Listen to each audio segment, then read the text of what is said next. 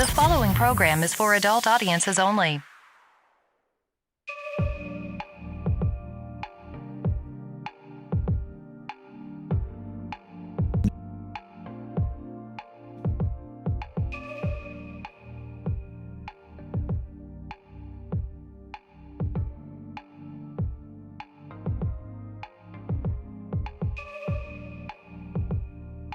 We don't have to do anything.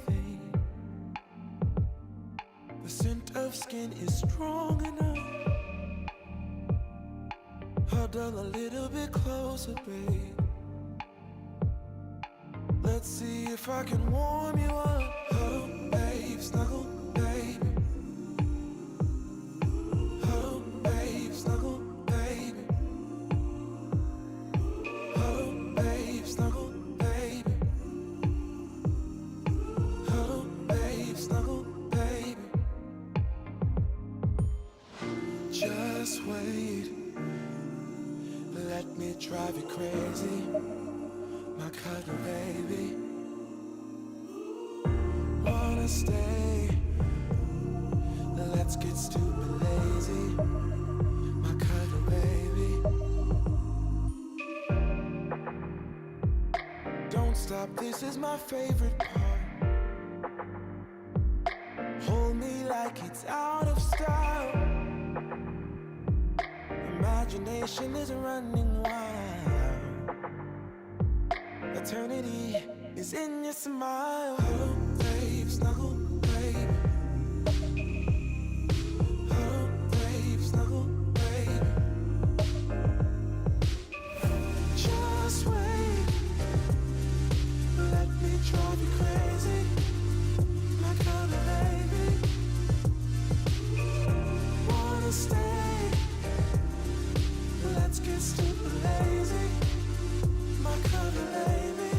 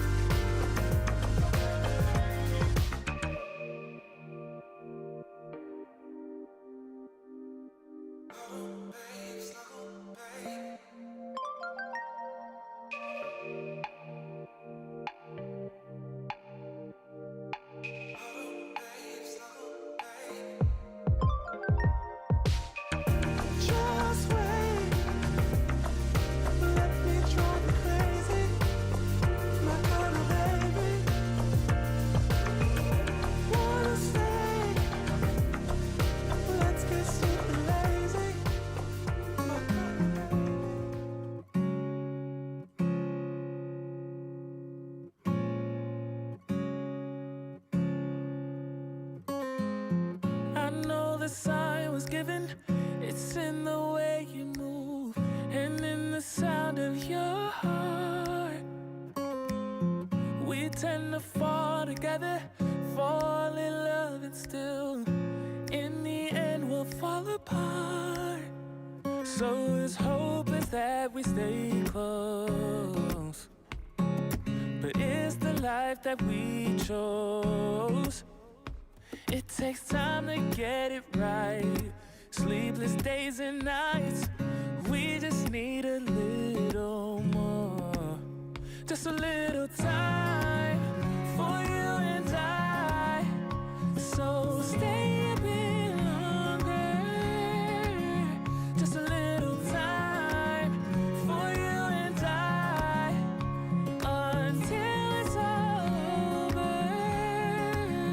Just a little time.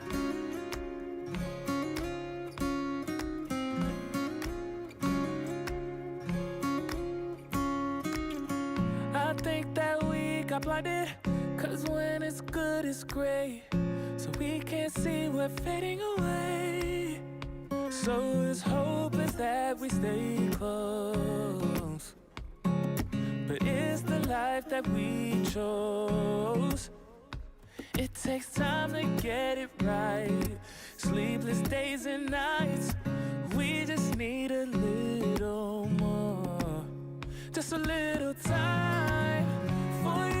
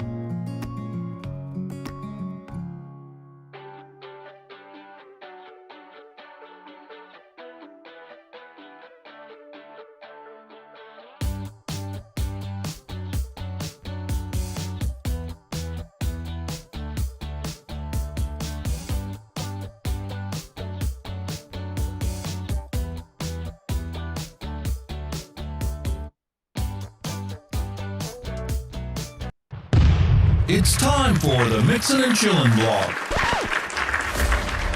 Even if they implemented some ridiculous laws, this is something that if somebody truly wants to do this, they can still do it. But it's going to take a lot of effort on the vapors' part to actually learn what it takes to make your own stuff.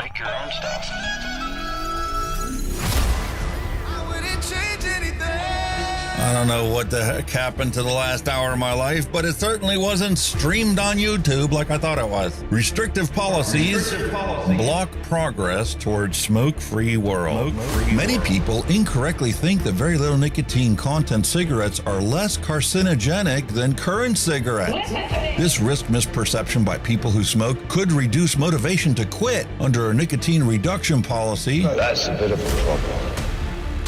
Someone who specialises in helping people kick the habit is Dr. Colin Mendelsohn. He joins me now. Look, vaping is a far less harmful alternative to smoking for adult smokers who just can't quit, and that's actually the majority of them. The road to quitting smoking is paved with candy. Double chocolate clear from TFA. Published in the Vaping Post, we have long-term study. Vaping increases odds of quitting heavy smoking. This is Kenny Thompson, the Vaping Heed. He's got a YouTube channel. He's been on here a lot longer than I have. I'm not going to stop until this is legal and available for everyone. You know, I cover things from all around the globe, but that's because science has no boundaries. I mean, you know, the FDA and everything would know that vaping is safer than smoking, but they'll have the pressure off the tobacco companies or the states that are in the MnC and all that. It's just a financial thing, and unfortunately that takes precedence against everything. And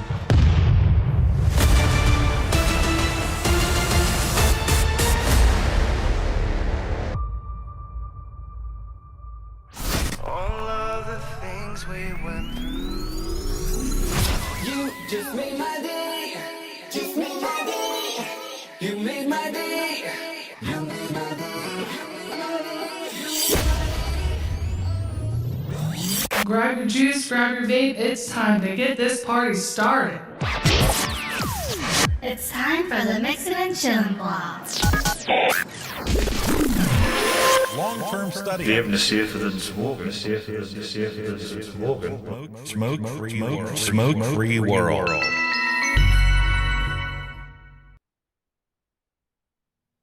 Hello and welcome, everyone. Time for another episode of Mixing and Chilling. This is the 5th year that we've been doing this show live. And as you can tell, Kenny's having some technical difficulties today. He was here for like a half hour before the stream started, and apparently not once did he hear me at all.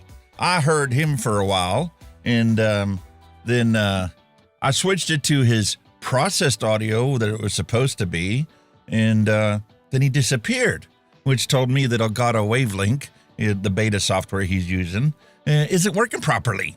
So he cut his computer out, he restarted his computer, and he tried to get it working. He's like, why can't I hear anything? I can't hear anything except for my own computer. This is wrong. And I'm like, I don't know, dude. I can't help you. I don't know what you kids changed on your computer. So we're going to truck on, and he'll be here in a minute. And, when he gets here, and we can truck on. But we got a wonderful show set up for you guys today. And because it is now the 5th year of doing the Mixing and Chilling vlog, and this is episode 501, there's the Bigfoot murder kit that I used to quit smoking. And I was debating, what e-liquid am I going to fill this with? So how about we take a look at a retro liquid from a company that's no longer in business, Vape Wild. And I got 2 bottles of spearmint in that 0 milligram that I could fill the thing up with, or we could nick it up ourselves if we want to. But I'm so looking forward to trying out the brand new unopened copy of the same kit that I used to actually quit smoking. And technically, I still have a bottle of the candy cane liquid I actually used to quit smoking. So maybe I'm going to have to just finally let this go and fill up that thing and revisit what the Awesome Town candy cane e-liquid was and tastes like that I used to quit smoking. God's gift to smokers out there, and we're being chastised little by little, so big tobacco can keep a monopoly on the whole market. They don't care about us. All they'll care about is money, greed, making more money whatsoever, and FDA's helping them out. Contrary to what, that's supposed to be. Let's move TV off the stand since Kenny's not here for now. So we're going to take a look at this beautiful retro vape, and I'm going to revisit, what it was like that first weekend that we chose to quit smoking, and we went camping that weekend, had the Bigfoot murder kit, had the Awesome Town candy cane e-liquid, and we left our cigarettes at home and haven't touched one since then. Haven't even been tempted to be honest with you. Well, there was that one time I was DJing and I had, got myself down to 0 milligram and had a really bad day, and the DJ software crashed because they just put out a new update for it, and felt embarrassed, getting paid to DJ for this event. The computer crashed and had to restart the whole thing, get the DJ software up and running again, and then the frustration got to the point where I was like, oh man, I'd just kill for a cigarette right now. Fortunately, I had a bottle of liquid that was in the truck that, had some nicotine in it. I put that in my vape and chuffed on that and ended up not going out and buying a pack of smokes. But it could have been that simple. It could have been that simple to go back to smoking. That's why we keep vaping. It's, the continuation of the learned behavior from decades of smoking. I was 3-pack-a-day smoker. Completely had given up trying to quit smoking. Until a buddy of mine walked into the club one night carrying a handmade box mod, literally soldered all together inside. Wasn't technically a mech mod because, there were soldered wires and connections inside there. And, what the hell is that? He's like, it's a box mod, dude. I use it so I don't smoke. I'm like, dude, I didn't even know you smoked. He's like, well, once in a while, just socially. I'm like, I wish I could be like that. I never understood those people that can go out to the bar on a Friday night and, they just smoke while they're drinking. And then they go back to work on Monday and forget that they ever smoked a cigarette. Like, it just didn't make any sense to me. I could never be like that. I loved my cigarettes. And now I love my vape. And, the Hunky Swine Punch, that's all that's left of that 60 ml bottle. That last 60 ml bottle, I got maybe 2 or 3 mils of juice left in here. And then I guess I'm going to have to top it off with Mango Sunrise, or maybe I'll try this Wayne's Hunky Punch. It's supposed to be a Hawaiian punch made by Wayne, and we mixed it up in September. It should be steeped pretty good right now. Anyway, I hope you guys are all having a wonderful new year. Darren D, hello and welcome. Mitchell S, hello and welcome. Cheryl Demers, all of you lovely people out there. So awesome to have you here for today's show. And, this whole thing boils down to the fact that FDA is only worried about, continuing the big tobacco monopoly. Because, they're 100% funded by tobacco sales. And there's no, FDA funding source for electronic cigarettes. So they're essentially cutting themselves off at their throat on their funding if, they were to authorize the 50,000 vapes that are available for sale in the EU and the UK. But they don't have a problem authorizing brand new combustible cigarettes and combustible tobacco products that are proven to kill half of the people that use them. Last year. This is actually 2 years old now. This is from 2024. And they authorized 3,232 brand new cigars, 1,291 brand new pipe tobacco products, 1,073 brand new hookah tobacco products, 973 brands of new cigarettes, and only 34 vapor products. I can hear you now. Can you hear me? Yes, I heard you the whole time. Oh. Windows. Yeah, again. Fucking, it totally went back to default. Windows totally bypassed me wavelength. Yep. I'm like, you bastard. Why? It's just like I had to update the software on my IO station, my Personas input station, And when it did that, everything got all jumbled up. I had to restart the computer. And then when I restarted the computer, even Elgato was still screwed up. So I had to restart, shut down Elgato, restart Elgato. And then finally, everything worked again. Fuck hell. Wish they'd leave it alone. Well, you know, I AI. hate it. AI. It knows better than you. Fucking doesn't. Bastard. Bastard. Fucking old bastards.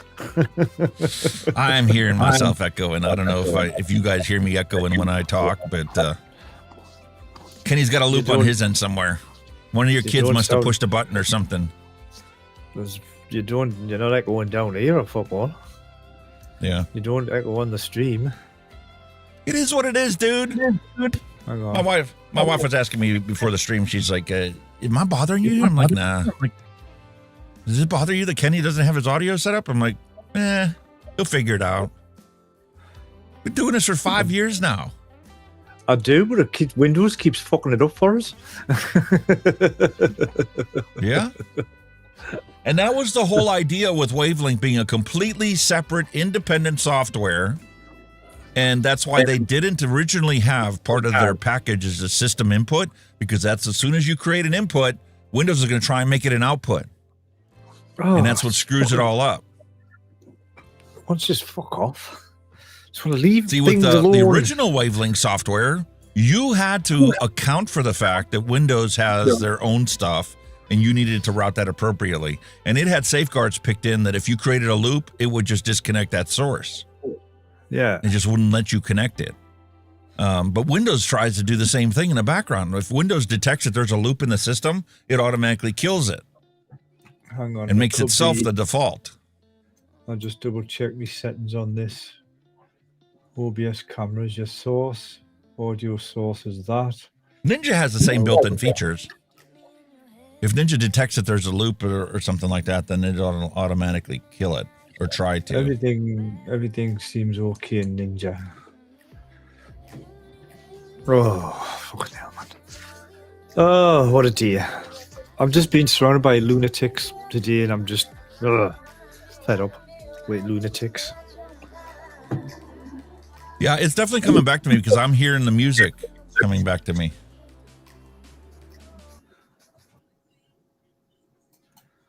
Hang on.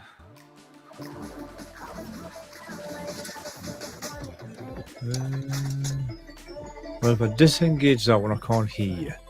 That one's not even running. That one's not running. The microphone's not there.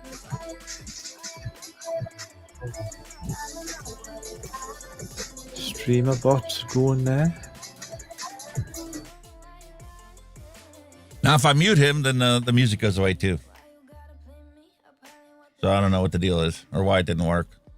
Anyway, we got a wonderful show set up for you guys today. Today is Forfend Monopoly, because that's what Big Tobacco and their lobbyists are doing right now. They're literally trying to a death by 1,000 cuts to the entire source of competition for them.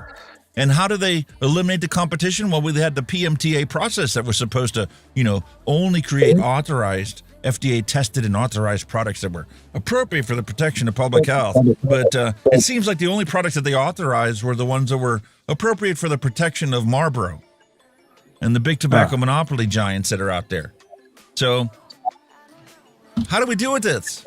Well, unfortunately, we don't have much of a choice, because here in the state of Pennsylvania, House Bill 1425 passed, and the governor signed it into law 4 days before Christmas, and it takes into effect 90 days after the signing of the thing, or March 23rd, I think, is the date that they put in the bill. So come March, only FDA-authorized products are going to be legal, available for sale in the state of Pennsylvania. Except for the black market. Black market don't care about it. Oh, hell no. I'm here myself, dude. I don't know how. Nothing's changed. I don't know. You're sending Control Room Ninja to System in Elgato.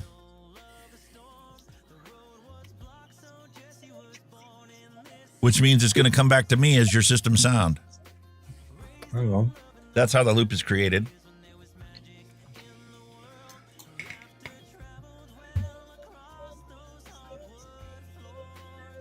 Oh, see that? Why has that got 2 audio sources? I don't know. Mic in and stream mix. How the fuck does that work? You only need one. Anyway, we're going to have a wonderful show today. I got the beautiful retro vape that we're going to take a look at, and we're going to take a look at this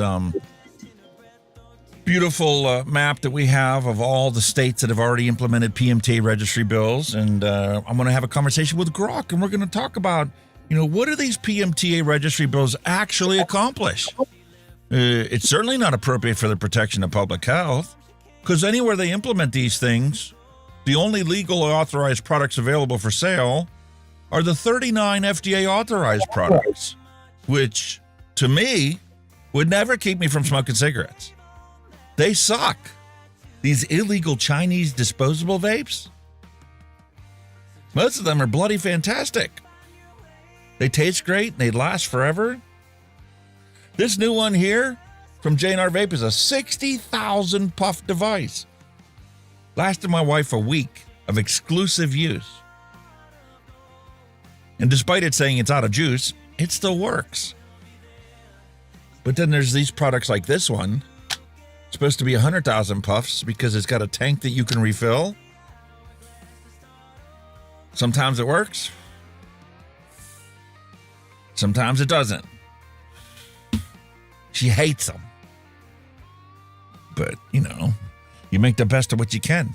Right before the show, my wife saw that Element finally has these SVOPP tanks in stock, $10 a piece, 30,000 puffs, the most reliable, clickable, reusable, disposable vape. It has a hole in there. You can top it off and fill it up again too. But honestly, after 30,000 puffs, that coil is pretty shot. So, she ordered a bunch of more of those. $250 order placed. Looking forward to getting that before our cruise this year. Very excited about that. But it's going to be a great day today. What did you guys do for New Year's? Did you have a good time? Now I can't hear you, Kenny. Your Elgato's Wave beta software sucks. There's people who complain about the thing that it would just randomly crash. After like 3 or 4 hours, it would just randomly crash or quit sending signals through. And like you said, it's probably Windows AI trying to fix your audio chain when there's nothing wrong with your audio chain. You purposely set it up that way that you didn't touch Windows. But Windows says, we know better than you. We can do this. Are you there? Can you hear me? Oh, you can hear me. We just don't hear you. We could be like Silent. You could be like Silent Bob. Kenny can be Silent Bob on the Hunky Vape show. What do you guys think? Maybe we should just zap him. Maybe if we zap him his maybe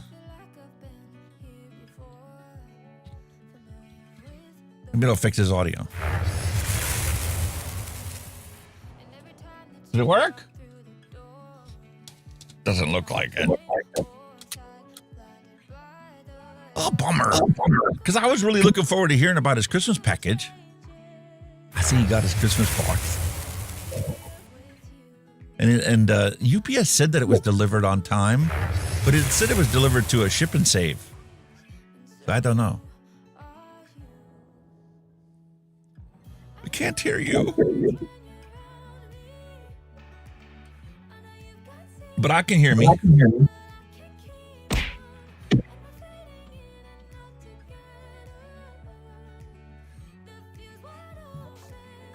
Oh my goodness. Audio source. Boom. I hear you. Gotcha. It's just fucking defaulted me microphone again. There's something wrong with this. I think I've got a bug. Yeah, that's all right. I can hear you. You can hear me. Job done. I've got a bug because you know how your mouse has got the default button on the left? Mine keeps changing on its own to right. I've got to keep resetting it back to left. Can you fucking believe that, man? I'm beginning to think AI was set on this planet to drive us all insane. Piss people off. Of course it is. Absolutely ridiculous. Tell me, did you get your Christmas box open? What'd you think of it? My wife was so curious. She's like, you didn't even send us a picture this year. Last year you sent us a picture of the box when you got it. Oh, yes. Well, I never got a chance because I was at work and they said they delivered to the pickup point. So the wife and my daughter went to pick it up.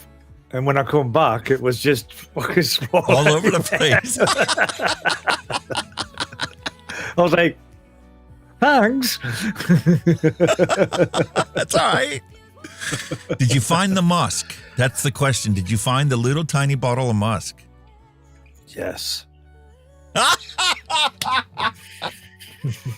What do you think of it? I ain't touched it yet. You don't have to test it. You just have to smell it. I haven't got the courage. But why? To give folks an idea, I mean, there's me juice to supply. Well, yeah, but we made those on the show. You knew we were getting all them. Hang on, where's it gone? There it is. It is still sealed. It's radioactive. It glows in the dark. No, it doesn't. No, it doesn't. I'll have a smell, right? I'll even shake it to get the aromas going.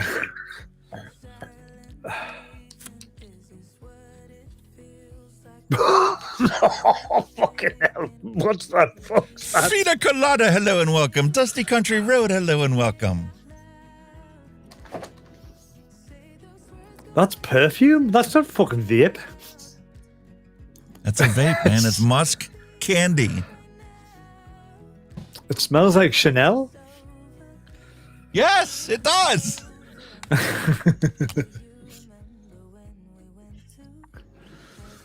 Oh, I'm going to knuckle test it then, right? There you go.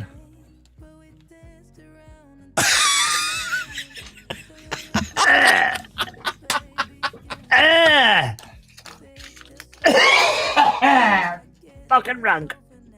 Yeah. It's perfume. It is not vape flavoring. Fucking hell. Oh, I didn't think that you were going to knuckle test it. That's exactly what I did when I first got it. Oh, fucking hell. How the fuck can you vape that? Fuck. Ooh. I have no idea. Oh, that's disgusting. That is fucking disgusting. Now, am I right in the fact that the only place that belongs in is Granny's atomizer? She can put a little bit on before she goes to bingo. Roll it out. That's disgusting, that. And that's a delicacy in Australia. What's more of them? Yes. Musk that's so candy. Wrong. That is so wrong. That is just so fucking wrong, that. Nah, that's a no. Oh, Jesus. Now you see why I only sent you a little tiny bottle of it. Now you can hand that to your wife and give it to her for Valentine's Day. She can put some on her arm, and then you can be reminded of the lovely scent every time it comes near you. Oh, God. I can't get rid of the fucking taste, man. It's horrible. Oh. No. It takes about an hour to get rid of it. You what? Oh, fucking joking, aren't you?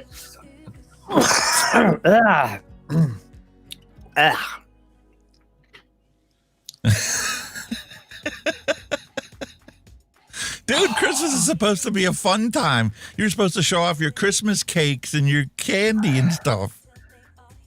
Oh, God. Not after that. The musk candy was only to smell. It wasn't for you to taste it. So what do you think, man?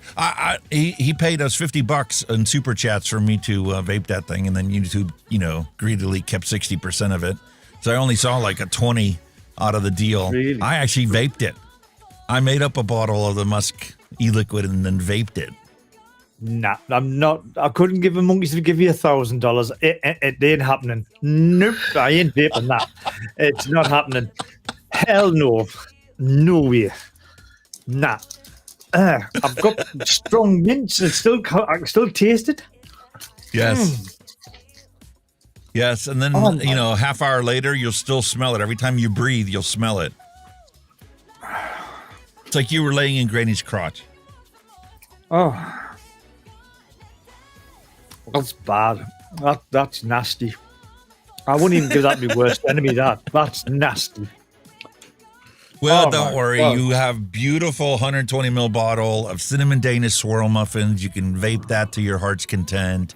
We made you a bunch of different liquids. You have plenty of choices to enjoy yourself. Matter of fact, that's something I could do. I could take and put this into the Bigfoot murder kit. What's in the 60 ml ones? Are them the ones me concentrate so I can just have my own PGVG, or the actual juices? They're liquids. They're liquids we mix up. I don't think I sent you very many flavors, did I? I don't remember. That's what I thought they might have been, because you said you were just going to. They would be labeled. They would be labeled. The ones we mixed up on the show are labeled with a born on date and a episode number, or at least the name of the liquid, right? Yeah, though. Flavors are just the flavor name and the manufacturer. Yeah, there must be the actual juice, because there's me butter rum pumpkin coffee cheesecake and the Bavarian yellow sugar pie. Oh God, yeah. I'll tell you what I'm trying in a minute. That one. No, it's not that one. Oh, the Frusian Juice Company. Sweet apple sugar baby. That one. Oh yeah, that's another good one. And I've got that. And that. Ooh, yeah. The Sigilli Sobra kit. The only thing, right? It's 6 milligram base. And it's getting a little bit of getting used to again. Oh, yeah. It's not salt. And the Sigilli Sobra, the Moonshot tank, Moonshot 120 tank that's in there is very throaty to begin with. And it takes a full tank of liquid to get past that machine oil that they had on the round wire coils inside them. Oh, this is my second tank on it. This, no, might be my third. But I've got it set really low because of the base. It's like, whoa. Yes. I haven't had Nick base for a long, long time. It's like freebase. You're used to salt. Yeah. It's like, ooh, what's that? That is a proper throw hit. I can't even read. I'm sitting there thinking, did I actually used to vape this shit? Yes, you did. That's all you used to vape was freebase. Yeah. But and then you started using the disposables, and then you got on the Salt Nick, and then it was just like going from this. You wanted Salt Nick inside of your, stock coil sub-ohm tanks. I know what it is. It's nice. I'm not kind of grumble. Kit's nice. Juice is nice. Fucking wonderful. And it even had some lights that light up. I noticed that. I figured you'd love it. Yeah, I do like that, mate. I appreciate that. No worries. I've heard some news on your package. Oh yeah? It has been returned, and it has only cost us 21 quid.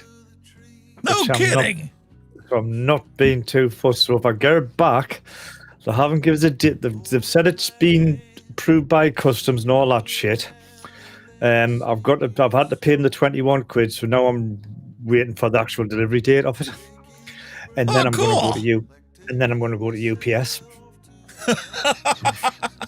Because FedEx can get fecked for me, like they've had it. They blocked that copy book with me. But that's it. No worries, mate. So I will get it out. I'm sorry it's been such a fuck on, but it was just circumstances. No. Here's the best part, dude. I just realized when they sent me the email saying that they sent it back, The original date that they were supposed to deliver that was like the 15th of December. Mm-hmm. They didn't even contact me until, what the heck date was it? The 26th? 27th? Mm-hmm. 2 weeks after they were supposed to deliver it, they finally reached out to me to go, hey, dude, this guy never filled out this form. We need to get this form filled out. What? You sat on it for 2 weeks and didn't do nothing. And then when they told me, they only give us 48 hours. Yeah. It's like, what the fuck? Whatever. They just didn't want to deliver. But it will. That's what it boiled down It to. will get there. But it's like my famous saying, mate, good things come to those who wait. So it'll come to you. Mate, I'm not worried about it. I'm not. I'm just glad you got your lovely package and got to enjoy those tasty treats, and your kids finally get to have their pancakes and syrup, and your wife got some beautiful American ketchup and mustard. That's nearly gone. Oh, yeah. That's nearly gone. I kid you not.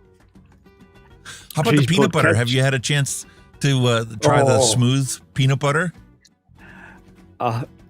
We actually tried, right? They made a peanut butter jelly sandwich, right? I can't do that. No? You still don't like it? Nah. I sent him Smucker's natural strawberry jelly. That's right, yeah. Yeah, in that's the right. squeeze tube, so that he doesn't even have to scoop it out and then mince it up. You just literally squeeze it and spread it over top of your sandwich. On its own, it's fantastic. Yeah. I had a slice of toast, bit of butter, put some strawberry sauce up, mwah. Peanut butter on the toast, mwah. Smooth and crunchy, fantastic. Mixed together, nah. No, you don't like it. It's not my cup of tea. It's all in what you're used to. It's a cultural thing. I can see why it's a normality in America. I can get it because obviously, but I can't. It's just not my cup of tea.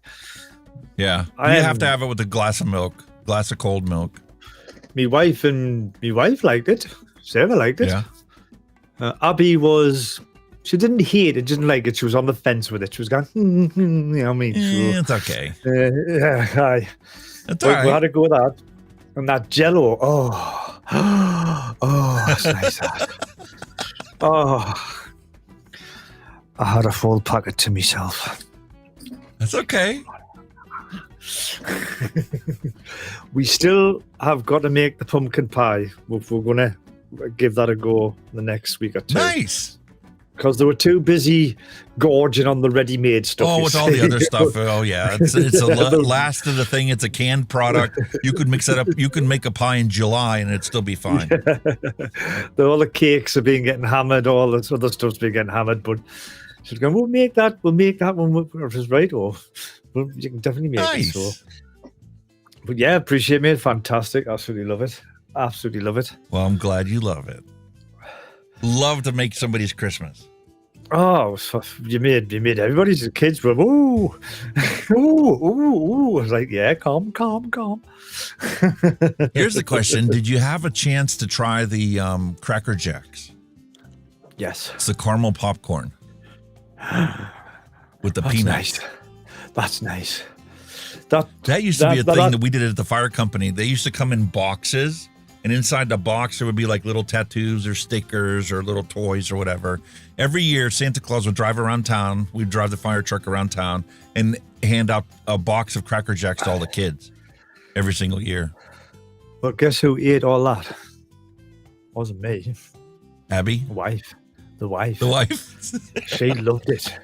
She was going, there's bits of carrot. I was going, yes, it's a mix. It's mixed nuts and thinking, I like this. And next thing I'm like, you like it, do you? It's gone. Oh, yeah. It goes quick. I forgot to ask you, dude, do you have a microwave? Yes. Because when I asked the wife to get kettle corn, she brought home Orville Redenbacher's microwave kettle corn. It's not quite the same thing. I mean, it is. The idea of it's the same. The flavor profile is the same. But it's nothing like when you go to a county fair and they mix up the kettle corn in the actual kettle. They pop the corn in a big, massive kettle over a fire. And then when it's all done, they pour a pound of sugar into the thing and it liquefies in the bottom of the thing and it coats all the kernels with sugar. I'll tell you what went nice, them sprinkles. She actually made, the cinnamon flavour? Yeah. She made a rice pudding, a homemade rice pudding, and lashed all that on. Oh. You've opened a can of worms here, mate. Well, it went on the rice pudding. Absolutely delicious. Awesome. That's fantastic. Yeah. You've opened the right can of worms here, mate, honestly. Hey, I didn't send him actual Jello. It's Jello pudding I sent him. The Jello pudding, yeah, it's lovely. Oh, it's nice. I figured they have gelatin over in the UK that sending him just Jello is no big deal. It's just essentially flavored gelatin. But to send him a Jello pudding is something different that he doesn't get to experience. It's pretty and much it's so simple to make. Yeah, it's pretty much like our Angel Delight, very similar. That kind of our Angel Delight's exactly the same. Yeah, and it's cheap as chips or a little box of Jello pudding. Add 2 cups of milk, stir it up, and then job done. Lovely. Refrigerate it for a half hour, and there's your pudding. With a sprinkle of cinnamon on. Exactly. That's been hammered as well. Good. That's fantastic. Put it this way, mate, none of it's going to go to waste. Trust us. I didn't think it would. I really didn't think any of it's going to go to waste. But yeah, appreciate it, mate. Absolutely fabulous. Awesome. That's why I wanted to get yours. That's why I want yours, Sender, because there's flavour profiles there that would help with your mixing as well when you see the real I am. You know what I mean? Pumpkin spice is good. I don't think we sent him pumpkin spice. We'd send him the it was the cinnamon sugar that you can sprinkle on different things like your popcorn, or you can put it on like rice pudding or whatever. Or there was a couple of flavors. That's another thing that we used to do is cinnamon sugar toast. Yeah. You toast bread, you put some butter on it, and then you sprinkle the cinnamon sugar on it. Yes. Tremendous. Yes, I remember that. Very good. You can do that in the air fryer now. You can do your toast in the air fryer. Just put everything in one hit. Boom, done. Oh, lovely. Yeah, I figured you guys did have butter popcorn in the UK, but I didn't think you guys had kettle corn in the UK. It gives the popcorn a completely different twist when it's with the sweetened sugar instead of salt and butter. It's totally different. It's absolutely totally different to what you normally get. Lovely as well. Absolutely lovely. You could probably put that cinnamon sugar in your tea as well. No. Well, I'll draw the line. I like a nice, good old cup of Earl Grey. That's it. You know what I mean? You like your nice dark English tea. Yes. The Earl Grey. That'll do me. I don't like all these flavors. Good. I don't like lemon tea. I just don't like them. Green teas, I can't get away with them. They're horrible. Tea is an Earl Grey. Tea leaves, not the shit. Yeah, you sent me that Yorkshire tea downstairs, and it's just like, I see why you guys have to put milk in it. It's awesome. It's a stiff cup of tea. Yes. Proper. It is literally punchier than a lot of the coffee that I drink. The coffee I drink is basically a watered down coffee. Even the one that comes out of the Keurig. I mean, there's still a bit of a caffeine content in it as well, I believe. I'm sure. There's caffeine in it. Yeah, I'm sure there's caffeine content in it. That's why, how the Brits are big tea drinkers, you know what I mean? We're just, just like you guys with coffee, we're like, Exactly. But it wasn't always that way, when they first came to the United States, they brought the tea over with them. And that was the big, outcry, was the tax that they wanted to put on the tea. Typical lie. Boston Tea Party. Yeah. But yeah, mate, I mean, everything's going down a storm. Absolutely loving it. Fucking fantastic. Awesome. My wife's going to be so happy to hear that. Oh, tell her she's done a fantastic job, as always. Brilliant. I feel bad because there was so many other things I wanted to put in there. I just didn't think of it. And then when I finally got around to it, I was like, man, this box is already full. I'm like... Maybe next year, mate. Just, I don't want to have everything in one basket, we'll just gradually go through, you know what I mean? Because no doubt the kids will find something that they like again. They'll go, oh, can you get that? Can you get that? I'm like, oh, yeah, we'll ask, Well, that's like some of the beverages that we've had. I wish I could find a way to obfuscate that and send that to you, like the pumpkin ale beer that I grabbed for retro or beverage today. This is what I say, is because I says, look, as much as you like all the stuff that they've got, I says, look, with customs regs and all that crap, as we now know, you can only send certain stuff. You know what I mean? That's it. You can't send them Exactly. anything. So you've got to have your limitations, unfortunately. But no, the stuff that we've got's fantastic. I had up on them pancakes as well. Oh my, that pancake mix is fantastic. I sent him a 6-pound bag of Krusty's pancake mix from Sam's Club. Half of it's gone. It's about £3 now. But literally wasn't Christmas Boxing Day, they just made a stack, just a huge stack, and just drizzled the whole stack. They just done the whole stack, drizzled it with syrup, and then we just went in, and but it was there must have been about 15 pancakes, and they weren't little ones. They were like fucking that. They were like that. Yeah. You know what I mean? They were massive, and they were nice and fluffy thick. Oh, beautiful, beautiful, beautiful. Awesome. But half of that's gone. I'll tell you that stuff in the last 2 minutes. That'll be gone by the end of the week. Fantastic.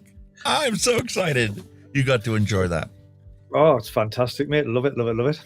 Absolutely. And the thing is, people here take that for granted. It's like it's something they can have anytime they want. Wow. They sell pancake mix everywhere. Are your waffles sweet or the potato, or they're just potato? Yeah.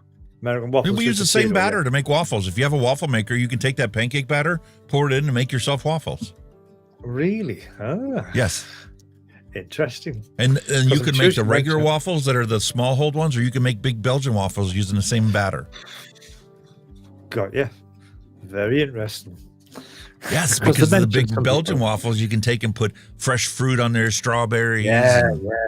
Just whipped cream. Just lash everything on. Yeah. Oh, yeah. Wife and I have done that a couple times for dinner. Just make some Belgian waffles for dinner with some fruit salad over the top, and whipped cream and some bacon. Good. Yes. Sounds good. Oh, sounds good. But yeah, mate, everything. Oh, so glad you got it. Over the moon. All right, folks, I think it's time for us to move on. We're sitting here drooling over it. We're going to get hungry. We're going to have to stop the show prematurely so we can go eat. And we don't need to eat. I'm fast enough already. So I think without further ado, we'll roll the news bumper and get into the nitty gritty of the Rage Sweat. Oh, news.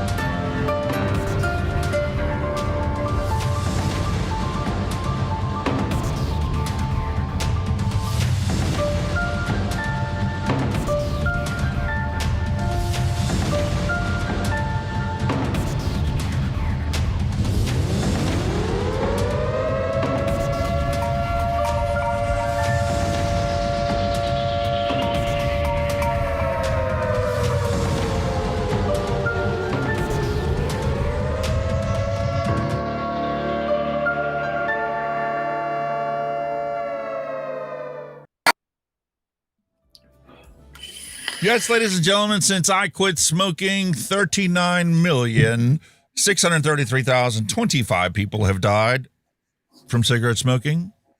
Zero have died from nicotine vaping. But tax coffers have suffered since vaping came into existence. And tobacco sales revenue has decreased since vaping's come into existence. The only way they can actually make a difference in this and try and keep their monopoly is to keep passing these PMTA registry bills. The FDA hasn't authorized hardly any products whatsoever, at least none that would keep me from smoking cigarettes. And that's not good enough. That's not good enough. Now we need to use each and every state to become the police department for the FDA. And here's a list, a map put out by the Public Health Law Center of all the states that have PMTA registry bills. And as you can clearly see, this is not accurate. because the state of Pennsylvania is now one of those states that have a PMTA registry bill. Yes, ladies and gentlemen, House Bill 1425 has already gone through our committees and our government bodies, and here's the lovely text of it. You can actually go through the different variations of it, and, well, you can actually print it and open up the form to see the actual text and all the different variations that it has gone through. Oh, lordy do. Look at it. Damn. How many pages? Notice they didn't lock the way it was worded originally, and it's gotten changed, and it's gotten changed. So they're literally changing the previous laws that were in existence and now incorporating electronic cigarettes into this entire thing. And I looked at this and I'm like, I can't even get past the whole section of all the stuff that they crossed out to find the stuff that they added. So I'm like, wait a minute. We have AI to do this kind of goofy stuff now. So let's copy and paste that into Grok and ask him, please summarize the following. Yeah. And unfortunately, the markup did not carry over. So I'm not sure how Grok was able to determine what part was stricken and what part was added. And it did actually try to summarize what the heck was going on here. This is the whole bill. Shit. That's a lot of fucking writing. Feel sorry for the poor bugger that typed that out. Summary of Pennsylvania House Bill 1425. House Bill 1425, introduced May of 2025 and amended in the state Senate in December 8th of 2025, amends the Tax Reform Code of 1971 and the Fiscal Code of 1929 to enhance regulation, taxation, and licensing of tobacco products, even though nicotine pouches contain zero tobacco in them. Zero. Vape hardware contains zero tobacco in them. Vape liquid contains zero tobacco in them for the majority of the liquids that are ever created. Yep. There are very, very few. I don't know if there's any American companies that did this, but I know there's a company in the UK that used naturally extracted tobacco to come up with the flavoring compounds that go into their e-liquids. That would be the only case where there was actually tobacco within vaping liquids. None of the disposables contain tobacco or a derivative of tobacco. Nope. In fact, because of all the regulations, most of the e-liquids that have nicotine in them no longer contain nicotine that derives from tobacco. It's just lab-made pharmaceutical-grade nicotine. Yeah. Fuck all do with tobacco at all. But this bill doesn't give a shit about science or facts or any of that other stuff. Its goal was obviously to incorporate all of them into one thing, to kill everything except the products that are made by Big Tobacco, that are authorized by the FDA. Fuck's sake. And the bill takes effect 60 days after it was signed by the governor, or March 23rd or whatever the date is inside there. And the bill strengthens oversight of tobacco products, particularly electronic nicotine delivery systems, to ensure FDA compliance. Because, you know, the FDA is really looking out for you. It also ensures what the real agenda of this bill is: tax collection. Yep.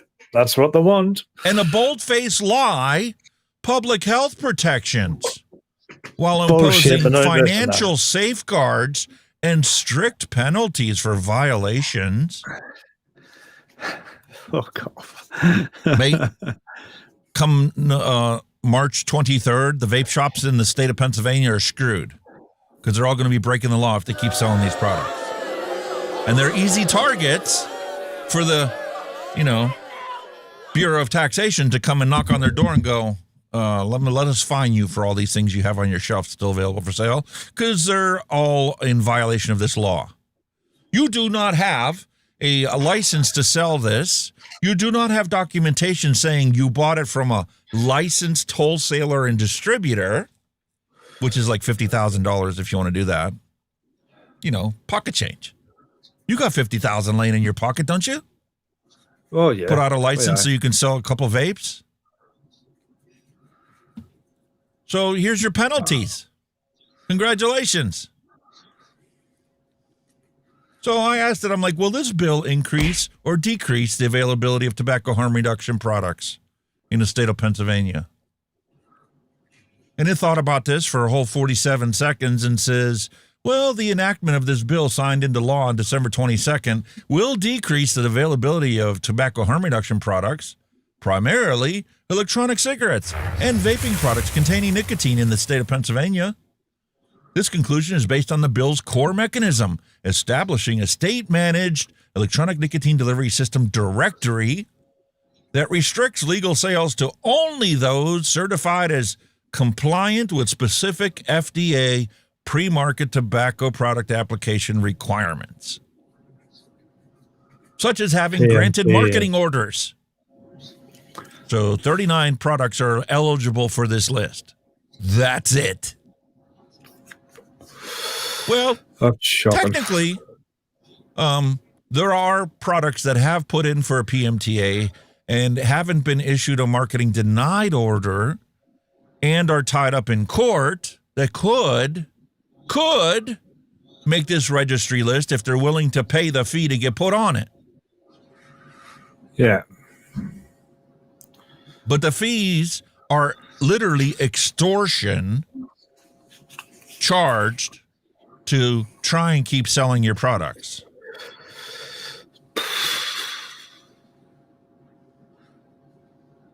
Utterly preposterous, dude.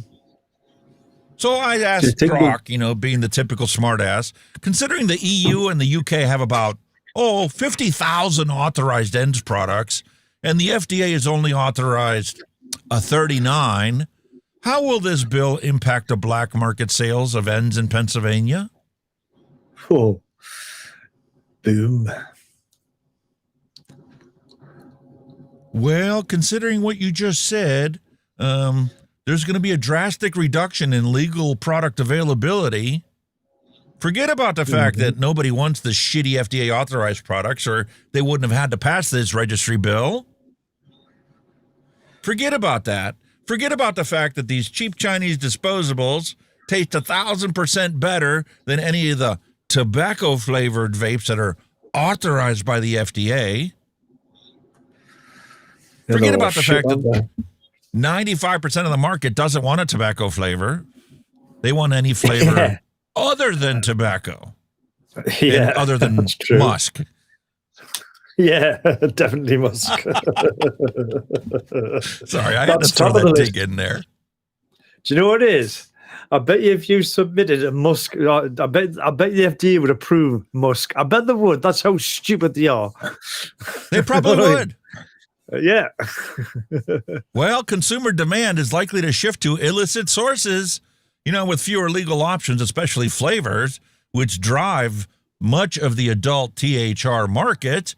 Consumers will turn to black market alternatives. Like, I'm sure Habib, the corner store next to me, is not buying them from a legitimate authorized distributor or wholesaler in the state of Pennsylvania. He's probably ordering it from Chinese distributor or Indian distribution warehouse to keep his shelves stocked. Of course he is. So until somebody comes into his shop and goes, those are illegal, he's going to keep selling them because people want them. And with all the vape shops closing up because they're going to have to follow the law or choose to blatantly violate the law, everybody's going to go to the gas stations to buy them, the corner shops, and all the illicit sources of these cheap Chinese vapes that aren't going to be so cheap anymore. My wife had a heart attack. We placed an element order right before the show. I picked up 3 mods, and, Like we tell people all the time, like, the latest, greatest, vape starter kits are fantastic, but they're like anywhere from $90 to $150. Not Like cheap now. I really, really wanted to order the Guar 21 from Vandy Vape because it has a C-frame battery door. I'm like, but I wasn't willing to pay $90 just for a mod. Whoa. Guess what, dude? I picked that sucker up for $60 now. It's been out for a while. Yeah. And I also picked up 2 other mods. One of them is the Inikin Chroma 217. It was a 21700, single 21700 100-watt box mod. Yeah. The Chroma Z or whatever. And then there was another one. It was only like $20. But they all work great. So exactly. It was $20. Why would I pass up on it? Exactly. Wow. Despite the fact that, they know that this is going to create a black market. And my wife wanted to make sure she got her SVOPP Click It refill tanks. There you go. Wizzy said... We have 2 batteries that haven't even been opened yet. Wizzy said you can get that mod over here for 36 quid. Yeah. That's a bargain. I might go back and place another order. For now, anyway. If I fall in love with that thing, like, I'm really disappointed in this Dovpo Odin. This thing, you barely touch it, and the batteries fall out. The latch on the bottom is shite. It's crazy. That's what happened. That's what happened with the top side. Same thing with the door on that. As soon as you put it down, it just fucking popped open. Everybody says that they were having that same problem with the Republic, Grim Green's Republic. It doesn't do it to me unless I intentionally try and do it, purposely swiping it that way. But that's not a problem with the C-frame door over battery. No, just plops in, plops so we'll out. See. Lovely. We'll see what it's like. But this is definitely going to increase combustible tobacco sales. Grok seems to think it's only going to be a 1 or 2% increase, though. Nah. Because it says that, this also raised the prices on regular cigarettes from 7% to 8.5%. And then a year later, it's going to go to 9.5%. The tax rate on cigarettes. They've tried that so many times in the UK, taxing the shit out of cigarettes, and people are still smoking. It makes no difference. If they want them, they'll buy them. Whether they be legit or most of the time now it'll be black market, but they'll still buy them. This is the thing that really drives me insane. They keep believing the BS statistics that are out there that have been scientific studies done that says a 10% price increase on cigarettes typically leads to a 3 to 5% drop in adult consumption and a 6 to 7% drop among the youth, who is a smoke-free generation already. Pretty much, yeah. With even stronger effects from minimum price policies that target low-end brands, which is what the poorest of society can actually afford. But if you're making $200,000 a year, are you going to notice a 10% increase in price? No. You won't even flinch. However, the price impact here is relatively small, estimated 1 to 2% effective increase based on similar markup adjustments, so that the reduction in combustible sales would likely be minor, potentially 1 to 2% annually compared to broader market factors. Okay, I'm glad that you're talking about cigarettes, but that's not what the question was about. The question is about the single best way to quit smoking, right? Exactly. This is expected to remove 90% plus of the current vaping products from shelves by mid-2026, after a 120-day grace period for inventory sell-off. That's horse shit, like. So come next summer, you're going to see a lot of vape shops clearancing their shit to close their doors or to switch to bong head shops or God knows what else they're going to switch to. Yeah. Oh, that's it. All the vape shops is going to well, that's the plan, isn't it? Get rid of the vape shops. That's what they want. That's exactly what they want. They only want you to go to the gas station and buy their shitty FDA-authorized products. Yeah. That none of us are using. None of us want to use. Most of us would rather go back to smoking cigarettes if that was our only option. I wonder what the actual current sales are on them FDA-approved stuff. I bet they're low.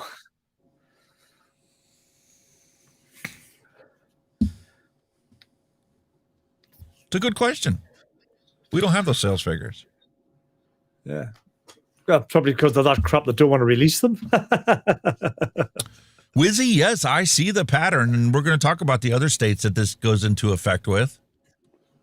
But the ultimate reality is that, and I need to bring up for everybody's understanding that isn't one of us that's vaping out there, is the fact that the overall goal, if your goal is to reduce tobacco use and the disease and death caused by cigarette smoking, then this is the opposite of what they needed to frickin' do. Studies suggest alternative policies like broader tax hikes or comprehensive flavor bans across all products, including menthol cigarettes, would be more effective than end-specific restrictions. You're missing the point, Grok. The whole point of this legislation isn't about anything that they say it's about. It's only about protecting the big tobacco monopoly of tobacco products. It's to create a legislative enforcement arm to get rid of the cheap Chinese vapes that actually work to help people quit smoking. And that, but the thing is, like I said, that they're blaming a lot on the Chinese vapes, but you had some fantastic American manufacturers of vape products that they've fucking shit on, and they've all gone to the wall because of them. And you know what I mean? As the regulations have come into play, especially in places like Texas, there are people that used to have China make all their vapes, and they would sell them filled with Chinese liquid. Well, now because of the Texas law requiring American-made liquids that can go into Chinese hardware, they're actually opening up facilities to manufacture these vapes in the United States. They're not actually making the device. They're buying the devices empty, shipped into the country, where they're going to fill them with American-made liquids. Yeah. But see, the catch-22 situation is that still doesn't make it FDA authorized. That's what I'm saying. It's if there's companies think they're doing stuff like that, they've still got the FDA in the way, who will probably not authorize it anyway. There's going to be a massive gray and black market.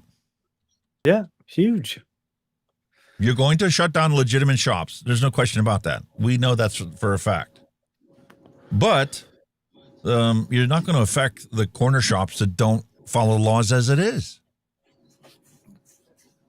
Plus, like I said, they're losing billions of dollars in taxes anyway from legitimate shops. They're losing taxes on legitimate stuff. So when it yes, comes, because Pennsylvania had a 40% wholesale tax on all vape products. Yeah, now that's gone with that. Yes, this is not gone. It's all going to go underground, so they're going to get jack shit, nothing, and people still be vaping their tits off. Yes, we already know that. So they've shot themselves in the foot in a sense. You know what I mean? People would literally drive to the neighboring state to pick up what they want. You can drive to Ohio, where the only tax that they have is 10 cents per milliliter that contains nicotine. Yeah, and but like if you I go said, into a lot of the shops in there that are legit vape shops, you're going to buy 0 milligram bottles of liquid, and they're going to sell you a little sapphire pouch that has like 0.9 mils of liquid, nicotine-containing liquid. This costs you 9 cents in tax.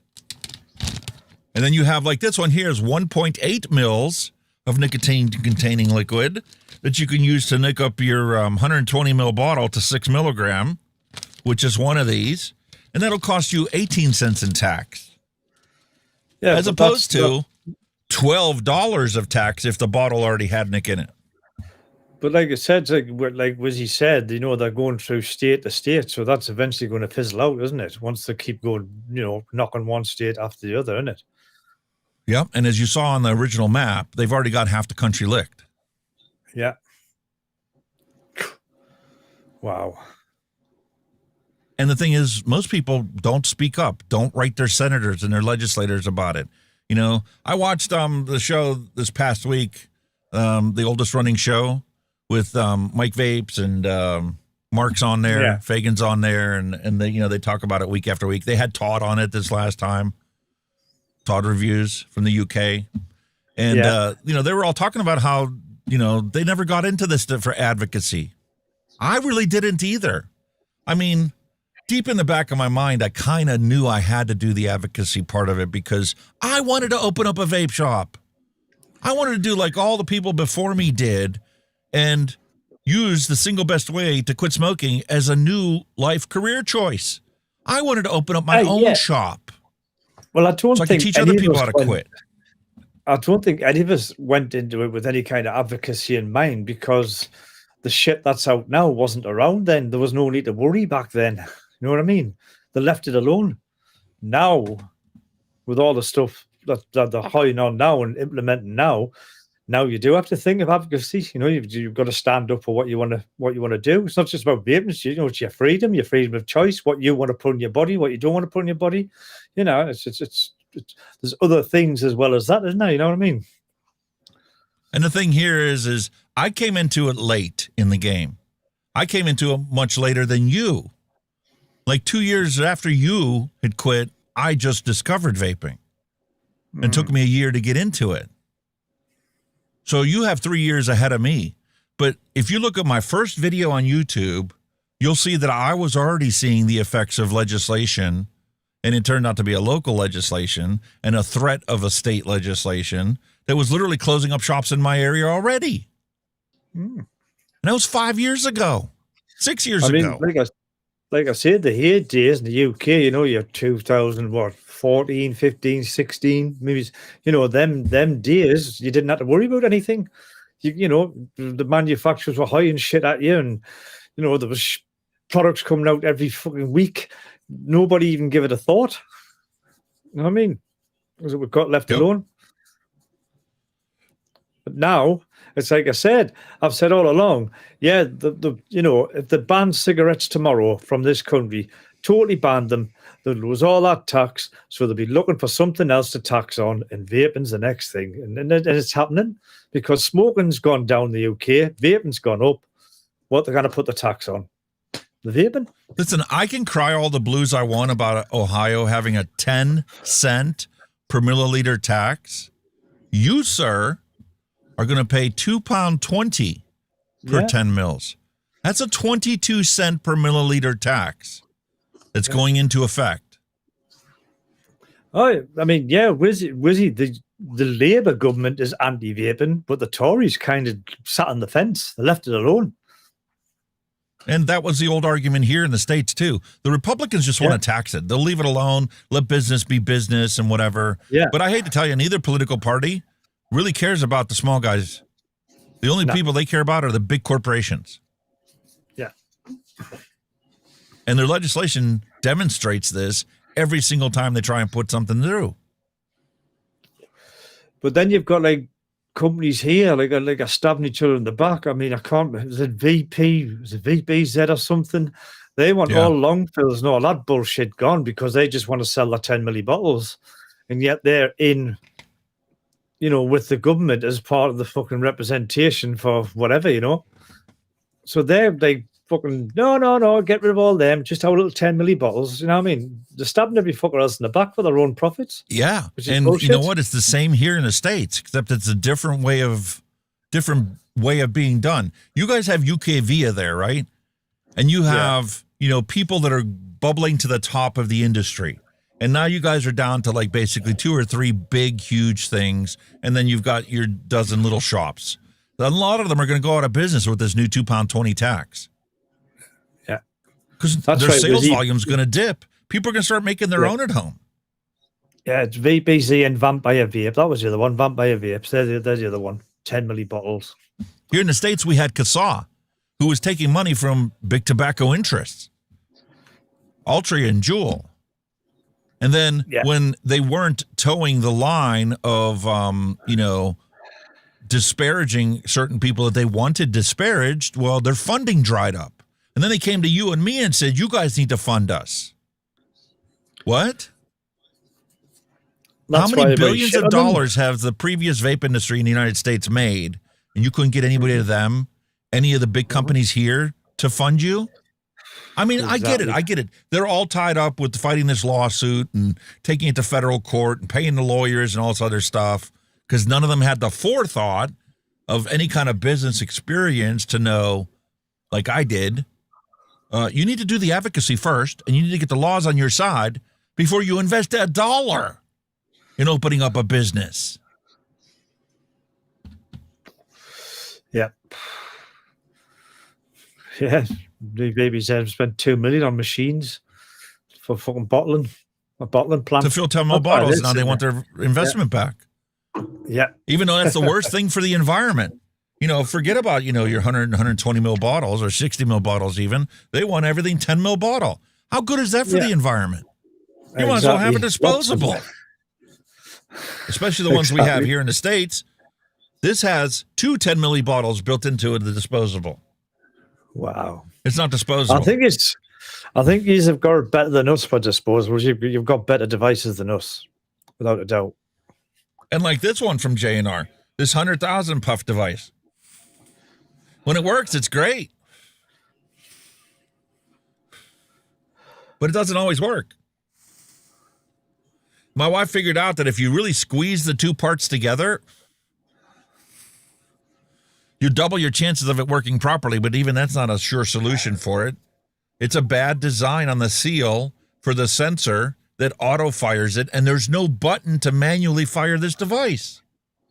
Yeah. It should have They screwed up by not giving you a button to fire it manually. Well, vaping is safer than smoking, so why are people struggling to quit e-cigarettes? Don't you mean to quit smoking? The goal isn't to quit e-cigarettes. The goal is to quit smoking. You want to improve people's health outcomes. This isn't about eliminating the big tobacco e-cigarette. It's about people living longer, not dying a premature death. But that's not what the propaganda shows you. Nope. Flying K-Man, hello and welcome. With vaping now more common than smoking, which is a wonderful thing in the UK. Did you know that the number of vapors surpassed the number of cigarette smokers in the UK? Yeah, there's more vapors now than smokers. That's why they want to ka-ching it in. That's why they want to. That's why they're going to ka-ching, because they're not making any money off cigarettes anymore. But the thing is, when they ka-ching in on it without actually eliminating the cigarette smoking first, they're not going to ka-ching on it. They're just going to create a black market and then lose all the tax revenue, just like Australia. More socially acceptable than smoking, yet just as addictive. Why'd you have to throw that in there? Yeah, they've got to have the little da-da-da. Vaping has become the UK's default way of consuming nicotine. Yay! That's a wonderful thing. Yeah. Figures published in the Office of National Statistics last month show that the number of over 16s in Great Britain who use vapes or e-cigarettes has overtaken the number who smoke cigarettes for the first time, with 5.4 million adults now vaping daily or occasionally, compared to 4.9 million who smoke combustible tobacco. But alongside this shift is a growing sense of disquiet. Many people who vape say that they want to stop or at least cut down. So stop or cut down. It's not that hard. I mean, unless you spent your entire life smoking combustibles, and then you may have to spend the rest of your life on nicotine replacement therapy to avoid going back to the combustible cigarettes that are still sold everywhere. You know, they talk about this, and I think I see the irony in Australia implementing a pharmacy model for vapes. Why didn't they implement a pharmacy model for cigarettes? If you're a cigarette smoker and you want to keep smoking cigarettes, how about you can only buy them in a pharmacy and you need to get a doctor's prescription to do it? Yeah. Like, so that, you know, you get familiar with the people that are going to treat your deadly conditions when you get sick from smoking your whole life. Attention everyone. According to Mallory Gates, to quit vaping has been posted all over hell and how to do it. It is not rocket science. That is all. No, especially with an open tank system.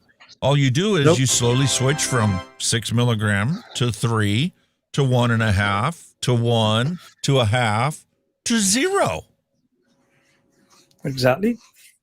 Job done. If that's what you want to do, but nobody should force you to do that if you don't want to. And you can't do that with cigarettes. You might say, oh, I'll have 10 cigarettes, or I'll have 8 cigarettes, or I might have 5 cigarettes. They're all exactly the same chemicals in them. It doesn't matter how many you have. It's all got the same horrible chemicals and cancer-causing cigarette. You know what I mean? It's all got the same shit in it.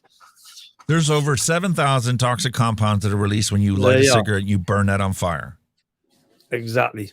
But they have there are hundreds of them which are carcinogenic that aren't present in a vape. Exactly. And the ones that are present in a vape are orders of magnitude lower, like 50,000 times less than in a cigarette. Yeah. That's why it's a good thing for people to switch to vaping.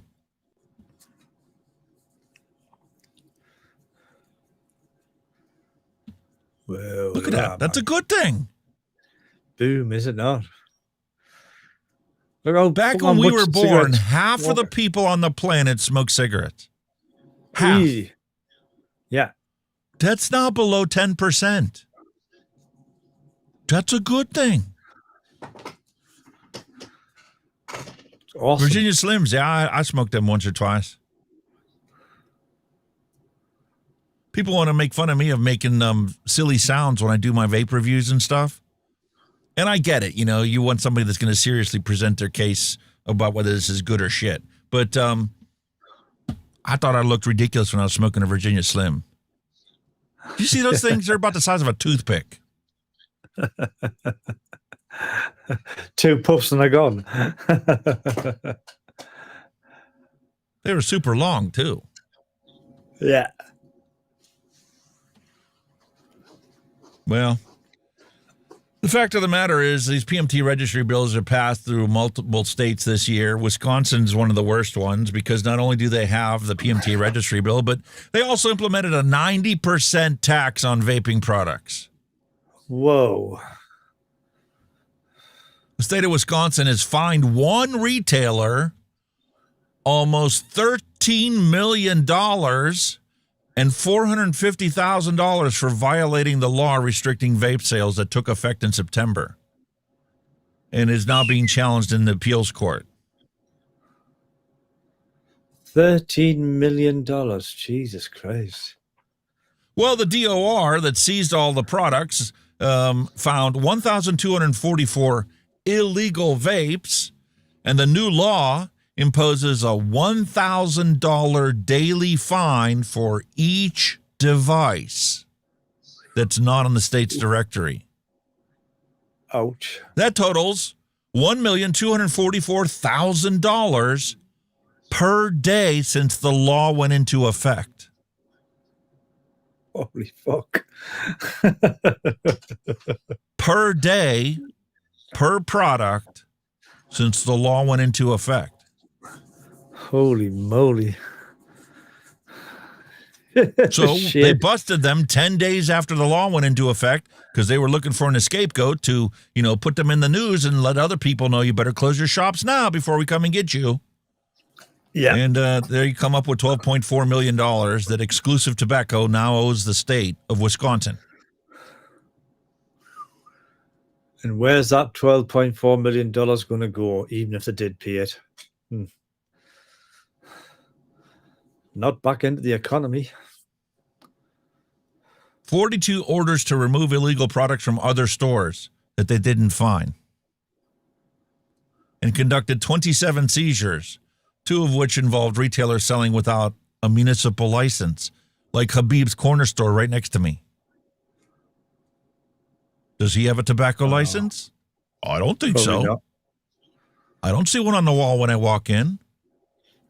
But he does have gambling machines, which are also illegal. Who's going to bust him? I'm sure he's not high on their list. Wow.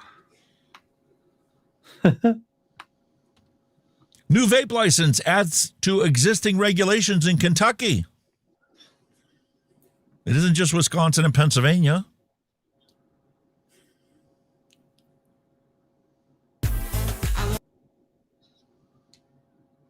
Obligatory advertisement.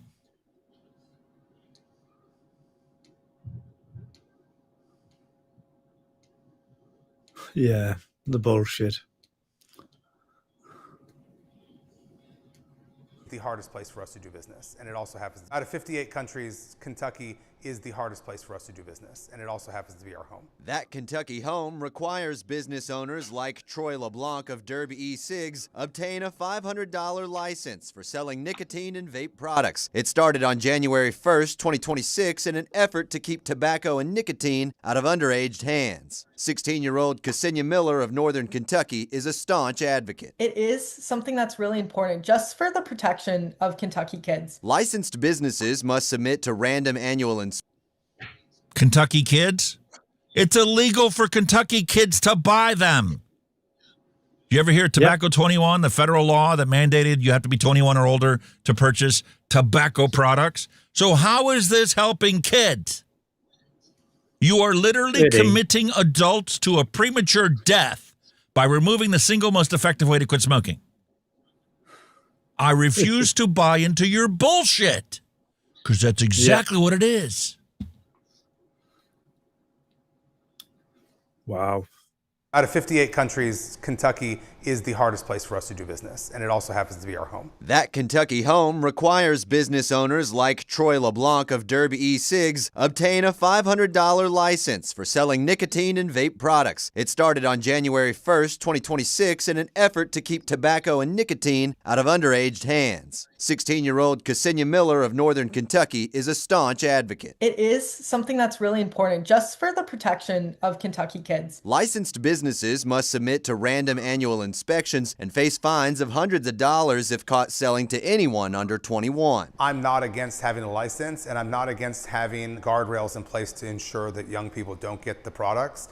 However, limiting products to just a certain few products is just a monopoly at that point. LeBlanc's talking about Kentucky's requirement that only FDA-approved products can be sold. That's a short list only 4 companies have landed on. None offer a vape juice without nicotine. We're not here to get people addicted to vaping. We're here to help people quit smoking. That's why LeBlanc says he stocks high and low levels of nicotine. All the way to 0 nicotine. These remaining vapes and juices in Derby cigs have been pending FDA approval for over 5 years. The licensing law allows an exception to sell them, but it comes with extra paperwork. Oh, and by the way, 5 years. FDA, yeah, they've been sitting on this application, PMTA application, for 5 years, right? Did you know that the FDA is legally required to issue a decision once all paperwork is submitted within 180 days? Why has nobody sued them on that fact alone? Sure. Wow. We have to go and turn in all the documentation for our products one by one. Filing flavor by flavor, LeBlanc says, isn't worth it. That's why he's opened 3 stores across the river in Indiana in the past year and closed 3 in rural Kentucky, the most recent in Mount Washington just before the new year. In Louisville, I'm Ian Hardwitt for WHAS 11 on your side. And 2 weeks ago, the Kentucky Retail Federation said 3,000 stores have not applied for the license. Today, we reached out to Kentucky's Public Protection Cabinet to ask how many applications are pending, but did not receive a response by noon. Oh, there's a How many of surprise. these stores No even know response. about the law? Exactly. We just had in town a brand new vape shop open up last year. Do you think they have a clue about what regulations were passed 6 years ago, 10 years ago, that are now going to impact them because of the law that was just passed in December? Did they happen to sign a 5-year lease that they're not committed to, that they aren't going to be able to meet because all the products on their store shelves are now going to be illegal in the state of Pennsylvania?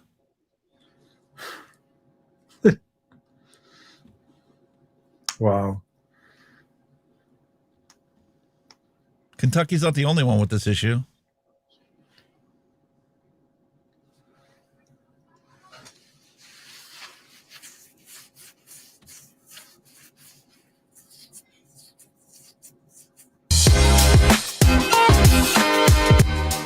Wow, that's loud. Senate Bill 100 was signed into law and went into effect on Thursday. The law requires vape stores to get a license for their businesses, but it also enforces stricter regulations when it comes to what products are being sold and to whom. WBKO's Lily Pollock spoke with one vape store owner who says there isn't enough accountability and enforcement being made with these new laws. In our top story at 6. What is deemed to be a necessary law is said to not be enough in stopping kids from getting their hands on vapes or retailers from selling illegal products. Owner of the vape store Up in Smoke, Tyler Duke, says the passed law didn't exactly practice what it preached, only to move on and create something with heavier restrictions. They're constantly trying to update the system, pass a new legislature, and the problem doesn't lie in the lack of appropriate legal channels. It lies in the lack of enforcement of the channels that we already have in place. Duke believes there isn't enough communication with the laws being presented. I think there's just not a lot of clear guidance on how to operate, within those appropriate channels. The main thing really is just the people that are in charge of enforcing these laws need to know when, where, and how to enforce these laws. And that's basically kind of what it boils down to. If enforcement was practiced consistently, he believes there would be less concerns of vape products getting into the wrong hands. When across the rest of the state, people are still selling the products that were supposed to have been taken off their shelves a year ago. So once again, my problem. Notice how it's perfectly legal for them to sell these CBD vapes. Yeah. It's the nicotine vapes that are illegal. Yeah. Lies in the enforcement arm of things, not passing new laws just to further complicate things. I need to be able to, appropriately follow the laws that are already in place. And my lack of knowledge and understanding via the appropriate channels is just making it really hard. Ensuring he is selling legal products, Duke doesn't believe it's fair for other businesses to get away with not doing so.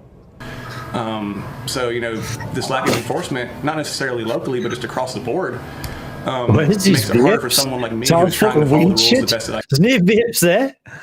Where's these vapes? It's all fucking raw fucking weed, fucking cigarette papers and shit. Because the nicotine vapes have been made illegal. They're not FDA authorized products, so therefore he doesn't sell them. But he does sell plenty of CBD stuff. Yeah, weed shit. Can to maximize my profits. Duke says if all shops were held accountable on a regular basis, it would help make a difference. Reporting in Glasgow, Lily Pollock, WBKO News. Clipper lighters. Clippers. A good old clipper lighter. Thanks. We're really looking out for the health of the American smoker out there, aren't we? Oh, we certainly are. That's probably what's next. We'll ban tobacco, but you can smoke as much weed as you want. Wow.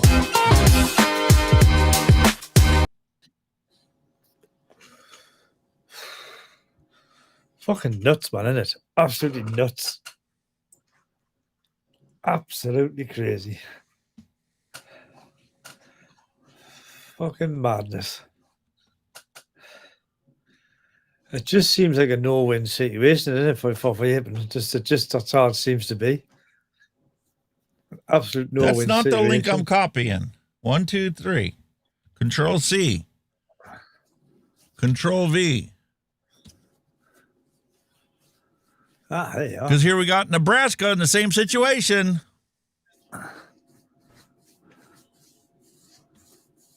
You actually got the criminals of today aren't the guy. 15-second obligatory commercial.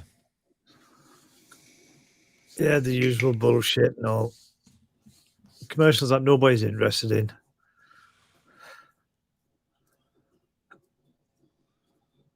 Now we got to turn the volume up. Rewind. Let's give it 6 decibels since I'm sure that it's not noise levels for YouTube. You've probably noticed empty shelves today. Nebraska's new registry law is forcing major changes for both retailers and consumers. First Alert 6's Andrew Pfeiffer explains what's new in the new year. People will still be able to get their vapes. It just won't be the variety they thought they were going to get. Starting today, popular vape brands will be pulled off the shelves. I mean, it was about 10% of our entire sales. Brands like Geek Bar, That's a lie. Foggers, and Lost Mary will not be available for purchase in Nebraska. To be honest, those are all the favorite vapes. Everybody likes that stuff. There's just a lot of great brands that we had to get rid of. LB 1204 was passed in March of 2024. It bans the sale of all vapes that are not already approved by the Nebraska Vape Registry. The list keeps changing, so then it's like, we'd already placed some bigger orders. We weren't even sure what was going on. Joseph Froz is the owner of G&G Smoke and Vape Shop in Omaha and Lincoln.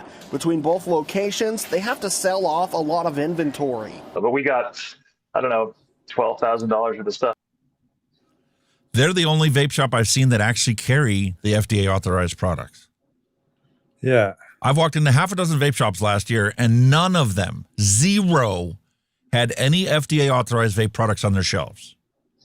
They are all conventional vape shops that sold disposables, sold e-liquids, sold pod mods, sold stock coil sub-ohm tanks. Some of them still had rebuildable tanks and coils and cotton. But none of them, to my knowledge, had Juul or Views or any of the FDA authorized products or the Enjoy Ace. But you can go in any gas station to buy those because it's distributed by the same people that distribute the cigarettes. It's the same company. We pulled, so it was no small amount. Frost says they're not alone. A lot of the newer smoke shops around here, and there's also stores Stephen that are Layton, vape hello and only, welcome. that are going to have a hard time. Frost says he's trying to get his money refunded for his business. We're trying to sell it to the last second if we can. So, reporting in Omaha, Andrew Pfeiffer, First Alert 6. Other popular brands like Juul and Views are still available for purchase. If a business is caught selling the banned products meantime, they could face some hefty fines. Yeah, but who's going to stay open as a vape shop when you're selling the same thing that you can buy in any gas station? Exactly. You can't compete. Nah. Fucking hell. Bloody man, crazy. And it's going to get a lot crazier this year, buddy. Oh, yeah, man. It's like Virginia legalized weed, but they didn't legalize the selling of it. Your favorite liquid nicotine could disappear off shelves in the new year based off of Virginia ruling limiting what products can be sold. I'm Jessica Davis, finding out how this will impact vape shops in Hampton Roads. It is a market share play. It is a market share grab that's advocated primarily for big tobacco companies. That's Tony Abood reacting to a new Virginia law starting December 31st. The new law will ban the sale of liquid nicotine and vapor products unless they're approved and listed in a state directory maintained by the Attorney General. Abood is the executive director of Vapor Technology Association, an organization that advocates for the vaping industry. He says the law could have major consequences for small businesses, including job losses, closed vape shops, and pushing consumers to find alternatives. They will simply go back to smoking cigarettes. The second is that they are going to go find those flavored vaping products that they love and that is helping them stay away from cigarettes on a black market. And I can assure you, there will be a huge black market that will fill the void. Senator Tim Kaine told reporters on Wednesday that he was worried about vape products not being subject to the same rules that applied to traditional cigarettes. My own view is that these are dangerous products. You're an idiot. Get the fuck, you fucking You clown. are a total buffoon. You truly do not understand the fundamentals of how these products work. Number one, there's no combustion, which eliminates 90% of the toxicants that could be present if you actually combusted something. Forget about the quantities. They're only dangerous to him because he's going to get less tax revenue off his cigarettes. That's why they're dangerous to him, because he's not going to get his coffers out of it. That's what. Tosser. Yeah. Absolutely. Exactly. Tosser. And they should be taxed and regulated in a manner that's similar to how cigarettes are. And I don't yet. No, they shouldn't be, because they're the single best way to quit cigarettes. And they're not a tobacco product. They're not tobacco. They are not tobacco.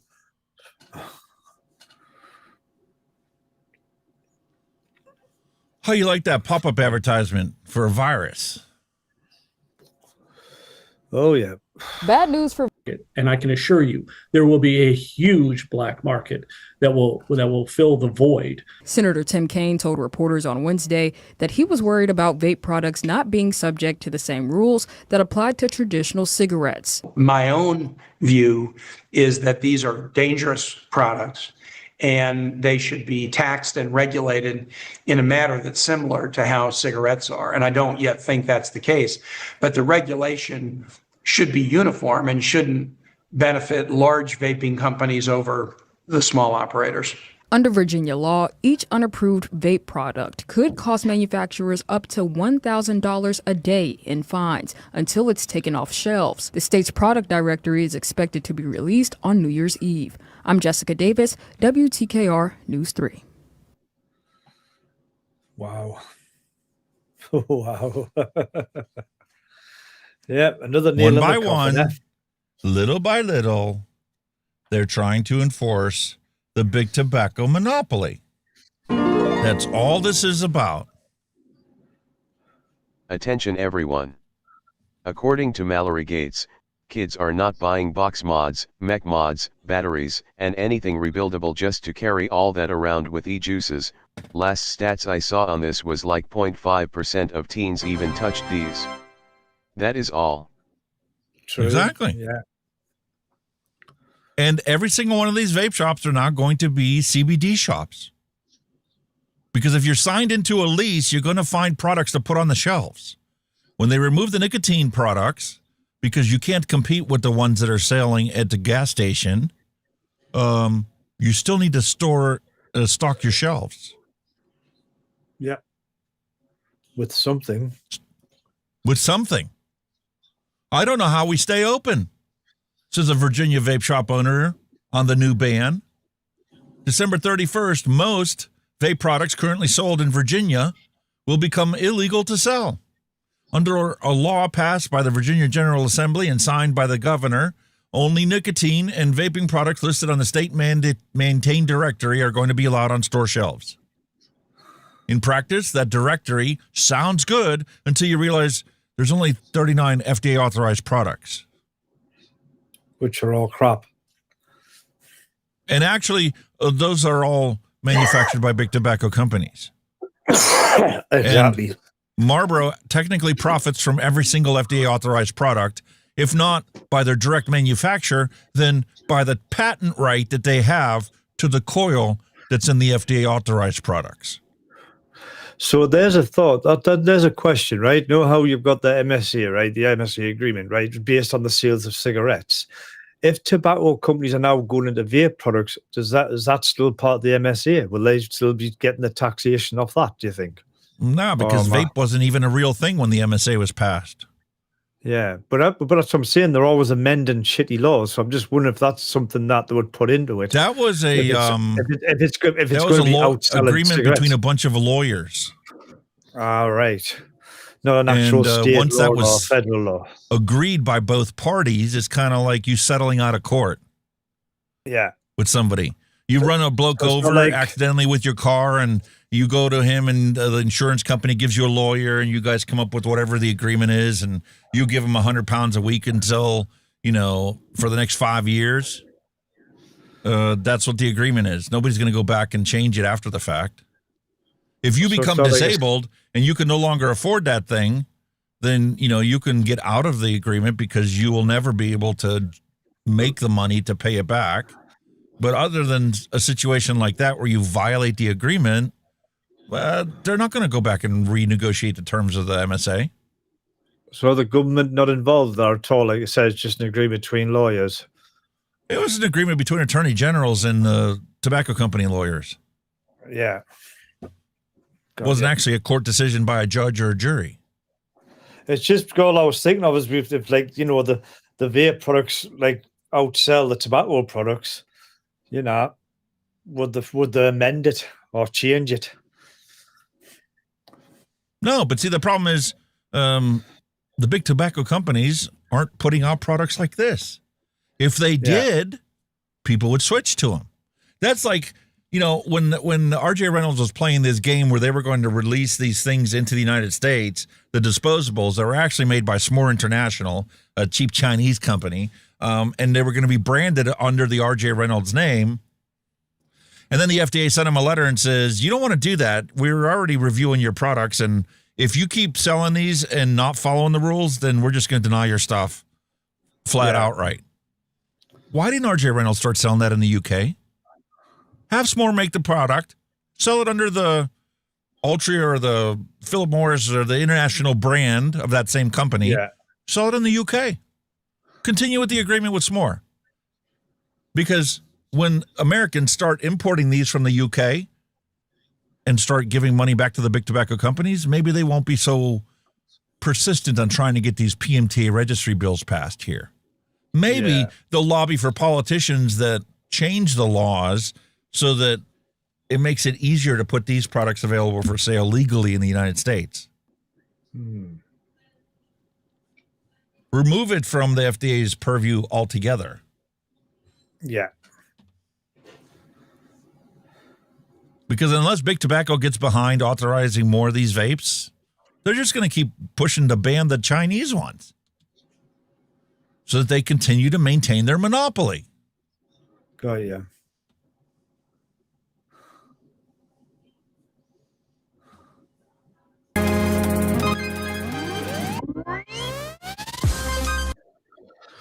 The silly obligatory advert. Facing millions of dollars in fines now for selling unlawful electronic vaping devices. Exclusive Tobacco Inc., a 4-store chain, was issued 2 forfeitures totaling nearly $12.9 million. An inspection revealed its Oshkosh store was selling products with an expired license, leading to the seizure of over 1,200 vaping devices. This coming after a new state law went into effect back in September, banning the sale of vapes that are not approved by the U.S. Food and Drug Administration. The business is appealing both forfeitures. A group did sue to block the law and is currently appealing a judge's denial of. Robert Lawyer's right. I'm 76 years old. It's my choice, or at least it should be my choice. Yeah. Buzz off. Leave us alone.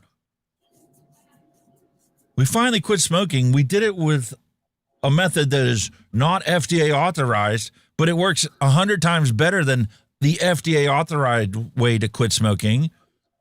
We're not smoking, so be happy for us. Not constantly putting roadblocks up to stop us.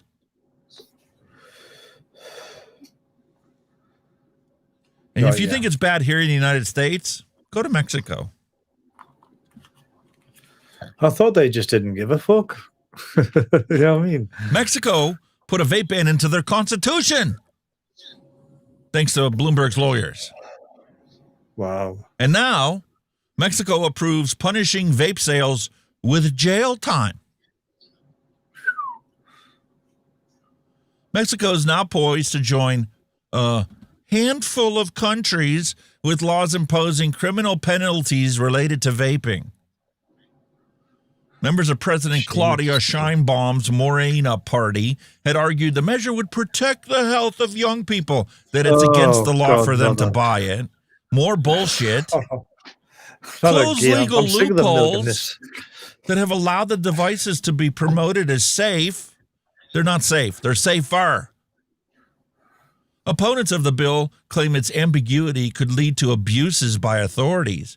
With this reform, electronic cigarettes and other similar systems or devices are prohibited in Mexico. Mexico's Senate approved legislation on a 67-37 vote Wednesday, a day after it passed through the country's lower chamber in Congress, and now goes to the president's desk to be signed into law. The number of vape users in Mexico was estimated to be about 2.1 million people out of a total population of 132 million, according to the official survey. And now, if you get caught selling vapes in Mexico, you're going to jail. Yeah. Protect the young, but you're not protecting the young from cigarettes. Why don't you impose them penalties for the cigarette smokers then? You know what I mean? And guess what, man? These new laws don't just affect vape shops. Right? What is going on here?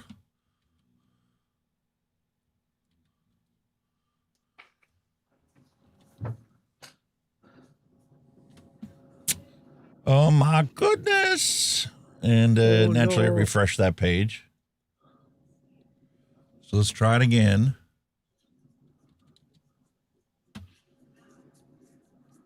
Allentown launches vape recycling services for electronic cigarettes. Brand new business. Just opened up in order to recycle all these vapes that are being sold in the state of Pennsylvania, that are not going to be sold in the state of Pennsylvania anymore. They're illegal because they're not FDA authorized. So here we go in Allentown, Pennsylvania, just putting out this beautiful press statement, helping Lehigh Valley businesses safely recycle disposable vapes and vape pens and e-cigarette devices. Yeah. That aren't going to be sold in the state of Pennsylvania anymore because, well, they've been banned because they haven't gotten FDA authorization. So that's our company struggling before it even gets off the ground. How is their business model going to work when these are the only products you're allowed to recycle? These are all going to be banned. Exactly.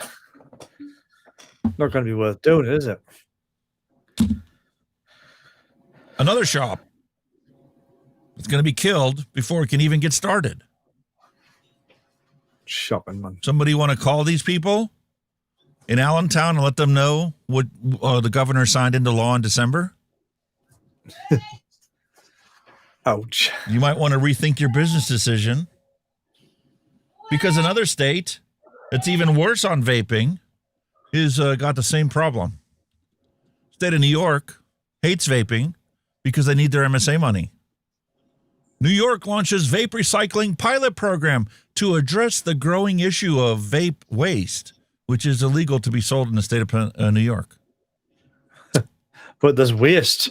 Where are they getting it from, I wonder? Do you have a black market? Did your ban create a bigger black market than already existed? Well, unfortunately, this program is only going to run through August of 2026. And the initiative aligns with the Department of Environmental Conservation's broader goals to recycle 85% of the state's waste stream by 2050. 2050, probably all too late by then, mate. Sounds like the right hand doesn't know what the left hand was doing.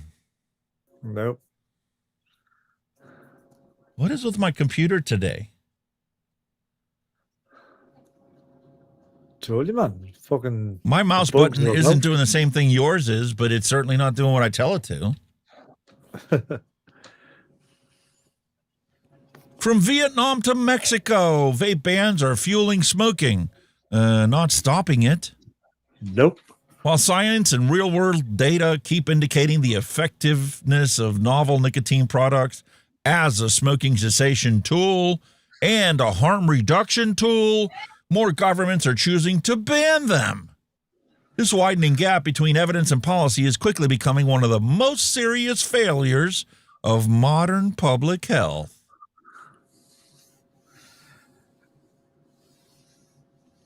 Protecting youth, or more realistically, protecting the tobacco industry. Protecting big tobacco, let's call it for what it is. None of these laws protect anybody except big tobacco. Exactly. Anybody that says otherwise is lying to your face. Absolute horseshit. Copy and paste. It just refreshed that whole page. I got to scroll all the way down my list so that I can copy and paste this again. Control C, Control V. British American Tobacco sees signs of recovery for views in the United States amid the crackdown of the illicit Chinese vapes. Oh, way So you don't have to believe me. You can listen right to British American Tobacco for admitting what we already know. These PMTA registry bills don't do anybody but protect big tobacco. Views. If that was a quality product, you wouldn't need a PMTA registry bill to get people to buy it. No, the vile views are horrible. And the best part is just because you force these Chinese products to go into the black market doesn't mean anybody's going to stop buying them. They just won't be able to get them from where they used to get them. Exactly. Lucky Strike and Dunhill from British American Tobacco has said it is seeing signs that the U.S. government efforts to crack down on illicit vapes is helping demand recover for its Views brand in America as smokeless products drive growth globally. The group said that while vape category in the U.S. continues to be affected by black market products, it has seen recent encouraging sales improvement in the U.S. BAT still expects group-wide Views revenues to fall by high single digit over the full year, though declines have eased from a 13% plunge in the first half as a result of the illicit market pressures in the U.S. and Canada. Oh, nobody wants to buy your shitty vape? I feel bad for you. Not. Nope. Make a product that people want to use and they'll buy it. Exactly. You make crap, your sales are going to be crap because nobody wants it. Well, it speaks for I'm not itself. even going to read through the bullshit explanations. It speaks for itself. People aren't buying your product because your product's crap. You know what I mean? It's as simple as that. Wow. Illicit vaping, cigarette rage create a game of whack-a-mole. But public health campaign urges patience. Patience, grasshopper. Patience. I need a little patience. In short, criminologists said that the multi-billion-dollar black market is entrenched in Australia. Yes, we're going back to Australia, folks, because they're the leading example of how tobacco control is an utter and abject failure. Tobacco shop firebombings are a real thing, a war between cartels supplying the black market.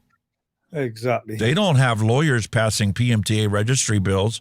They just have a gang blow up their competition. Easy. And it's a matter of time before the UK and the US see the exact same things taking place on our street corners. Oh, yeah. How do we know? Well, let's take a look. Was there a tobacco shop firebombing this past week? Why, yes. Yep. Yes, there was. Number 265. Surprise, surprise.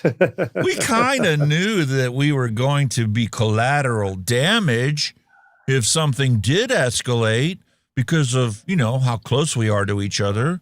But never in my wildest dreams did we expect to be this extent. Yep. 4 businesses were destroyed by a fire. Another casualty of Australia's failed tobacco control policies. Wow, man. Coming to a local town near you. Very soon. Congratulations. Totally fucked it up as always. It's mind-boggling, honestly. It's just absolutely mind-boggling. It's just... And the thing is, if you step back and you've been watching this for any length of time, even if you don't come here every single week, you see the progression. Oh, yeah. Month after month, year after year. The more they crack down on it, the more the black market grows, the more criminal gangs take over the market supply, the more you have consequences for those that had nothing to do with cigarette smoking or tobacco sales at all. You just happen to be on the same block as one of the stores that were selling it. Yeah. Mm-hmm. Or even worse, you probably was next door to a store and you all probably got burnt down as well as that one. You know what I mean? A victim of a victim. As long as my homeowner's insurance is paid, go ahead. Yeah. I don't think they'll come and firebomb you, Alex. Nah. We'll see. I don't think they do. It's not going to happen this year, but when the black market gets its foothold here, we'll see who's supplying it.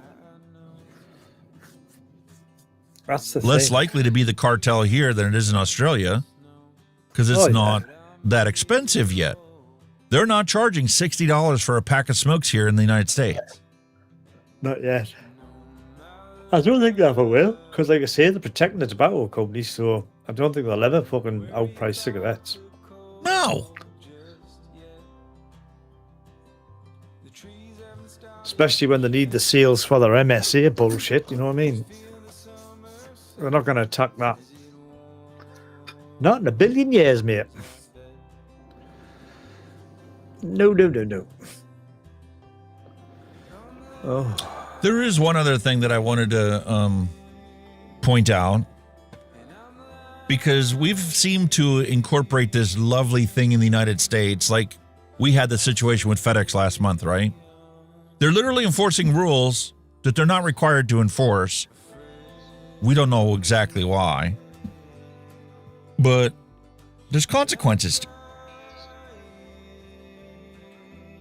It's almost like they're idolizing mediocrity. Remember when computers would do what you tell them to do? You could set your left mouse button to open something. You could set your right mouse button to close something. And it wouldn't change unless you changed it. Now your computers have AI built into them and stuff changes randomly for no apparent reason whatsoever. And now the government is cementing it into place. You need to accept mediocrity.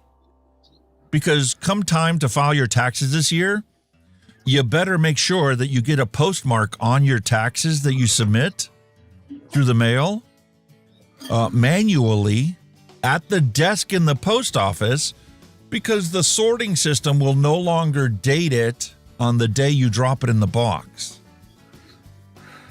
Fucking hell.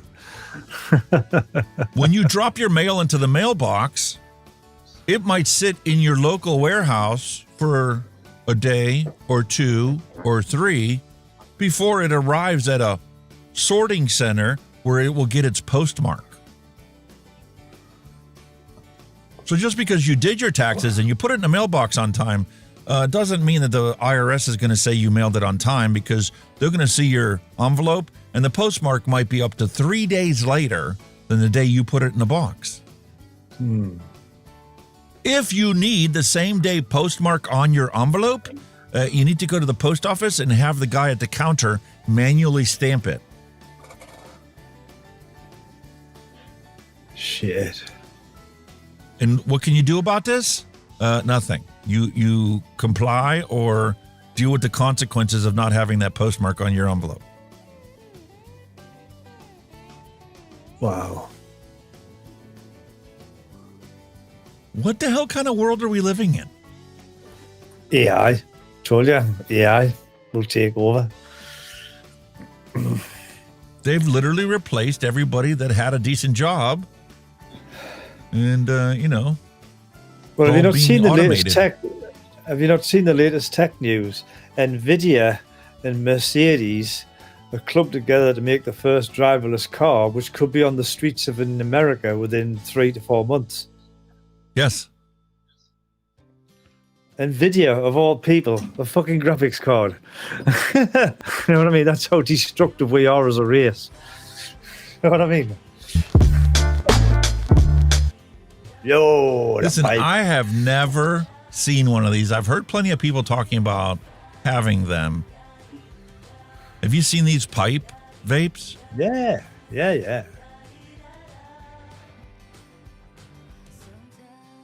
cool as fuck. That would be cool to have one of them. There's some of them are built where you can actually put an RTA inside it. I think in the pipe they've made it so you can actually screw your RTA in and be able as a pipe. Why don't we have FDA authorized pipe vapes for people? Like, I could see, like, my brother-in-law would think that would be cool to do. And he would actually give vaping a try if it was cool to be piping his vape and not a disposable. I mean, there's plenty of them about, but they're not cheap. You know what I mean? And the cheap ones are cheap. They're chatty. You know, they'll probably drop to bits after a fucking month. But you need a good quality one. The good quality ones ain't cheap. That's certainly not attractive to kids. It's a pipe. Pipe went out of vogue before we were children. Can you imagine a 10-year-old, a fucking flat cap and the old pipe, and he's gone, "You been up?"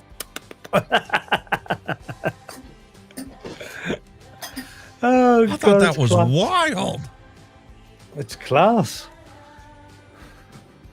All right, one last thing. This is that same guy we talked about this before. Maybe the problem is that these experts are so in lockstep with what's been beat into their head. Maybe they just don't understand addiction at all. Patrick, hello and welcome. Long time no see, brother. How was your trip? Hope you had a great time with the family out of country. Looking forward to you going back on Friday night. They've got loads of friends, but here's the fascinating thing.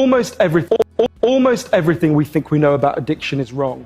You get a rat and you put it in a cage and you give it 2 water bottles. One is just water and the other is water laced with either heroin or cocaine. If you do that, the rat will almost always prefer the drugged water and almost always kill itself quite quickly. In the 70s, Professor Alexander comes along and he looks at this experiment and he noticed something. He said, we're putting the rat in an empty cage. It's got nothing to do except use these drugs. Let's try something a bit different. So Professor Alexander built a cage that he called Rat Park. They've got loads of cheese, they've got loads of colored balls, they've got loads of tunnels. Crucially, they've got loads of friends. But here's the fascinating thing. In Rat Park, they don't like the drugged water. You go from almost 100% overdose when they're isolated to 0% overdose when they have happy and connected lives. What if addiction isn't about your chemical hooks? What if addiction is about your cage? What if addiction is an adaptation to your environment? Maybe we shouldn't even call it addiction. Maybe we should call it bonding. Human beings have a natural and innate need to bond. And when we're happy and healthy, we'll bond and connect with each other. But if you can't do that because you're traumatized or isolated or beaten down by life, you will bond with something that will give you some sense of relief. Now, that might be gambling, that might be pornography, that might be cocaine, that might be cannabis, but you will bond and connect with something because that's our nature. The opposite of addiction is not sobriety. The opposite of addiction is connection.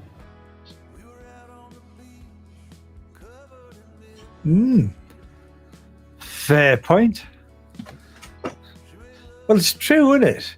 If they're going to give a rat a drug on them, they don't put nothing else in the cage except that. So it hasn't got much choice. It's either got to drink that water or die anyway. So, you know what I mean? Or die of boredom. Yeah. Die of loneliness. Okay, now, man. Charlie was on the show 3 years ago and talked about that experiment.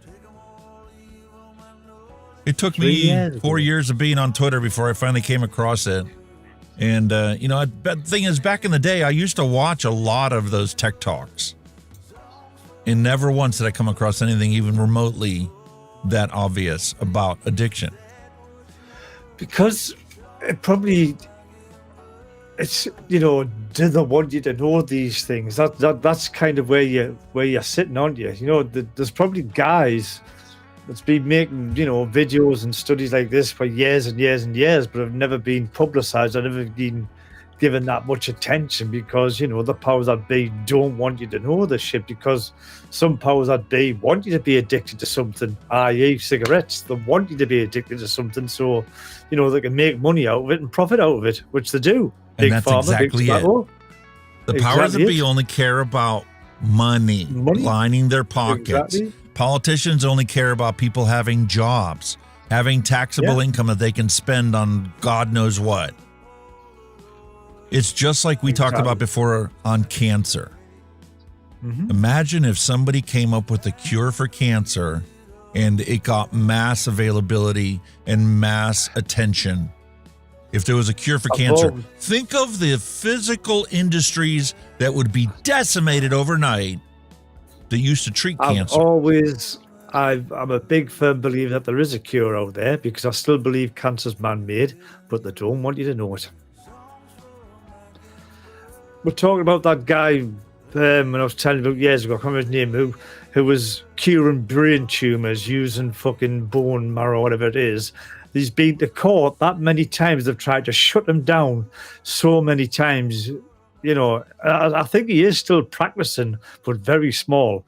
But, he literally cured a brain tumor with this method he done. Whether it was, I think it was stem cells or something like that he came across.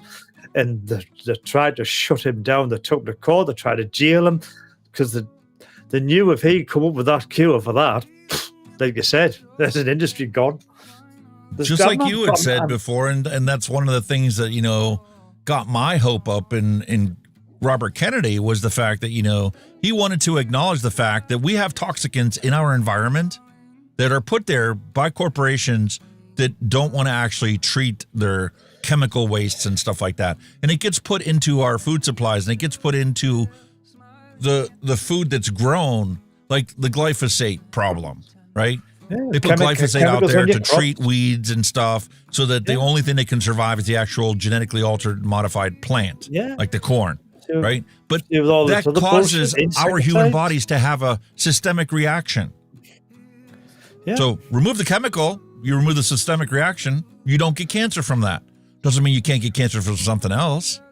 There's a China study that did an experiment on a bunch of rats, like everything else that's done in experimentation form, and they looked at it and they said, if you give a rat more than 5% of its dietary intake from milk proteins, you can turn on cancer in that rat. And if you lower the dietary intake of the milk protein to below 5%, the cancer goes away. I mean, how many other chemical compounds out there do the same thing? Everybody on this planet has got cancer cells in them, but they're not active. It's something that triggers them, like whatever's in our food system, our water system, our ecosystem. It's something that triggers them, and that's what these people do. I mean, like you said years ago, look at all the crops, like now 50s, 60s, 70s, with all the insecticides and pesticides. They're all banned now because they were fucking causing fucking serious health issues. Yeah. So I suppose in a sense it's been a learning curve where they've, we'll put some of this, we better not do that, it's killing people, but they're still doing it in a controlled manner. They do want you They're to still be ill. doing it. They're still getting away with it. And Yeah. my hope in Robert Kennedy actually accomplishing anything during his term with Trump is gone down the shitter. And it isn't just because of what he did with vaping and standing up at that vape distribution center in Illinois that ruined it. It's the fact that he's made so many promises along the way, and none of them have come to fruition. He said Wait, none of them before have? the end of the year, we're going to have brand new FDA dietary guidelines that are going to be released to the American population on how you can eat healthy and live a healthy lifestyle. No, they're not talking about that. But President Trump has him and the pharmaceutical execs in the office talking about GDLP-1s being authorized under the Medicare and Medicaid system. Another Well, look at pill the latest to thing solve now. your I mean, problem. Forget about look at the eating latest right. thing.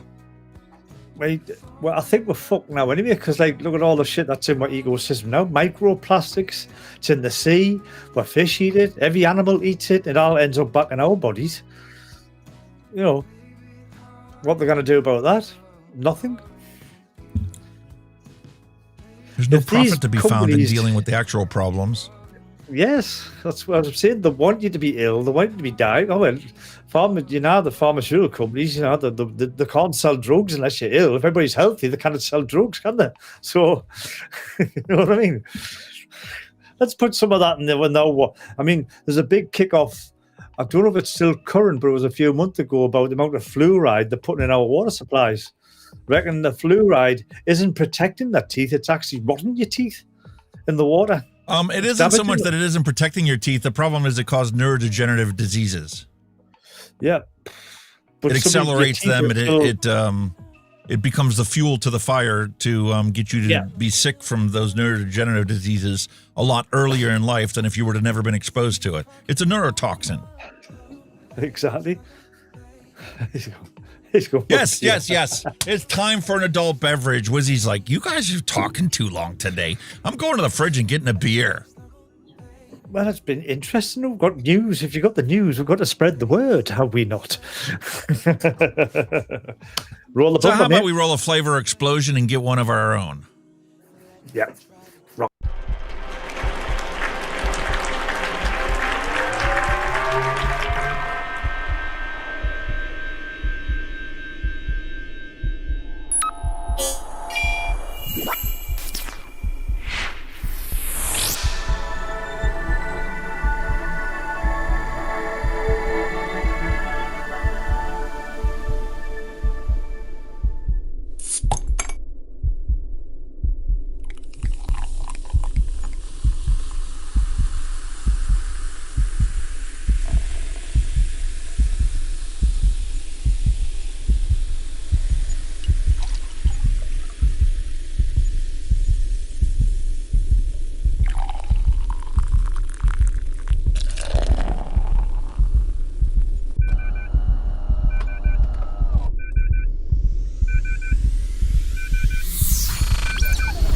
Move your mind and get ready for the drop. You're up, matey. Right. I'm just getting the remnants of like what Christmas hampers. You know, I'm drinking like what we're getting in with hampers and gifts. And I found this. We have a bottle of Bodega Prosecco, which is a sparkling white wine. It's what you call a poor man's champagne. Ain't nothing wrong with that, dude. And I'm just trying to, because it's a clear bottle, I'm trying to see what the alcohol percentages is on it. I can't see. It tells you to enjoy it at 5 to 6 degrees, which is very nice and cool. But I can't see the content on it at the moment. Blah, blah, blah. Sparkling wine from Spain. It's from Spanish, bottled in London. Where's the fucking alcohol in it? Can't see the alcohol content on it. Wizzy's What? like, nah, man. In the States, Brut is a poor man's champagne. Whether it is in foreign, like it's Spanish, but no, Hola, I can't see español? the percentage. Hang on, well, I found it. 11% by volume. It was a tiny little bit of a back in the corner. And look, hey, it's posh. It's got a proper cork and all, proper wooden cork. Oh, I hope I don't kill a light. But I've got my safety plan in action. Where is it? I've got a tea towel. So we'll high over the top and we'll just, God almighty, that's it. Tight. I don't know if it's going to pop. Hang on. Oh, there you go. We've got a pop. Nice. There we go. Whoa. But yeah, there you go. A nice drop of sparkling Prosecco wine, which I'm shit at pouring, but there you go. That's what I'm having to go off. No worries, no worries. Listen, I got to clear out my fridge. I still have 2 bottles of this left. I need to consume the Blockhouse Pumpkin Ale. We had that before, and also still in my fridge from last week. The Rum Chata Pumpkin Spice. Oh, very nice. I wish I would have sent you some of this. I'm sure you would have loved that. Nah, you'd be fucking bootlegging and smuggling, then you'd be prosecuted. You only live once. Well, yeah, but I don't want it in Her Majesty's pleasures, you know what I mean, at prisons. Aye. Cheers. I'm just going to get a bit more of this in the glass because the froth's now disappeared. Okay, well, while you're doing that, I'll pop open this bottle, too. I don't think this is a twist top. Oh, I was wrong. It is. There you are. It's in. To your health, sir. And of Cheers course, to our health. all the best for 2026 as well, everybody. Happy New Year's.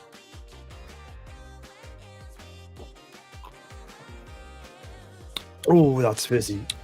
Oh, that's gassy. God, that is delicious. That's got quite a sharp. It's sharp and tangy as well, but very fizzy. Oh, there's going to be some bourbon going on here, like. You get the beautiful creamy sensation, and then you get this hint of pumpkin, and then you get this pumpkin spice. It's almost effervescent. Taste of white grape, like it's definitely white grape. This is gorgeous. It's nice, but it's very And then fizzy. I think the pumpkin ale is a perfect match and perfect pair to go with that pumpkin spice rum chata. Oh yeah.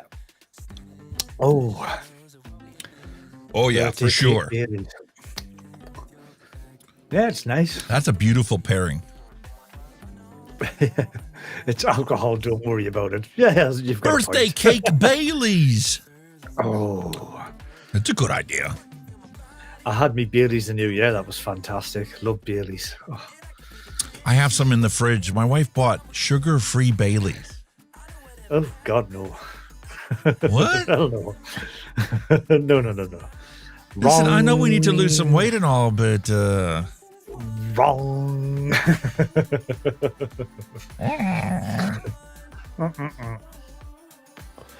So there we go. That's the last of my Hunky's Hawaiian Punch in there. Well, I've got your, Danish Muffin Swirl in the Bonza Pro. And buys are good. Buys are good. You need to get one of these, mate. You need to get one of these. I'm going to have That's to. how it is. If you like the Blaze, you like this because it's very Blaze-esque. Same company that makes it, obviously, so it's going to be very Blaze-esque. I already blew $120 today at Element, and my wife ordered a bunch of refills for her disposables. She got a bunch of these SVOPP things, and she got, actually, these are buy one, get one free right now at Element. These Taste Flex. It's 50,000 puffs. You see the liquid on the top? It's filled up with the liquid. It's a pump-actuated disposable. To be honest, though, I'm going to give it to him because that was only 30 quid in the UK. Cheapest chips. That's a good shot. That's a good price. The only one that was more expensive is his limited edition one where he done the pink and black, which is colours, but that's not my bag. I didn't fancy it at all, so I just got that 30 quid. Kind of going, and technically, My mum and dad bought us it because they put money in me Christmas card, so I just used that money to get this. So it was a Christmas present for my mum and dad. Well, that's why I spent the money today, because my mom sent me $100 check for Christmas, and I'm like, I could use a couple new mods. Especially the one that I wanted for a long time was the Gore. I realized that was down to $59, and I'm like, yeah, I definitely need to order that one, and let me take a look and see what else they had.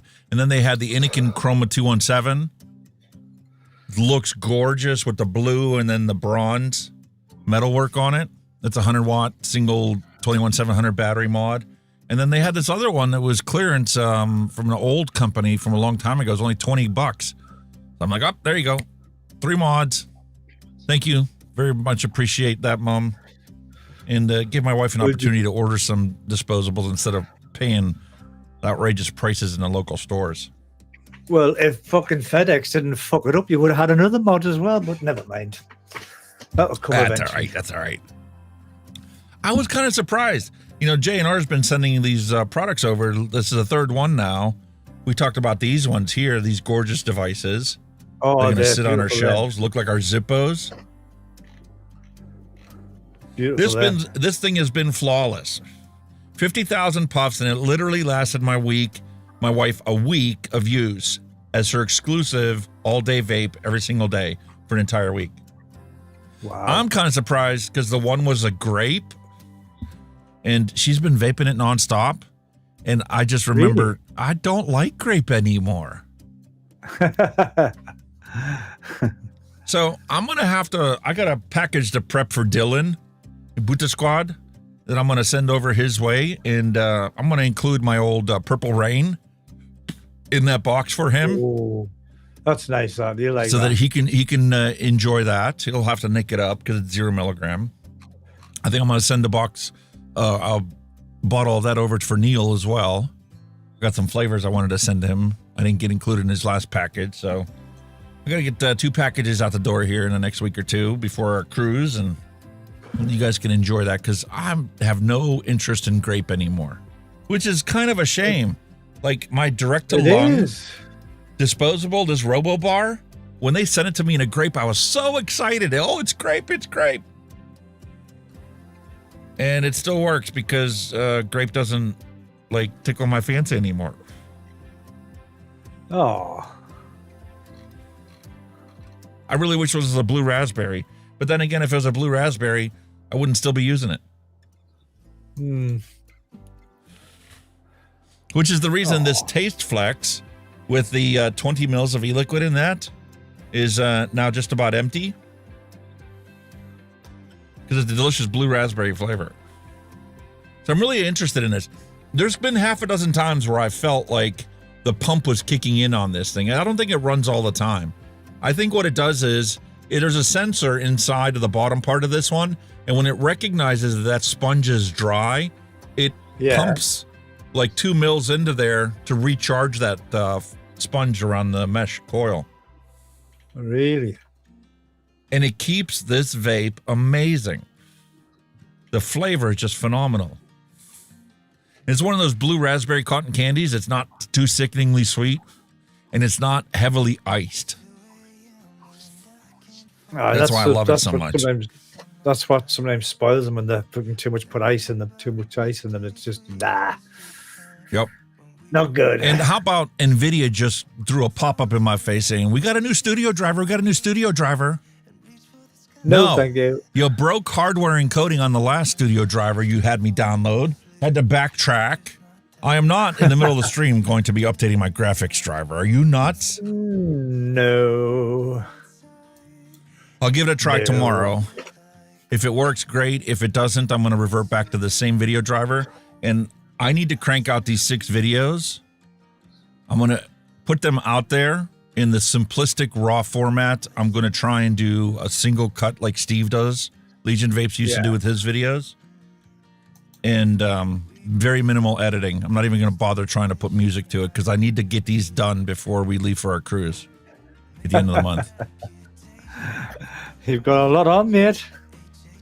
3 weeks now I've been trying to get this done, but there's been so much other work and stuff that's come along. It's just gotten in the way. So my goal is to crank out as many video reviews as I can possibly do this next week. And the only way to do it is for me just to give a straight up review on it. I've already expent all of them. The only thing I have to do on this one is to actually tear this open to reveal the mechanism inside, the pump on the inside. I got this beautiful Centrix Ghost vape. The one that where you see the vape 1 minute and you don't the next. Yeah. Invisible vaping. No exhale to it whatsoever. I need to give a review on that one. I've got a product from where is it? XLIM, the XLIM DNA pod mod system.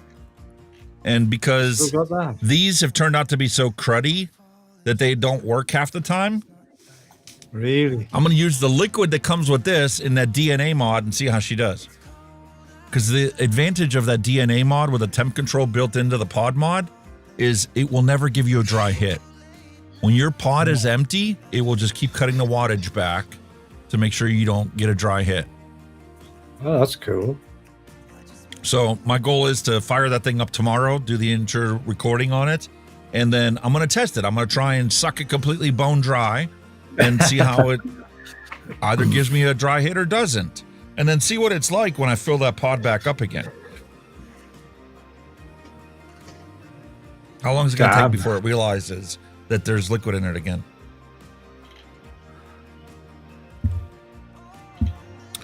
And this one, I'm going to do the same thing.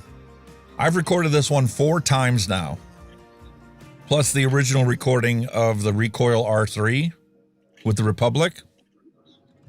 But because Gemini said I needed to put an educational format video out, not an unboxing review, I've literally re-recorded this one 3 more times. And I'm just not happy with the way it went. So I think I finally got comfortable with the format. I'm quite interested to see how you've got on with that. Well, this has got the most footage of any product I've ever reviewed. So I'm literally going to do a single one-cut take using the outline that Gemini created for me. And I'm just going to take and splice up all the original footage and use that as B-roll to throw up on the screen while I'm talking. Yeah. Because I'm comparing that to a bunch of other squonk mods. Ah, right.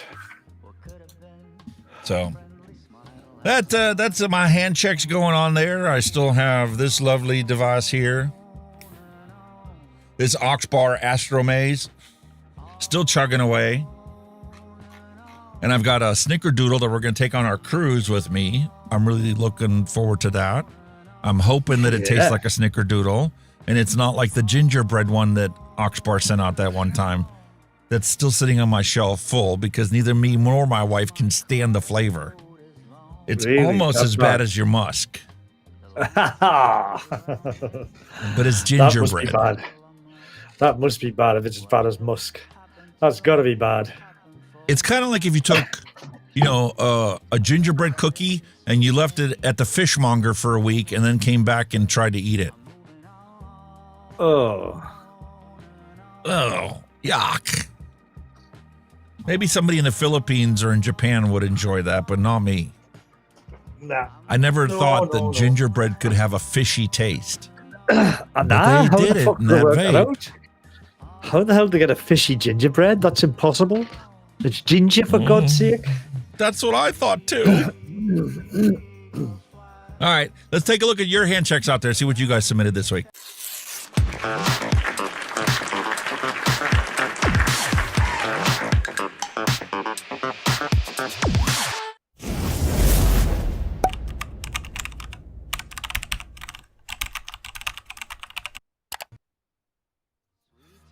Hot diggity dog diggity. I need to check StreamerBot, make sure it's still working, because I don't know what's going on here. Is it actually playing? Did I hear the applause when we did the transition? See, this is the end of the year thing. This is always a challenge for me. I legit took every episode from last year, all 51 episodes from last year, and copied it onto my 10 terabyte video storage drive. Yeah. Our 51 shows, plus all the dad jokes and hand checks and thumbnails and all that other stuff, got put on my storage drive, totaled 1 terabyte of data for the Mixin and Chilling vlog for last year. Look at that. Ouch. So here's Cheryl's hand check. She has a beautiful goon set on top of this beautiful mech mod. Very nice. Are vapes allowed on cruise ships? Why, yes, they are. You're allowed to take the batteries with you. You have to keep them in your pocket. Like when we flew, you had to keep them on your carry-on luggage. We're going to be driving there. But yeah, the vape ships or the cruise ships have no problem with your vape. In order to use them, you have to use them in the smoking section with the smokers. But nobody gives you any flack for laying on deck next to the poolside and taking an occasional toot of your disposable. I like what you came out with there, like vape ships. That's a thing. Let's go on a vape ship. Hey man, they have adult-only cruises. How about if they had a vape-only cruise? Yeah. Cool. For just vapors. They'd have the funnels for the engine, then they'd have another funnel just for the vapors. Whoa, that's a clown off. Hey man, whatever. Not gonna get any complaints from me. Nope. Yeah, so Cheryl didn't label what her mod is. It does have that Tesla SIG, that I think if it's a Tesla SIG, I don't look. think it's a mech. I don't think it's a mech if it's a Tesla SIG. I think it is regulated. But regulated with the adjustment on the bottom. Yeah, I think it looks brilliant anyway. I like that look. Very nice. Very, very nice. And here's Cheryl's other device. Whoa, what Mr. the Mers. fuck? Holy shit. I thought that was a coffee mug at first when you first zoomed in on the top. That's awesome. Holy moly. That's fucking huge. Yeah, Wizzy said that's a 80-watt adjustable mod. Yeah.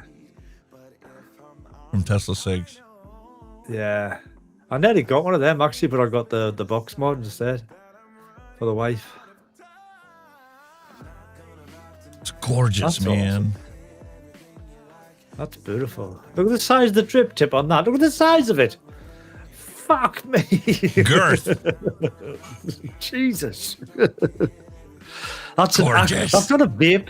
That's an aqua lung. Not a fucking vape. Nothing wrong with it. Look at my Hyperion. I got that one here too. I need to put a review up for it. Wow. There's a pumpkin cannoli to drip onto that. Damn. That's one big fucking mouthpiece. Whoa, shit. Man, is that a heavy hitter? Infinite Mods, Hyperion. V2. Bloody gorgeous. Awesome. And Robert Lawyer, look at his fantastic collection. Getting into the mixing there. Holy coly moly.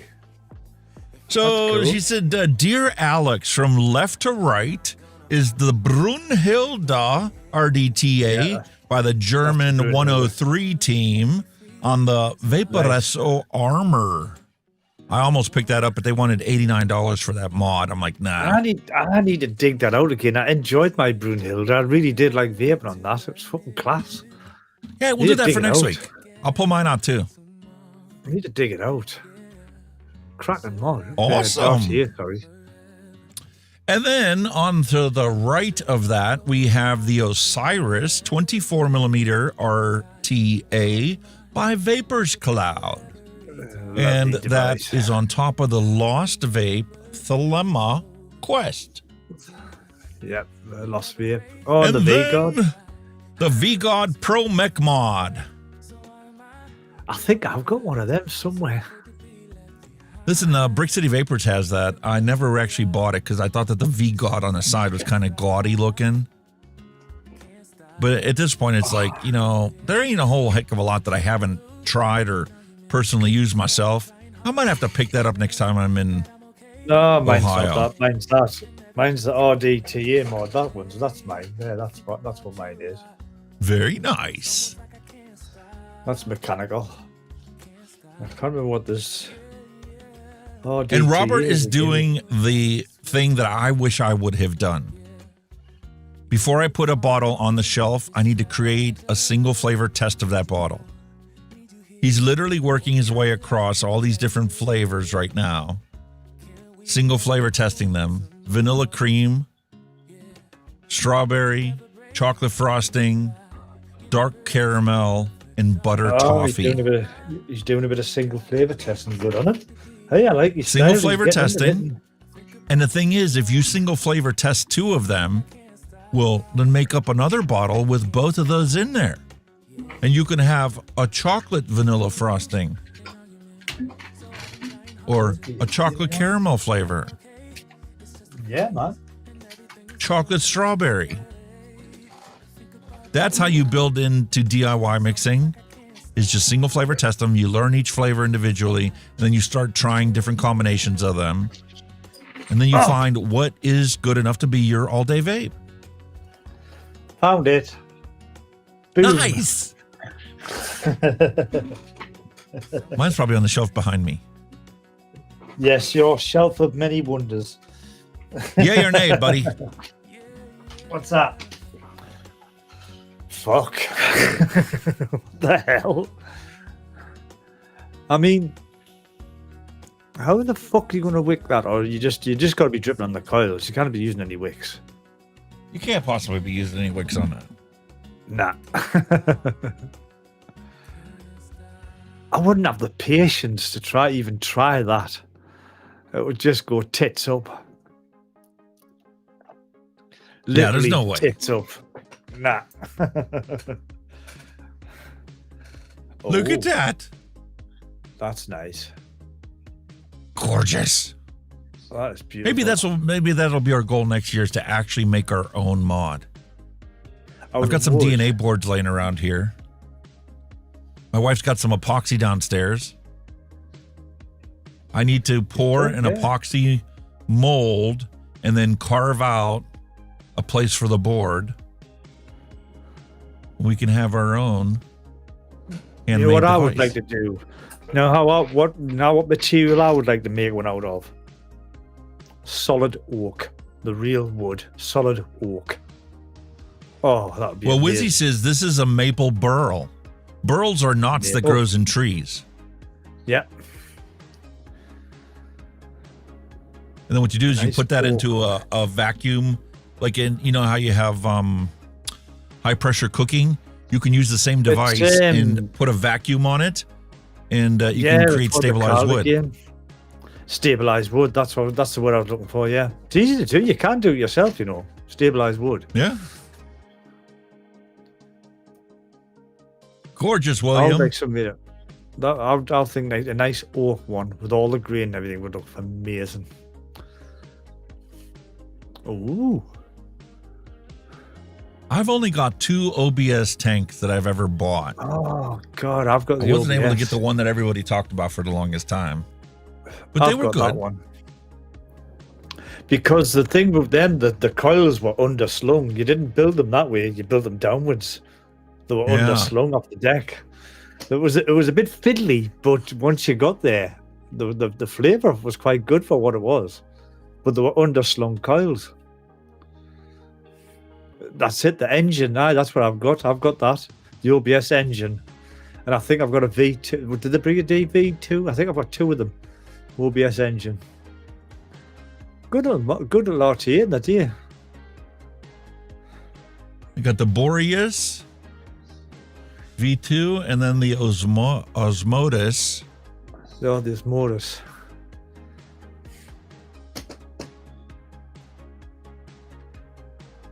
Awesome. The Luxottica, the Wismic Luxottica. And he's got a blue. Very nice.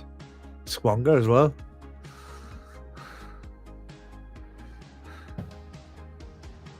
Mine's broke. There it is. Oh, get away. Mine's broke. It auto fires. I don't know why. I almost threw this in your box. I forgot about it. I thought about it, and like a week before your package was getting ready to be boxed up, but I forgot to throw this in the thing for you. I know how much you loved it. We could have done a swap actually if you could. We could have done a swap because if you could have fixed the one I had, you could have had one. Now I could have had the good one. We could do that. I don't know why it's auto firing. I've got no idea, and you can't strip it right down because it's in the aluminium case underneath. You kind of get into it. It might be one of those ones where I have to take it and actually submerge it in alcohol for a week or so. Then I can pull it out and throw it into a warm oven that you preheat the oven. And then you just, when it drops down to 120 degrees Fahrenheit, you put it in there and then just let it completely evaporate whatever is built up inside there. All right. Because that's usually what it is. You get some e-liquid right behind the fire button and you can create a short circuit. Yeah. It's as soon as you put the batteries in, bump, it just starts firing. It's so annoying because I did like it. I loved it. Yeah. Absolutely loved it. Do you think he's got a bunch of devices there? A nice little collection. SX Mini, the Pulse. Have you seen my bathtub? My bath rack collection? No. My wife, like, you know the bath racks you get for putting your shampoos and all that, right? She's going to throw it out, but I did this, and it's fucking heavy. But up to now,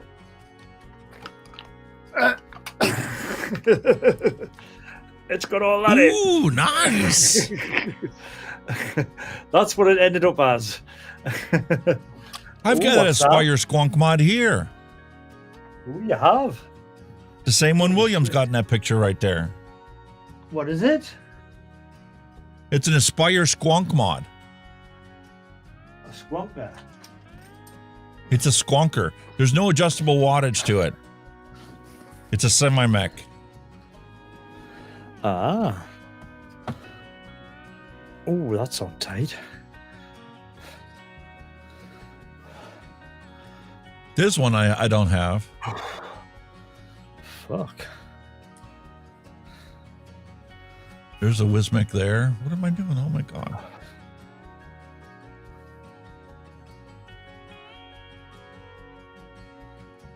There's the Guar 18. I'm really looking forward to that Guar 21. Yeah. Awesome. All right, time for some dad jokes.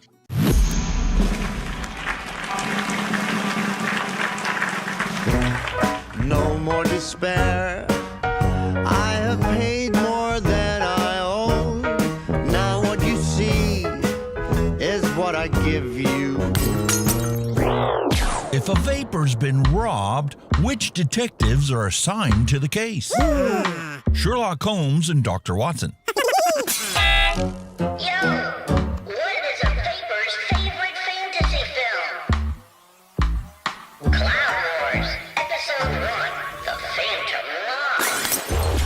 Hey man, what do you call advice from a vapor? Drip tips. Hey,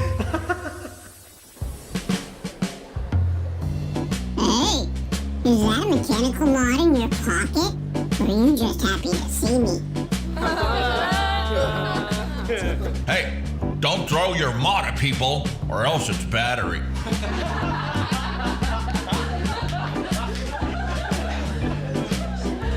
Hey, why did the vapor cross the road?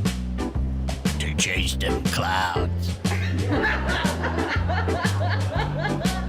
And they told me vaping was cheaper than smoking. Nope, I don't care. What are you talking about? Did you hear about the guy who doesn't pay more than 1 cent per mil for juice? Shut that baby up! Yeah, we get it. You DIY or die. Gotcha. What are you waiting for? Let's do this. It's go time!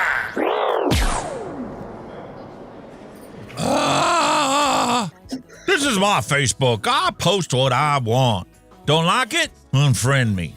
R contains mature adult content not appropriate for minors or adults who have a large stick up their ass. Yeah, the large stick up your ass. I like We it. have the same warning on the beginning of our show that I haven't remembered to put up probably 95% of the time. Yep. The ones where the people that don't like to be easily offended, feck off. Hey, anybody else have prayer ADHD? Like, you start praying and then you wander off and you come back and you're like, God, I'm sorry. What was I saying? What? When you go to a brothel and it's half off. Oh, Jesus. Oh, God. Midget porn. What? Oh, no. Hell no. Oh, dear. Why do they only deserve to make half the hourly rate of a tall person? That's not Exactly. right. Shocking. Not fair, is it? This is how long it's been since I bought me a new gun. Okay. Ooh. Oh, dear. Little hanging low there going on. Oh. Situation exists. Me? Hold on. I got a meme for that. Let me dig that one up. Fucking filing cabinet. Dude, I have a folder on my drive, on my E-drive called Advocacy. It's exactly that. It's all of the memes I've ever wanted to say to people that just wasn't appropriate at the time, so I filed it in the Advocacy folder. And little by little, I've been having the opportune times to post that as my reply to somebody. I don't even type any words. I just post my meme and walk away. And they actually get more shares than when I actually comment on stuff with, facts and science. Everybody likes a meme. Everybody loves a meme. Look at me. I'm a human. Stay away from my bird feeder. You're eating all the bird seed. Blah, blah, blah, blah, blah, blah, blah. Hey, if it's got tits or tires, it's going to end up costing you money. If not now, very soon. Pretty much, yeah. Sometimes you need a strong coffee and a moment of silence before you start dealing with all the nuts out there. Oh, yeah. I've had a deal with nuts all day, me. How's Pam, the vaping squirrel? We haven't seen her in forever. And where's Michael Redfern? Dude, we haven't seen you in forever. Hope you're all right, dude. Yeah, where is Michael? Never seen him. Maybe we're a little too vulgar for him to play in the background in a lunch break. Yeah, perhaps. Speaking of being vulgar, look at her face. When you wake up and you catch her choking your chicken. Oh, dear. I was like, damn, she's all oiled up until I saw it. Oh.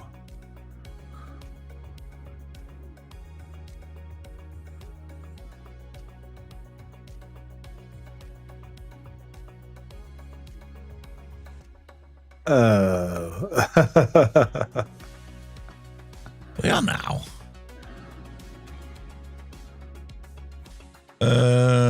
I don't know if I want to be the stepdad or the son-in-law.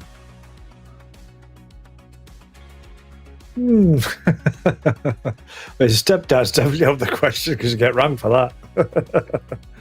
Do you have Tulsa King available in your country? Never heard of it, to be honest with you. It's on Amazon or on Paramount Plus. If you get a chance to watch Tulsa King, dude, you really got to watch Tulsa King. Really?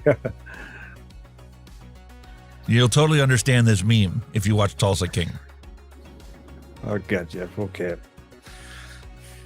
I'll bet you didn't even notice the horse that has 3 legs. Did you? Now that you come to mention it.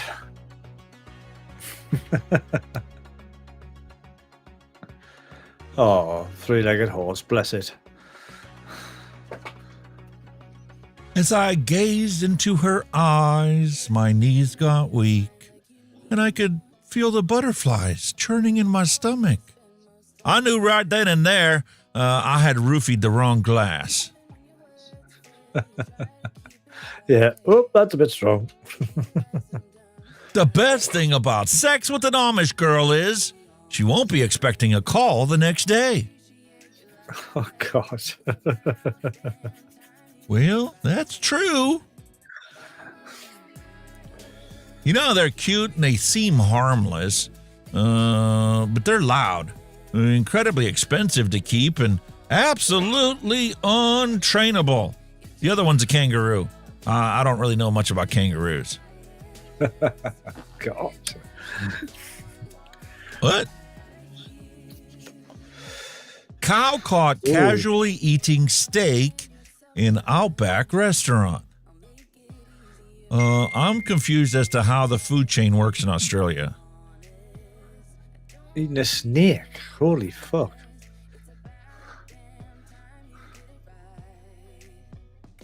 Look, I'm sorry. I simply don't meet the minimum height required to ride your emotional roller coaster of this bullshit. Yeah. The time zones are so interesting. Australia's in 2026, America's in 2025, and the Chicago Bears, they're still in 1985. Oops.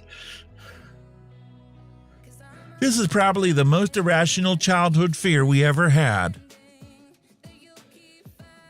Oh, no. Why would a shark be in a pool? Why would you be in a pool with a shark? Especially a great white? See, no, thank you. that's Jaws. Jaws did that to us. I still wouldn't get picked up one. a copy of the 2026 Almanac, and it doesn't look like it's going to be a very good year unless you're playing Jumanji. It looks a bit like the book of Evil Dead as well. How the fucking skin flesh. Sorry, but 50 years down the road, I don't know if anybody's going to be restoring a Tesla. Nah. Man, the body styles in those 1950s cars, there's never been anything like it before or after that. No. Those are all hand-tooled. It's filled with like lead. You, say, you could tell exactly what that car was when you look at it by the shape of it. You know, from your fucking... Well, why do you think it took 0 to 60 in 58 seconds? Yeah. Unlike the Tesla, 0 to 50 in 2.5 seconds. Because they were well made, weren't they? You know, an orange cat vanished for weeks and then came home riding a horse. And his owner wasn't even aware of what happened. What the fuck? Okay. Gotta love Ring cameras, dude. The stuff they record outside your house you never even knew took on until you had that Ring camera installed as a doorbell. Okay, ready? When is bin day? Today, tomorrow, yesterday? Or do you just simply copy what the neighbors are doing? I can relate to that. That's typical UK bin day. One bin, because now is it recycle bin day or is it normal bin day? Which day? Especially around the holidays like this year with Christmas and New Year's. When's bin day? Recycle bin day isn't this month. They skipped this month. It's next month. Sherelle Franciosi, hello and welcome. That's hello, my daughter. hello. That's my other daughter. Hello, Sherelle. Eating her pancakes. You know, a McDonald's employee hospitalized after reaching into fryer for his dropped earbud. Oh, dear. So when French fries are no longer on the menu next month, you'll know why. Preschool rules and bar rules are the exact same thing. You pee your pants and you gotta go home. Too right. You know, spending just 30 seconds in happy baby pose helps ease hip and lower back tension, gently stretch your spine, calm the mind, and act like a full reset for your entire body system. Or You might have to call 911 because you fell and you can't get up. I think that will be pretty difficult as you get older.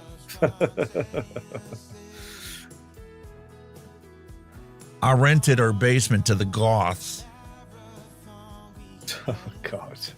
The bats. Bats. Nights in white satin. Really? Did you ever really think about the lyrics to some of the songs that we sang all the time? Like, seriously, God, Nights walking around in white satin? Who come up with this stuff? I mean, how much LSD were they putting on? How much LSD did these people consume before they wrote that song? Oh, they were well off their fucking faces, put it that way.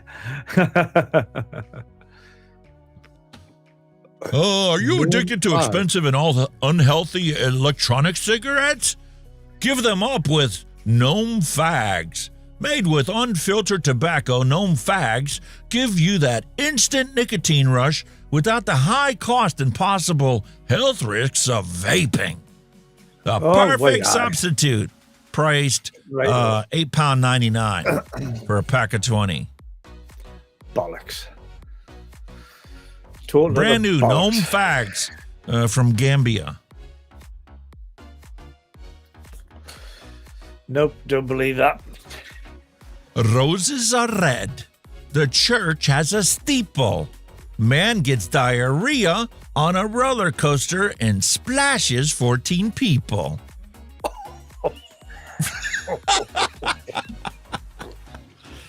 Oh, no. We thought it would be a good idea for us to recite kindergarten poems. Oh, dear. Kids today will never know the legend that is Booger. Booger. God, Booger. Can you hear? Booger.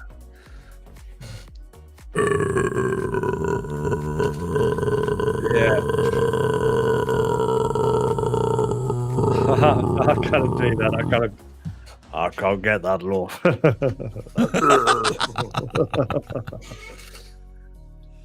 Swing low, sweet chariot. Yes.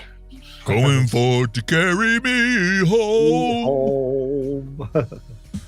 Before and after. I pick after. All day long. For sure. Yeah, nice all idea, day long. Every day, twice on Sunday. I once dated a girl who was a nurse, and this is what she sent me. X-rays. Okay. Well, it gave a whole new meaning to X-rated content.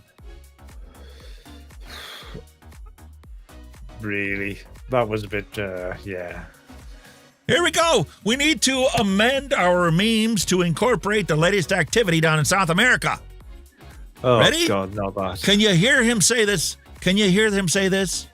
You use so much oil, the United States is going to want to invade your fucking plate. Yeah, that is a very weird subject, that one. Well, now. Here we were worried about him invading Greenland and pissing off Denmark. They didn't know they was going to head to South America. Cut off the Russian oil supply. The thing is, right? I mean, they're going on like he's a drug lord and drug baron, right? Venezuela, the drugs from Venezuela don't go to America. They're Europe. Yeah. So that's a load of shit. Do not be fooled into thinking that the reason he got arrested was to stop drugs from coming to America. No, it had nothing to do with drugs.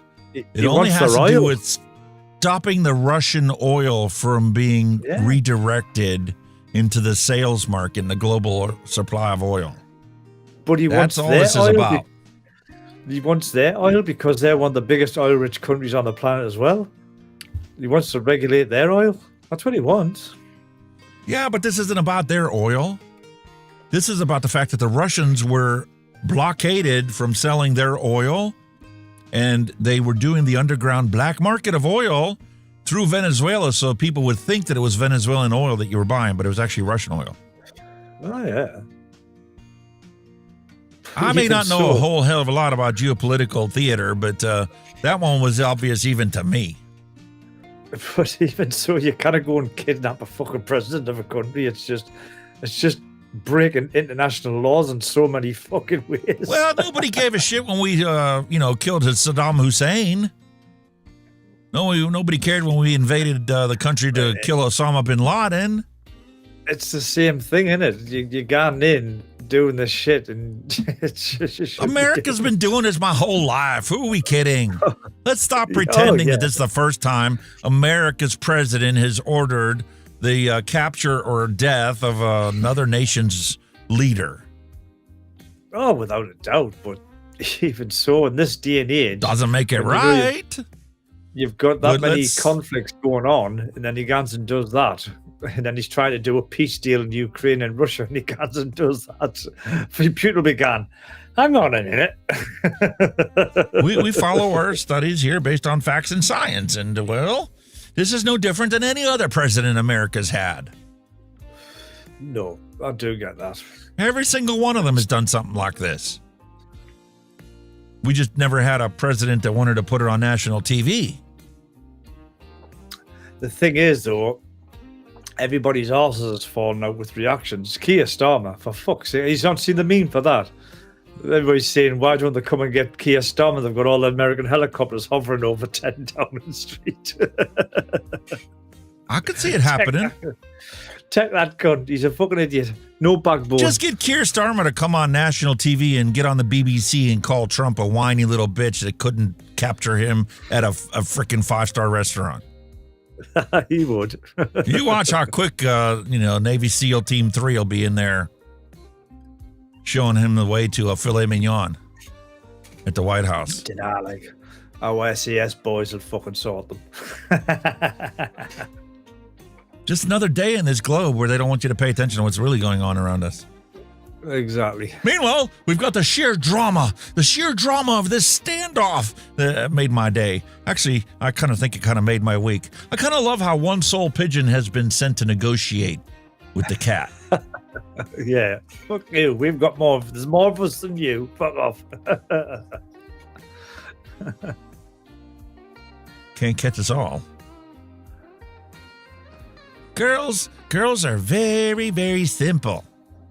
Their yes means yes. No means yes. No means no. No means maybe. Maybe means yes. And maybe also means no. Yeah, just figure out which one you think is right. And I guarantee you'll be wrong. There's a lot of tones as well. The tone of the voice kind of says a lot as well. Try me does not mean try her. Nope. It means I hope you prayed already because you're about to go meet Jesus. Yeah, exactly. You're about to meet your maker. Oh. Mate. One thing I won't ever build again, certainly not in the UK, is a snow Dalek. Because, I did that and we lived in our old house and, the kids were really into Doctor Who. And I learned that when snow Daleks start to melt, they tend to upset your neighbors because it no longer looks like a Dalek. Looks That's like brilliant. a phallic. That's brilliant. That's class. It's a phallus. Before Google Maps got incorporated into everything that we have access to, Dad used to actually have to stop and ask for directions. I bet I. Hello. Listen, if Trump can rewrite history and rename the Gulf of Mexico to the Gulf of America, why can't we rewrite our parents' history and what our fathers used to do? He's not here to deny it or acknowledge it. So you have no choice but to believe what we say. Kind of like what tobacco control does with vaping. Cannot confirm or Nobody deny, speaks against them, so everybody just believes their crap. Yep. Vaping will kill you and put you in the ICU. I must be doing it wrong. Something's not right. You know, folks, I'm going to toot my own horn here because, I made it through the holidays without turning any of my feelings into felonies, and I think I deserve a bit of acknowledgement. That is not an easy accomplishment. Oh, no, it's difficult in this day and age. Very difficult. Especially when you're over the hill. You have no choice but to tell people the way things are. Exactly. One dude told me that my clothes look lesbian. I said, yeah, they come out of the closet this morning. Oh, get the fuck. Really? Oh, my Lord. Yeah, my boyfriend ironed them and put them in there last night. Hey, is butt cheeks one word or should I spread them apart? One word. What? That's not funny. We got one word on that one. What'd you buy me for Christmas? Some jumper cables since you like to start shit all the time. Kind of helping you out. Cool. If a man speaks in a forest and there is no woman to hear, is he still wrong? Probably. More than likely. This is why I'm no longer allowed on nude beaches. They can see my tail. Jesus. Good prank. That certainly isn't my Dalek. That's very good prank. Whoa. Yay or nay? Yay. The new 1 million puff disposable coming to America. I think it could be a bit smaller, because I don't think I'm going to get me gob around that around that drip tip, Man, you got to open up your mind to this level of creativity. You know how you used to have central vacuums in houses? There would be a vacuum downstairs in the basement, and there would be hoses plumbing it to every single, room or hallway in your home. Well, now you do the same thing with this million vape device. A million puff device. You install this thing outside your home right next to your natural gas tank, and you hook it up to plumbing where you can take a hookah hose and plug it in wherever you are in your home. Sounds like a good idea. Can't guarantee the flavor, though. That 120-foot hose to your mouth, and just, I don't know, man. Maybe this is where that respiratory surgeon thought that it would shoot it in your lungs. Remember her? That's the best interview we ever covered. Maybe you'd have to have like a central heating dial where you could dial the wattage, because the further you are, you might want to just bump the wattage up to get that vape. We'd also have to figure out how to put it into stasis so that it didn't condense inside the hoses in your house. Yeah. You know what I mean? It would keep it in that vaporized state till you took an inhale. Yep. And maybe we could make it like scuba gear, where, it also isn't like this ghost vape. I know where this is going. You could take a drag. And when you inhaled it, it would be like those ashtrays we used to have that at the fan inside that would suck the smoke back into it, so there'd be no smoke fill in the room. And then plow it through a charcoal filter.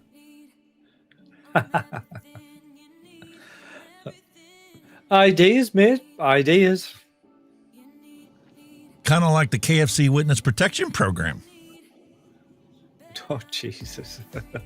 Definitely run by the American government. Look how effective that camouflage is. Chicken on stilts. Love it.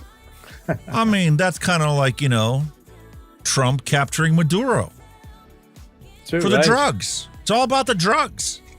About the drugs. It's nothing to do with oil. Never has anything to do with oil. America's never invaded any country for oil. Are you crazy? That's propaganda. Tinfoil hatter. Yeah. Kuwait. Iran. What you mean I'm fat? I made it through the cat door all right. Oh. That's me, dude. I need to get on the exercise bike 3 times a week. Even my mother told me for Happy New Year, she's like, okay, you exercising? I said, no, I'm making YouTube videos. She's like, you ain't doing enough of those, so get on your exercise bike. You got spare time. I know you do. Oh. Thanks, Mom. Mama spoke, matey. And you wonder why I have no problem telling people what I think. Can you die from constipation? I'm a little worried how full of shit some people are and how they might explode one day. Oh, yeah. Cat nuts roasting on an open fire.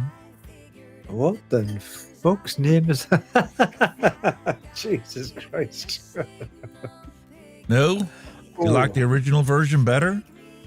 But it's copyright claimed. How about on our Christmas show, I mistakenly picked the wrong playlist.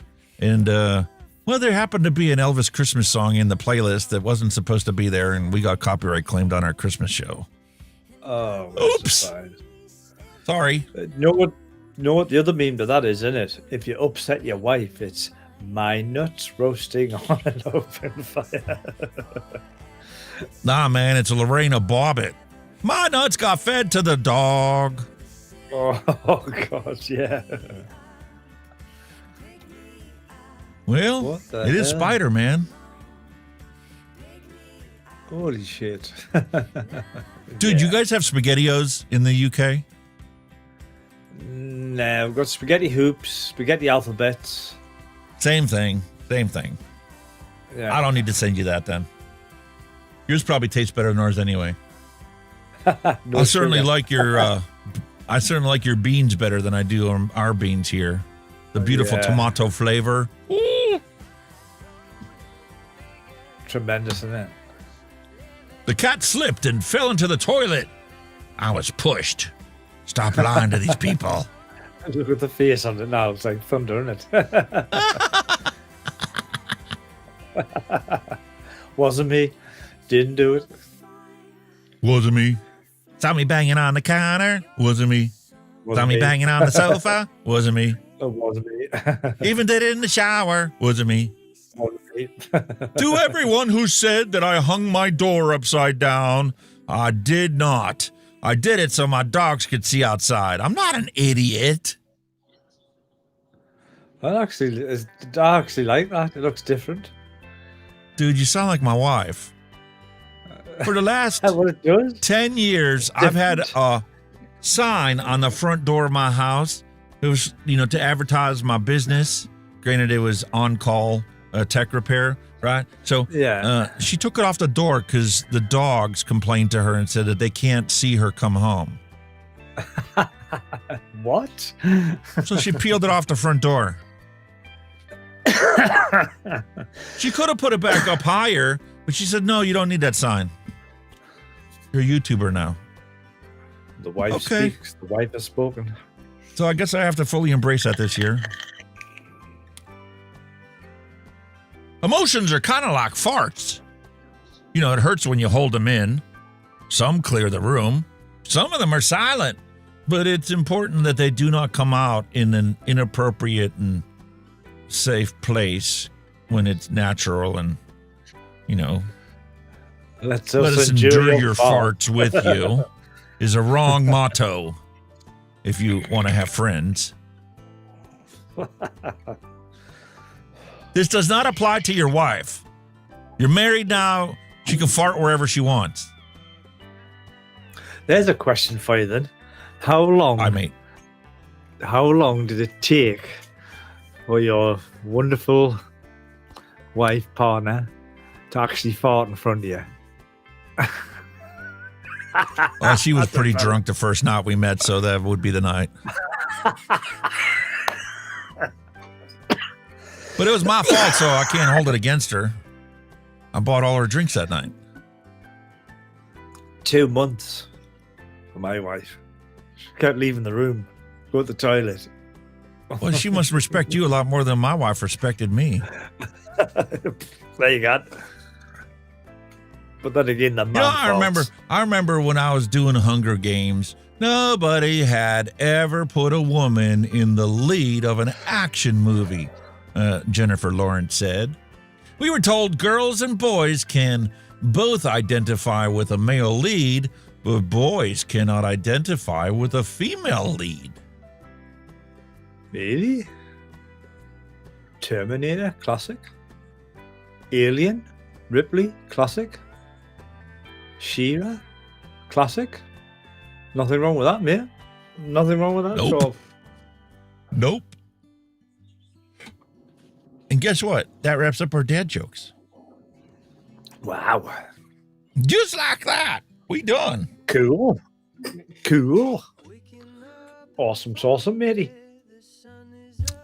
Yum, yum, yum, yum, yum. That wine's quite nice, actually. Yeah, tell us about it. It's like you can actually taste the grape in it. It's really nice. And that's like, let's say Prosecco is a bit like what was the other one called? Lambrini. You know, like the poor man's cheap wines. Like all the alcohols used to buy as a cheap fucking booze, but I think Prosecco's come up. There's a lot of people who don't like Prosecco, but it's like a love-hate relationship. I mean, I wasn't never keen on it, but I think it's down to the brand. If you get a cheapy brand, like a budget brand, it's crap. But if you get a decent brand, it's quite nice. Well, that's like Brut. Brut is like the ultra cheap American version of champagne, right? For us, it was always Asti Spumante. Martini and Rossi Asti Spumante was the perfect blend. It wasn't champagne. It clearly wasn't trying to be champagne, but it was a beautiful, sweet, sparkling wine. That's not bad. I'm quite impressed. I mean, it's not like your normal supermarket brand. I mean, like I say, this is a bottega. So, I mean, it's Italian, I would imagine. But it's something I've never seen in the shops. It was in the hamper we got from work, which is nice. All right. It's a bit quality, but maybe it is quality. I don't know. I'm not 100% sure, but it's nice.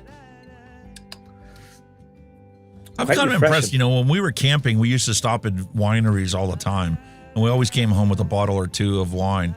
My wife's really gotten away from that stuff. Like, we have all kinds of bottles of wine downstairs we picked up over the years, and it's just like, she's not interested in them.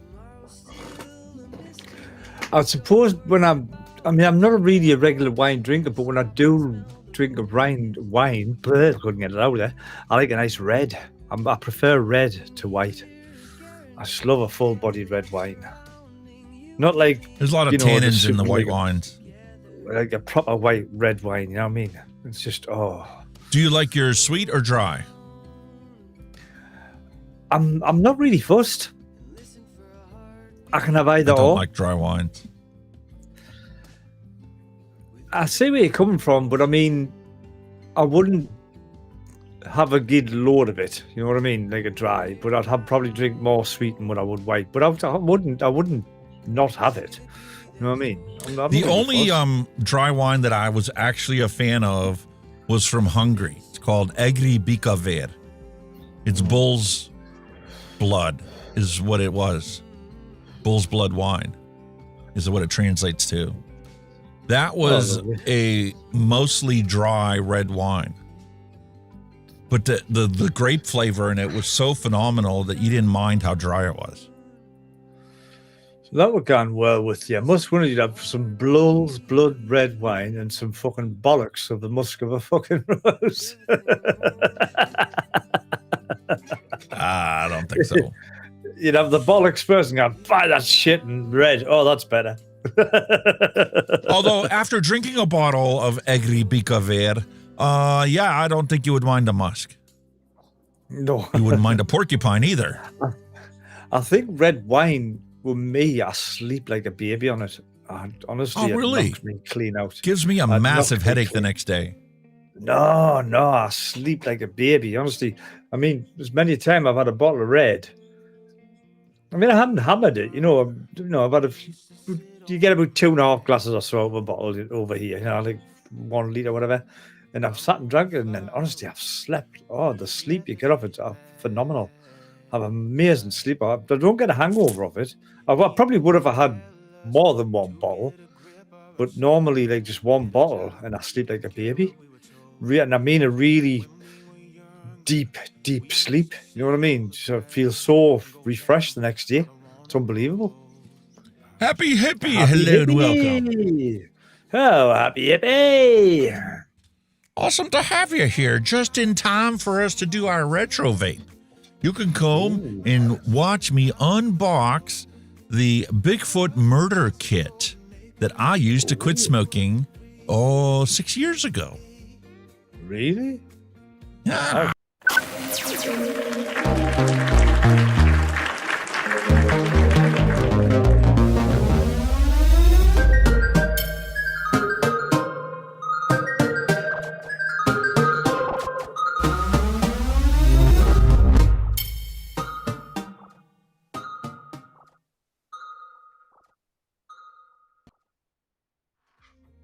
Oh, a long time ago in a galaxy not so far away, Vape Wild, who promised to be around forever, was one of the first vape companies to bail when they realized that the PMTA requirements were basically going to make it impossible for any manufacturer other than Marlboro to get authorization from the FDA to sell their products. So they bailed first. And when they closed up shop and they had their sale, I had to pick up a bottle of their liquid because I never really tried it. I've seen plenty of their YouTube videos and stuff, but yeah, so I have some spearmint here from Vape Wild that I have tasted before, but it's been quite some time. Come on. Out. And that legit tastes like spearmint gum. Oh, and sorry, man. It's 0 milligram. Spearmint. I don't understand this warning label though. Okay. Why? Christmas cake. Do you recognize this big man? Sure do. Sorry, I didn't send you any of the chocolate ones. My wife ate them. I also sent him some Nutty Buddy covered in white chocolate. Mm-hmm. Disappointed how thin they were this year. There's only like 2 of the strips of the crunchy in there instead of your 6 that you normally have in a Nutty Buddy. But what is up with this? What is with this warning? If it's 0 milligram, there's no need for this warning.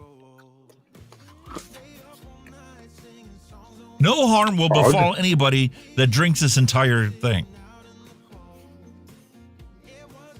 Yeah, maybe the spearmint will give you an upset stomach, but other than that, there's no harm in it, no risk.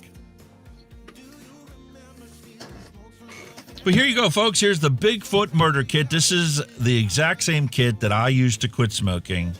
And this was actually manufactured by Wake Mod Co. And notice a very similar Sigelli packaging that they have going on here. Kind of makes you wonder. Have you still got your original kit? Or is that gone? I do. It's on the shelf. You do? You really have the original one that you quit vaping with?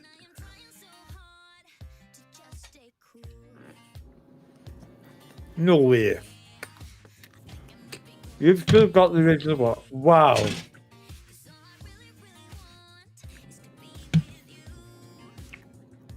And that's what you quit vaping on.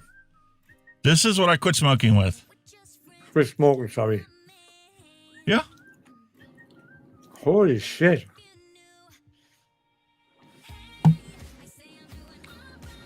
Now that's surely got to have some kind of sentimental value.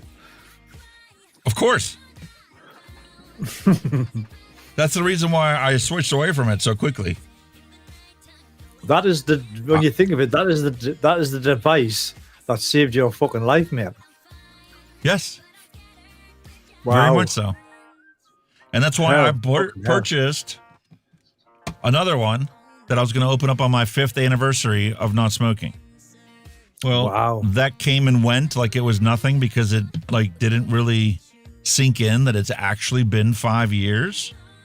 Wow. So here we are on our 5th anniversary, starting our 5th season of the Mixing and Chilling vlog. I figured now's the perfect opportunity to open a brand new kit up and take a look at what it was that I used to quit smoking. This is the Bigfoot Murder Mod and the Bigfoot Murder Tank. And, like all the other Sigelli stuff, they have seals on it for tamper protection. I'm going to give you an applause, mate. That's 5 years. All right, guys and girls, 5 years. Come on, give it to the man there. Love it. Yes. Never thought in my wildest dreams that I was going to end up being a non-smoker for 5 years. I never thought my wildest dreams I would ever stop smoking because I did enjoy it so much. I gave up on quitting. Never thought I would ever do it. And here I am. 8, 9 years now, something along that lines. Jesus. Could be 10 years now. It is, it's 10 years. It was I think it was 2014 when I gave up, when I started vaping. Fucking hell, 10 years out of the fag. There you go, man. You know what it is? Do you think, as an ex-smoker, you could still pick a cigarette up and light one up? Yes. I could. Yeah. I've always had that thought in the back of my head. Honestly, I was actually concerned when I got the heat not burn kit for my son that I was going to start picking that up or would prefer that over my vape. Really? Look at that. That's class. That's vintage, that, mate. That is vintage style, that. Look at the fucking What other device had a screen like that? That like rolls up, doesn't it? It's like a rolly number, isn't it? It's not like it's rolling. That's fucking mint. 200 watt now? Holy moly. It was so simple. Free Ride Vapor says, I'm coming 2 years smoke-free in August. Well done, sir. Well done. Look at this. Oh, wow. A gold bottle opener. Gold-plated bottle opener. See, you don't see devices giving you shit like that now, do you? You look if you get a full accessories pack. You know what I mean? That's what made buying that product so good, because of the shit you got in the box. And it was so different than any of the other companies were doing. Yeah. That's how Wake Mod Co. was trying to differentiate themselves from other manufacturers out there. Look at the cable that came with this one. The quality of this cable is so different than the El Cheapo thin stuff that you used to get with other kits.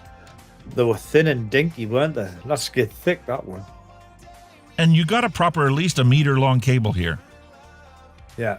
Not like the fucking 6-inch ones you get now. Like, hang on a minute. Yeah. Whoa. What am I supposed to do with that 6-inch cable? Exactly. Nice. And then there's a user manual underneath this packaging here. I'm going to put that back in there. Still, it was quality stuff, you know. You got that little, you just got that little extra thing in it, didn't you? Which was brilliant. And does this not remind you of a Sigelli kit? The one I just sent you, the Sigelli Cobra, exactly had the same type of packaging. Exactly the same. Exactly. The mod was packaged separate from the tank. Yeah, it's just there it is there. Slide that out. Yeah. I could slide it out. There you go. That's a tank box. And there's the mod box. Exactly the same kind of scenario. There you go. Now, here's the wonderful thing about this one, and this is another reason why I still say it's a Sigelli product. Because if you go and you open this up, right, Here's your coil. This is a Sigelei coil. And inside of here, you have this center ring.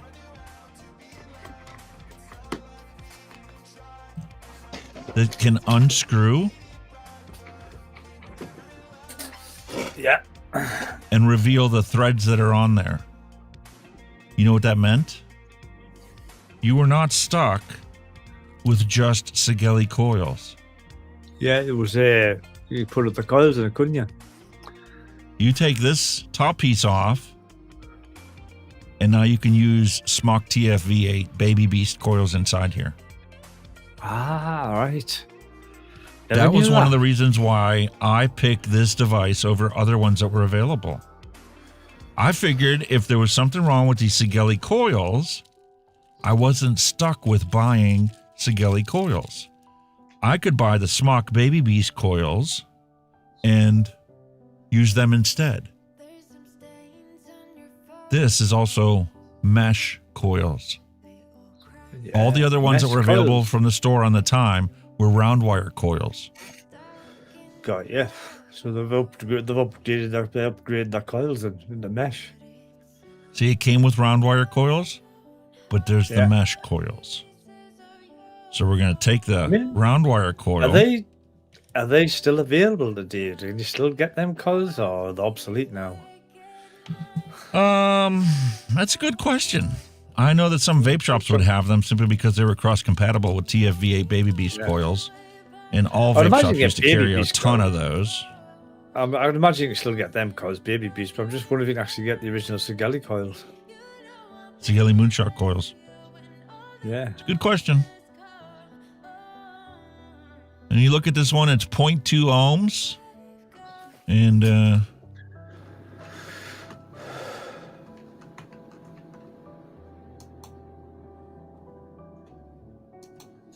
wonder. I'm going to have a look. 40 to 80 watts.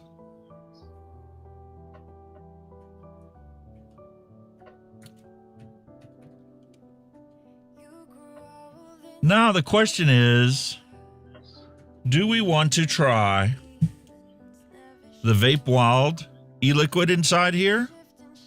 Or, being that it's my 5th anniversary, should we pop open this Austin Town candy cane liquid?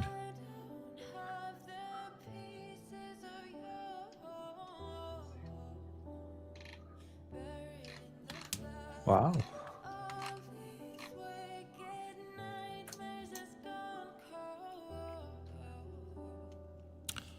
Yep. We're vaping the candy cane. You can still get them. But they're very limited. There's a company in the UK do the Sigelei MS and MSH Moonshot 120 coils for the sobriquet. A 5-pack for 12 quid. So they're still out there. The MS is still obviously the same price. The mesh. MSH is the mesh, obviously.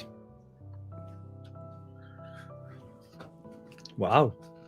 That's surprising for a device that old. You can still actually get coils for it in the mesh as well. And I think it's impressive that it comes pre-installed with the stock coil, bubble glass. Damn.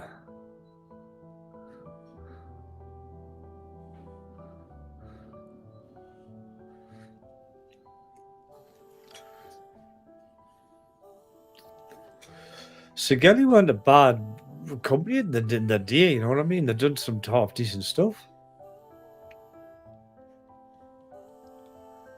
Big style. Sorry, I can't help it. You're just for nostalgic purposes, I'm going to have to drop that in there. And you just got to dump that in. I need to nick this up.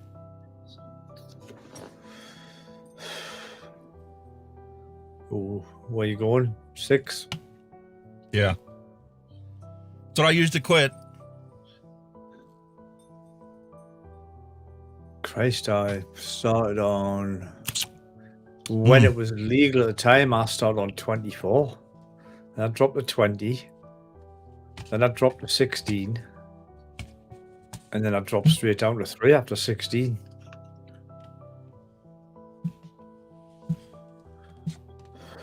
Been on 3 ever since. You know what the liquid was I originally bought to quit? Ram. Dragon's milk. It's an almond vanilla milk e-liquid. Really? Wow.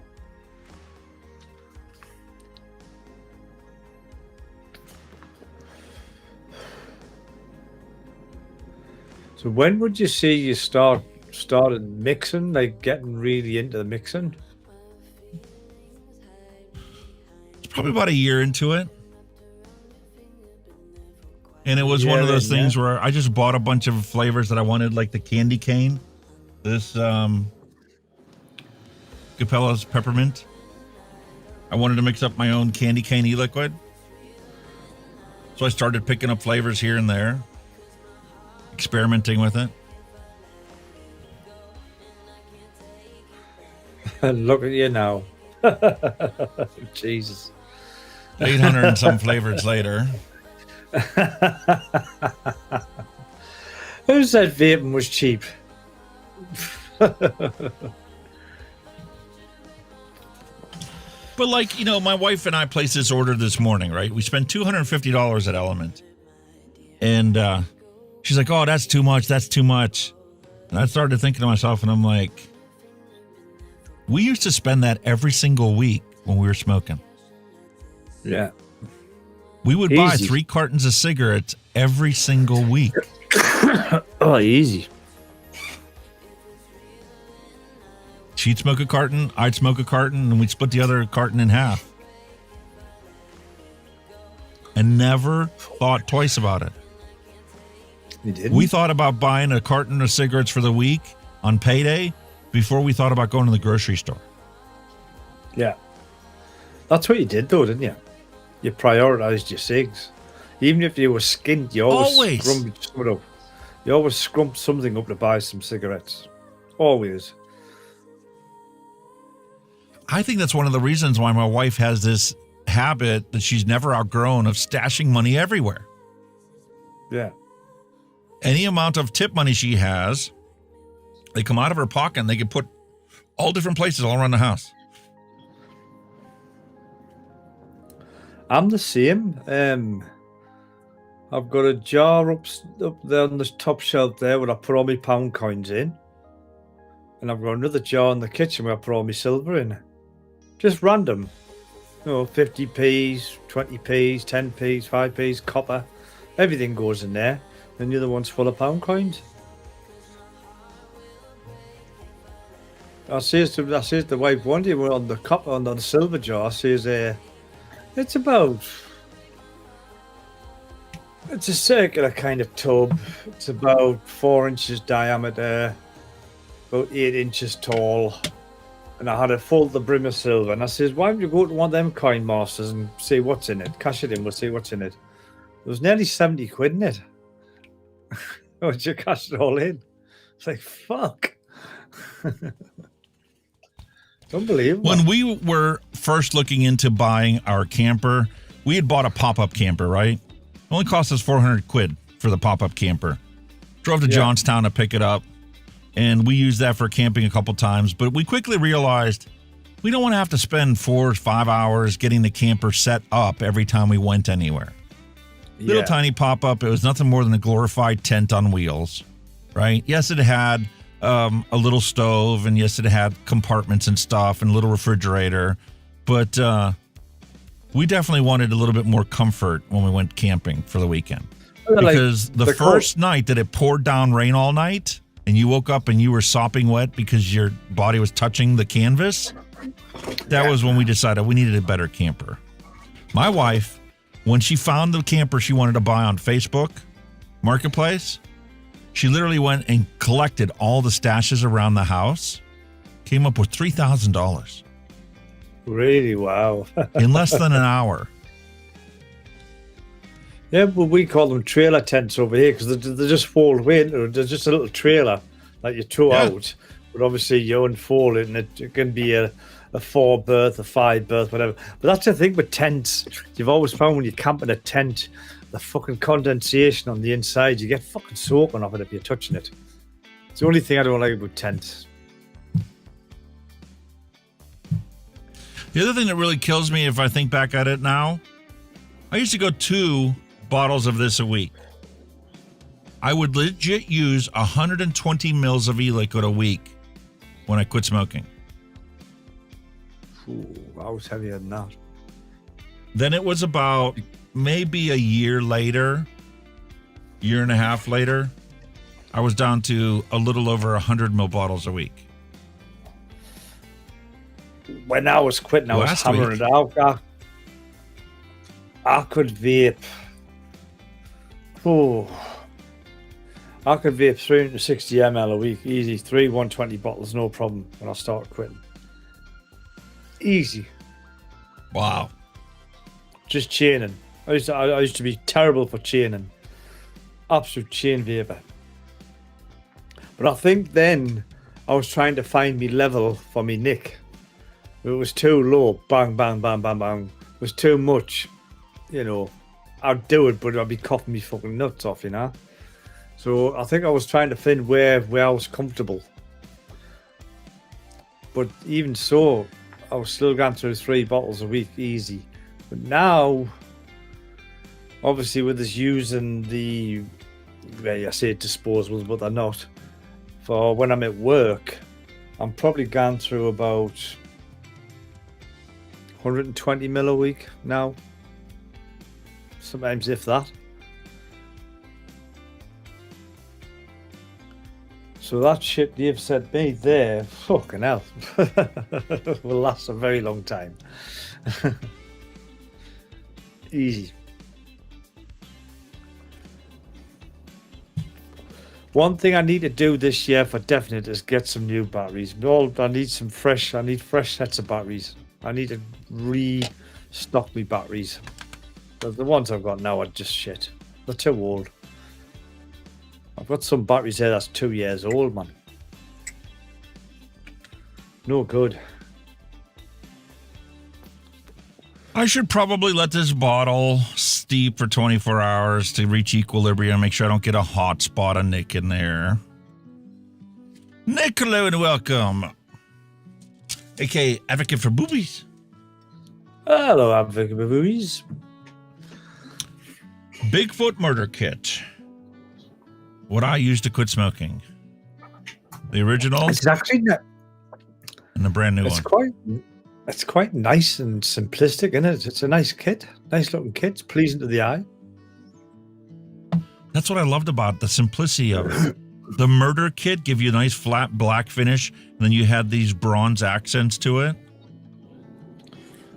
I do like that colour, like that matte black. It looks really nice. It looks absolutely lush. I like the way the numbers roll. It reminds us of an old like railway station board. You know what I mean? When they used to roll with the letters. That's what it reminds us of, and I think it's just classic. Really love it. Display. Can you still remember how to use it, mate? You can have the batteries shown or not have the batteries shown. Wow.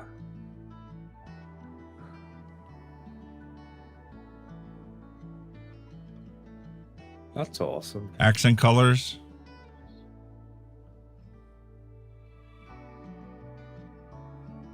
Wow. A cool little thing, eh?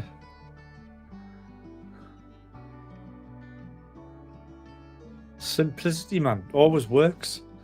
Simple. Does the fucking job. Mode, power, temp control, exit. Simple. Yeah. If you didn't want to get into the complex stuff, you didn't want all those other features, That was the advantage of that's what it this. was. For me, as being a brand new vapor, I'm like, I just want wattage. I want to set the wattage. I want to know what it is. I can easily adjust it up or down. And that's it. Yeah. Obviously lock the device. That's a cool Back little, in the old it's a cool days. little kit, actually. It is a cool little kit. That's it. That's all there is to it. There's nothing else to learn. 0.2 ohms for the coil. 0.334 volts is what 55 watts turns to with the 0.2 ohm coil.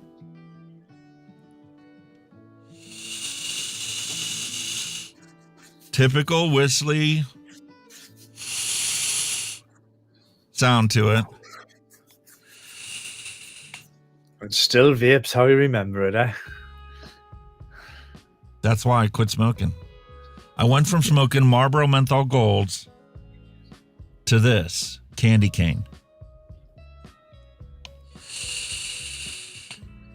Damn.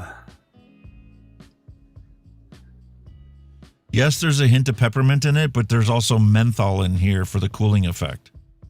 And Yeah. there's this chocolate note to it as well. Chocolate?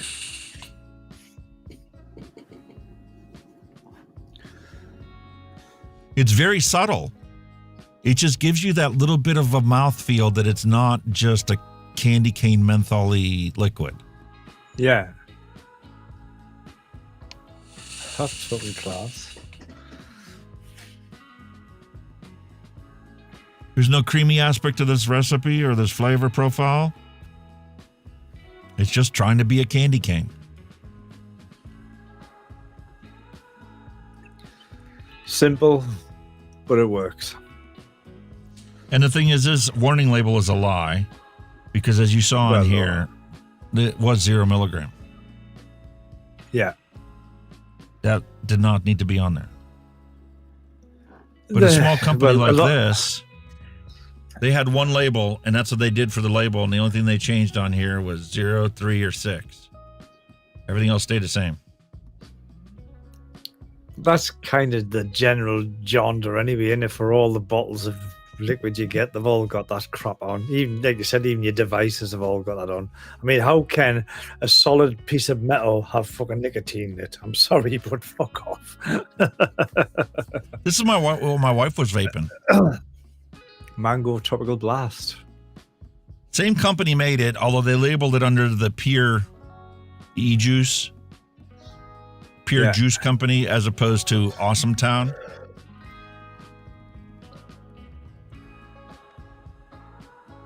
Holy moly. These ones all had clear labels on them. The Sauce LA was the actual company you ordered from. They also bailed with the PMTA. How can you blame them? No, you know what I mean? Just the cost of that shit alone. I can't. You know what I mean? If you were just a little punk that only smoked for a couple years and you picked up vaping and you never wanted to smoke again and you saw how easy it was to make money doing this, you could take a couple grand, start your own e-liquid company, create a website, and start selling the stuff. And then next thing you know, people love your stuff and they start buying it like crazy. Then you buy equipment to bottle it faster. Mix it on larger batches. Make a 500-gallon vat of it instead of making, a 5-gallon bucket of it. And then you pump that 500-gallon vat into bottling things that would actually dispense the liquid into the bottle and put a label on it and cap it for you. All you have to do is come off that assembly line, throw it into a box. That's automation, isn't it?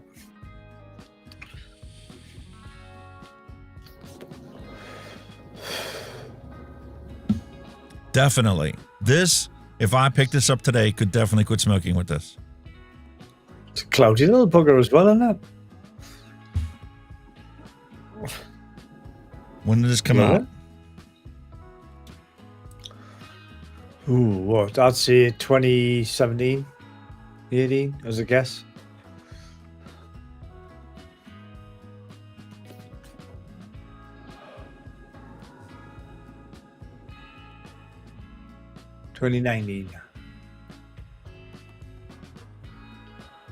And the thing is, this had all kinds of funky colors on there, too. There was a purple and white one. There's a blue one.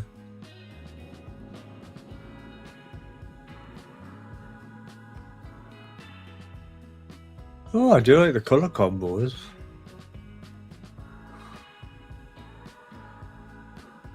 Whoa. I like that blue one. Yeah. I like that one and all. That's cool. Whoa, total red. Loved it.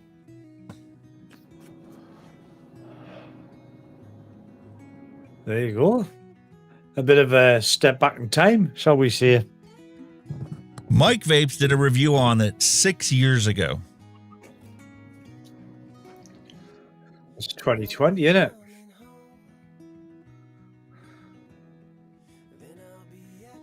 I thought like 2019, 2020, around that era.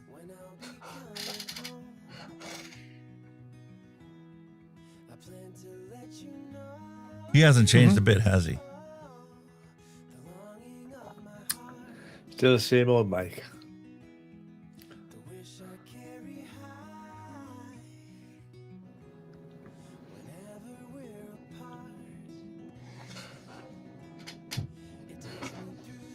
A lot younger. What do you, what do you actually think? Like, it was okay?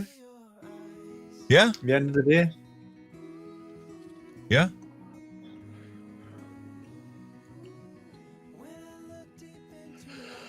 Cloud Chucker, hello and welcome.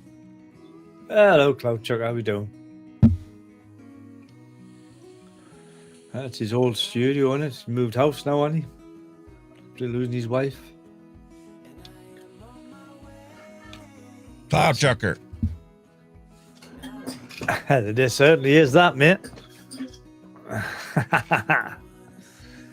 I can't get over the airflow on this, on how perfect this is for me. This is what makes me, I feel at home vaping this tank like this. Well, yeah, you're reminiscent, matey. It's where it all started. And that whole menthol and chocolate and candy cane, peppermint. It's where it all started, sir. Even the mouthfeel of the drip tip feels perfect.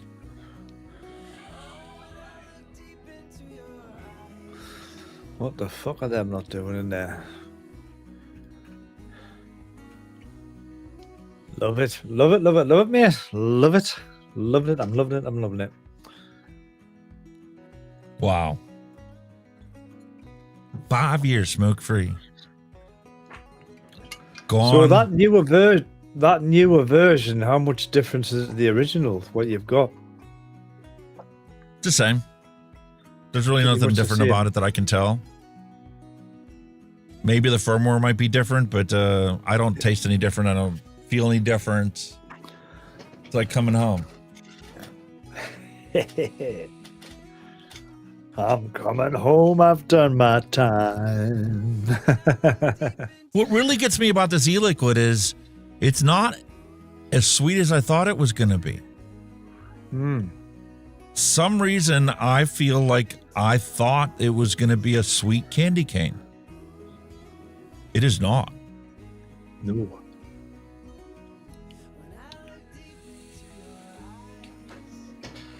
Is that a good thing or a bad thing? It makes me question why I automatically just throw 0.5% of super sweet in every recipe I ever make. Yeah, exactly. Do I really need it? I thought Patrick was crazy because he had mentioned before about how, he doesn't like to put sweetener in any of his liquids. I can see why. You don't need it if the flavor profile's right. There's a lot of people that don't like to use sweeteners. But like I said, sometimes you need the sweetener to blend. It's not for the sweetness, it's the blending, isn't it? It helps pull stuff together. The other thing is maybe they weren't using super sweet back in the day. Maybe they were using like an ethyl maltol in there. Could be, yeah. And I'm not going to taste that. Not compared to super sweet. get where you come from, like Devin. Oh, Hey, guess what I found last week? Remember we were mixing up my Macca's holiday pie? And I couldn't find the cupcake flavor from TPA? You didn't, did you? I bet it was under your nose all the time, was it? It sure was. God, the last 4 flavors I ordered from TPA didn't fit onto the TPA shelf. So, on the shelf next to it, where the flavor stuff is that I've been slowly giving away, like their one-shots and stuff like that, yeah, there's 2 empty rows. So I took 4 of the 60 ml bottle of flavors and put them over there. And in front of them, I put 4 of the 30 ml bottles I just ordered in. Oh, they're not in alphabetical order. Oh. But there's only 4 of them. I didn't think it was going to be a problem. It was when you come to look for it. Oh, shit. Well, at least you got there. At least you found it. Kettle corn, lemon slice, lemon candy, and vanilla cupcake. The last 4 flavors I ordered from TPA. What can I say? But, you know, it's an easy mistake because, like I said, you've got that much sitting there. It's an easy mistake. Have I tried the Titanade Leto 20.24 RTA? No, I do not. I have not even heard of it. No. Gotta Google that stuff. T-E-N-I-D-E. Came out a year ago, or at least the year goes where most of the reviews are at. Stainless steel, single coil rebuildable atomizer. Good mouth to lung and direct to lung. A single coil tongue, is it? Yes, European. 59 euros. Well, very elegant. It would definitely go with this Bigfoot murder kit. I've got e-cig 1 and it's $49.99, so it's 50 quid in UK. Single coil, there's 6 holes in the bottom of the deck for airflow. Definitely more aimed for mouth to lung or restricted direct lung. It's a thing I'm not a fan of. Well, it must be selling well because it's out of stock on e-cig 1. It's gone.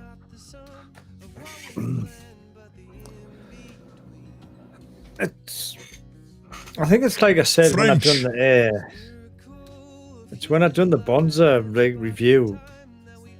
I said I'm not really a single coil user, so you know I'm not a fan of single coil stuff or mouth to lung stuff. I'm not dual coiler. That's my style. So Paris, France. It's where the Titanade is based. Titanide.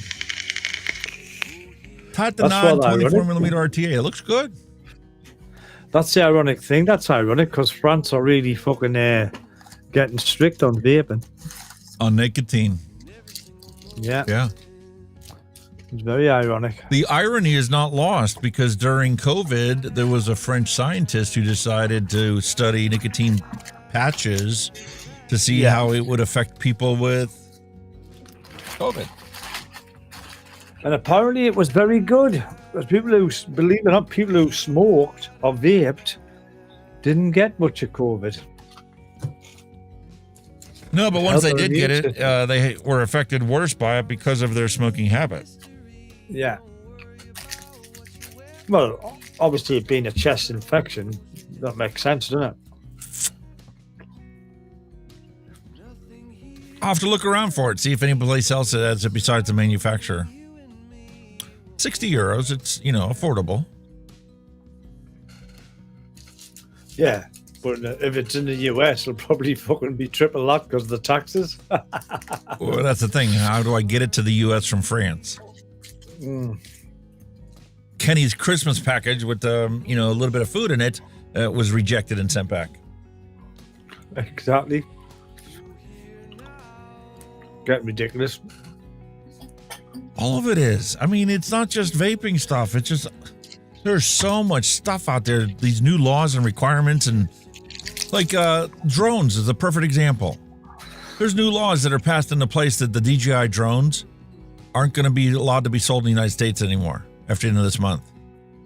The UK has just come up with some new drone laws as well, like where you can fly and where you can't fly, and heights and all that shit. I get that part, but to outright ban it, why? Because it's a popular drone, it makes loads of fucking money and they don't like it. Probably why. Another technological innovation that's been sidelined for no good reason, other than greed. I don't know. And yet they'll quite happily approve a fucking driverless car programmed by a fucking graphics card company. Well, that's fucking scary. Because if it's out to do with the drivers with a new card, oh fuck. Oh. If their software for the car is as bad as their video driver, we're screwed. My thing with this, right? My qualm with this, right, driverless car, right? Yes, it is a brilliant technology, right? As a driver, I would prefer to drive. But if you have two AI cars that have a collision, what the fuck happens there with insurance companies? Who's to blame? It's not you, because you weren't driving. You know what I mean? You know, like, as you as a driver, if you rear end somebody, you go up somebody's ass, it's kind of like your fault because, you know, with driving without due care attention or whatever. Well, bullshit. But if you get an AI car that comes up to the ass with another AI car, who's at fault here? Is it the company? The passenger? The owner of the car? You know what I mean? Theoretically, there shouldn't be any accidents if all you have are AI-driven cars. But nothing's fail-safe. Nothing is fail-safe. They're technically supposed to be able to communicate with each other. I know, but just for instance, if that did happen, it would open a fucking can of worms, wouldn't it? Yeah, that's the next biggest fear. There goes your 69 Mustang you were hoping to own. It's got a V8, you won't be allowed to own it. Forget my Excursion with the V10 in it. That'll definitely be outlawed. I think, you know, like, what I've seen with classic cars, yeah, you might be able to have the big fucking V8 fit, but a lot of them are electrifying them, put electric engines in them, electric motors in them. And they still work, they've still got the car, but obviously you haven't got the growl of the V8. I mean, fucking hell. You can't beat that, can you? You know what I mean? I mean, I was watching Car SOS. Take care, Cloudsucker. Thanks for stopping by. Thank you. They restored a Jensen Interceptor, which basically had an American, I think that had a Chrysler V8 in it. Oh, fuck me. When they got that done, oh my God, it was orgasmic. I mean, you can't beat that, can you? Just the sound of a good old V8. The heritage of the classic cars. You can't replace that. No.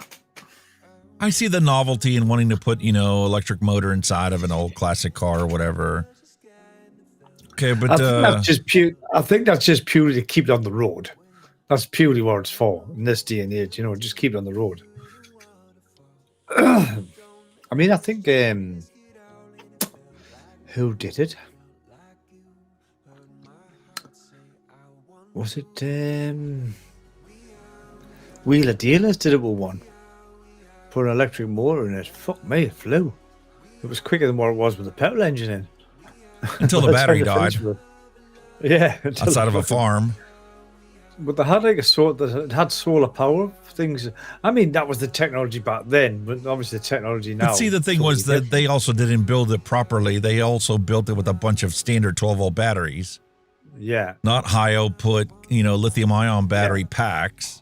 There was no Different now, isn't it? electrical battery management system involved. They legit just put a bunch of 12-volt batteries in parallel and ran a rheostat to control the motor. Yeah. That's it. And they use conventional braking technology to stop it. Yeah, the fucking brakes must have been cooking. Whoa. But it would work if you did it right. I mean, it would work. You know what I mean? No reason why it wouldn't. It's just the weight of the batteries that you need, and it's where to put them. And imagine how far battery technology's come since then. Oh, Wheeler Dealers ain't even on TV anymore, not the original group. You know what I mean? Mike and Ed were the classic Wheeler Dealers. I quit watching it whenever Ed left. Mike and Ed were brilliant. And then again, that Anth bloke was all right. He was all right. And then obviously Elvis, he's all right. You know, it's still the same formula.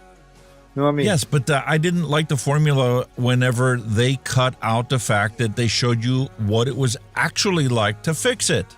Not you had 6 specialists in the shop that when they stopped the camera rolling, spend 3 hours to get the bolts loose, that you obviously know you can't ever get every single bolt out. There's always one that's going to snap off, then you got to drill it, retap a hole, and find a replacement bolt. I think that's why Ed China went, because obviously he wanted to show you and explain how this worked, and they wanted to cut all that shit out, didn't they? Yeah, he wanted to show you the fact that, not all bolts are going to come out easy. Sometimes you might have to take a torch to the bolt, and you take the torch and you heat the torch up, you heat the bolt up, then you take a crayon and you put the wax inside there, and then that wax causes lubrication inside of the threads. It'll seep down into there, and then you heat the thing up again until you get it smoking hot, and then you spray it with penetrating fluid to harden the bolt, and then slowly work it back and forth. Yeah. Yeah, that was too much for TV. That was too much for TV. TV pretends that everything always comes apart just like that. Oh, got an impact on it. It comes right out. It's the same one. It's the same on YouTube. You Google, you get on YouTube, how do I change, for example, a bottom suspension arm? They're sitting there. The car is fucking pristine. It's fucking gleaming. You glance underneath, there's no speck of fucking mud on it. It's literally a brand new army's taken off and a brand new army's putting back on. You're like, fuck off. Get to the real world, you daft twat. It's up the tits and road shit, and it's seasoned, it's rusted, or it shears off when you're fucking doing it. Fuck off. Reality, breaking a bolt can turn a 5-minute job into a 5-hour job. Exactly. I had that same problem whenever the exhaust manifold bolts on the Excursion, when I bought the thing, a couple of them had popped the heads off the bolt. So I'm like, okay, let's take this exhaust manifold off. We'll put all new studs in them and put all new bolts on it. New gasket, be job done, right? Take me a day, maybe 2 at the most, right? It turned into a 6-stage project because the studs that I had gotten to loosen up, the ones that popped the bolts, guess what? They didn't want to come out. I put the vice grips on it, and it literally sheared the bolt head off at the block. Oh. So there I was, literally getting a welder out, throwing a nut over there, welding it to the nut, and then, slowly getting it to break free, and that didn't work.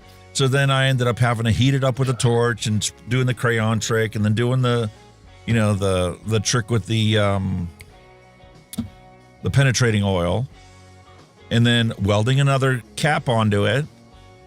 And then once it didn't work that way, then I got a bigger, fatter nut. And I legit used a stick welder to get it super hot. And then once it was completely heated up and then let it cool naturally, I heated up with a torch.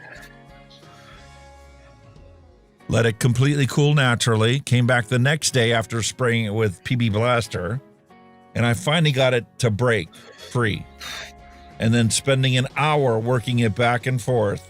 Slowly getting it to come out. Yeah. Once you got that one complete turn out, the impact gun zipped it right out. Yeah. But getting it to break free took hours. I've just had nightmare work. I still have got nightmare work. There's the bottom control arm that controls the lateral movement of the wheel. stops it going forward. For whatever reason, the nut over time has unwound, and the other day it popped out. Fucking whole lot just popped out. Fucking pop and ball joint. You're like, what the fuck? Looked on the road, couldn't find the nut, anything. And I never give it a thought. And I see one mate, he dealt with, he fixes ours. I says, now, what nut size is it? And have you got one? He says, what you need is a nylock nut. He says, obviously, supposed to put an ordinary nut on because on the top there's no hole for a split pin. Just put a nylock on. I champion. I gets it back in, nips it down like in arms. Oh, that's got a good hold. Now, like you say, with the nylock bites in the ball joint, turns to spin, you've got to put pressure on. Gets it on. Never give it a thought. Drove up the road, everything hunky dory. Wife took it out of the day. Same thing's happened again. That noise and something's rubbing. I went, oh fuck. So I had a look, and what's happened is the ball joint's dropped again, but the whole fucking nut and everything's still attached. And so I thought, there's a fucking washer missing in it. So I googled it and I went, yeah, there's a special washer that sits on the top where you've got to put to keep that it from coming down. And this washer, honestly, it's like fucking Lord looking. You just can't fucking find one, or it costs a fortune. It's like, it's not so much a washer, it's like a cap. It's like got an inner diameter that sits in the hole, and then obviously this cap that takes the pressure. And I'm thinking, fuck this, I'm just going to go to my garage and get a load of fucking strong, maybe just sprung. I'm going to get a big flat washer, maybe just a spring washer, and whop it on with that. I says, fucking, I'm not paying for that shit.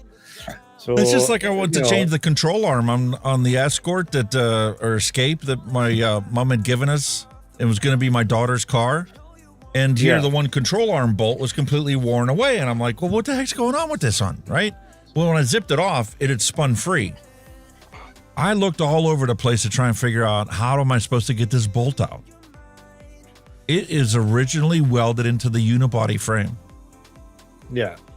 So I legit had to cut the panel off where the doorway pillar is, cut the panel off, cut the inner panel, and pry it open to get to where the bolt is.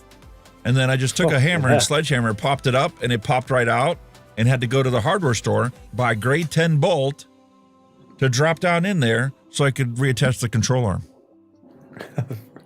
That's fucking dummy me when I did this. I tightened her all up and everything, and it was fantastic. I went to take it to the shop to get the alignment done. I sealed up all the things that I cut open before I took it to the alignment shop. We can't do an alignment on it. We can't do the thrust adjustment on it. We can only set the toe because we can't get to that bolt. Oh. Let's go ahead. Let's set the toe.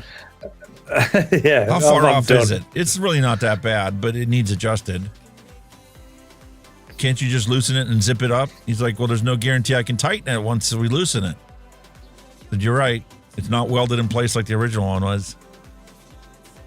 Let it go. Honestly, fucking cars, man. Honestly, they're a money pit and a nightmare, aren't they? They're just fucking all. Great when they're going. When they fuck up, they're a fucking mare. Absolute mare. I think the let's do a random recipe mixing here. We got a random little recipe less than time. an hour left. Neil Pitts, hello and welcome. We're going to do a random recipe mixing, and we're going to be done at the show here in 40 minutes. Well, of course we can. This day flew by. We can get a couple in, man. How rock and roll.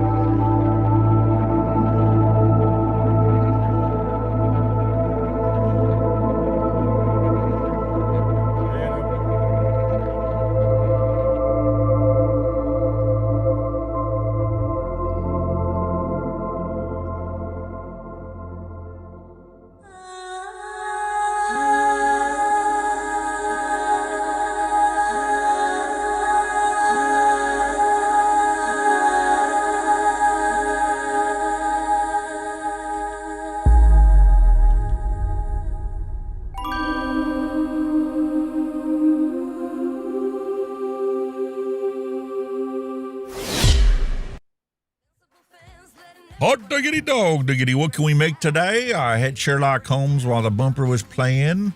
And here's our latest list that are available recipes recently mixed up. Oh, Somebody you made a fucking Saskatoon desert thing. What's wrong with your twat? Oh. I've just typed something that didn't fucking work. Why have I got the code? This fucking mouse is doing my head in. I've just clicked my mouse and it brought up all the code for the web page. Really? Don't want that.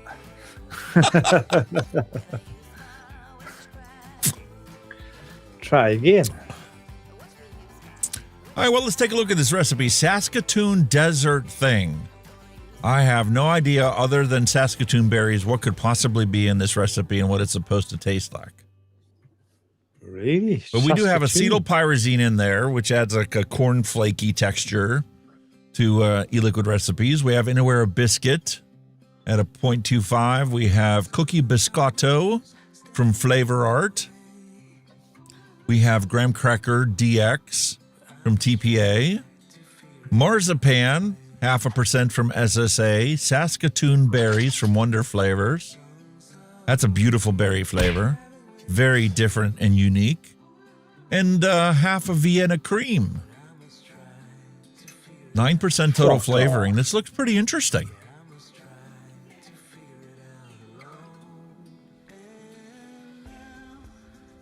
It really does look interesting. What else we got? Somebody got a 5-star rated recipe they made on New Year's Eve. Strawberry Wild. Really? They just used strawberry ripe and Flavora's wild melon. 8%. Yeah, the wild melon's pretty punchy. 1.5 should be more than adequate to compete with the strawberry ripe. That's going to be a simple fruit flavor. That's going to be wild melon and strawberry.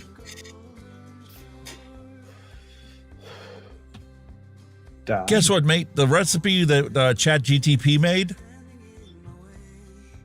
No, it wasn't this one. It was the other one. Mowgli Vapes left a comment on there. And it's like, dude, you messed up. Don't forget Flavor Art has those funny names. Those names in Italian. Right. And it was on the apple pie. No, the other one. The Grok apple pie. Oh, I'm sorry. It wasn't Mowgli Vapes. It was Apathy Miller. He's like, hey, brother, you just said FYI, you have apple pie and lemon Sicily from Flavor Art, but those names are incorrect. So yesterday I went in there to change them, and they already changed it for us. No shit. Yeah. The apple pie is torta di mela, and the lemon Sicily is limone Sicilia. Oh, really? Wow. So that's pretty cool.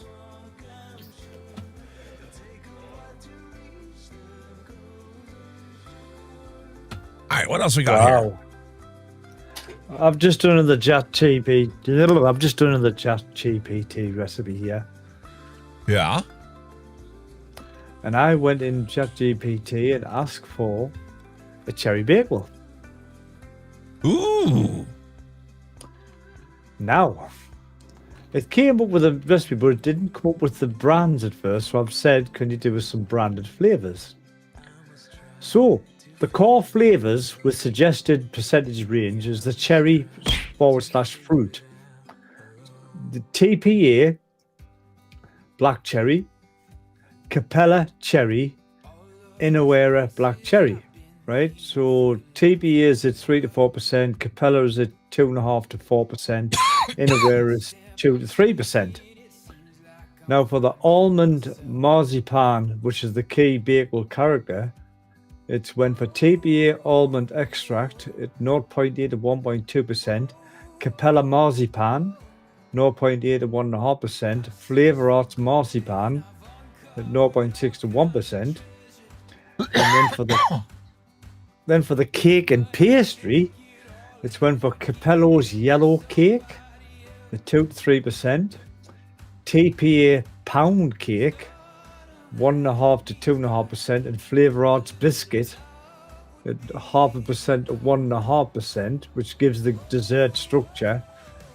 And then for the vanilla sweetness boost, it's gone for TPA vanilla swirl, 1 to 2%, Capella vanilla custard, 1 to 2%, Flavor Odd vanilla classic at 1.5%, which balances the sharp fruit. Optional enhancers is obviously TPA sweetener, for extra sweetness at 2.5 to 0.5%. Innerwear raspberry at 0.25 to 0.5%, classic Bakewell pairing. And TPA marshmallow, 0.5 to 1%, which softens the edges. That's fucking class. Attention everyone. According to Neil Pitts, for Kenny HHHHPPPWWHHHPPPWWW//HHWWTTTTT. That is all. But I'm very quite surprised with that one. I don't like that recipe. Too many cherry flavors in there. Yes, they added the raspberry in as a contrasty punchiness to the cherry, but that's what I'm saying.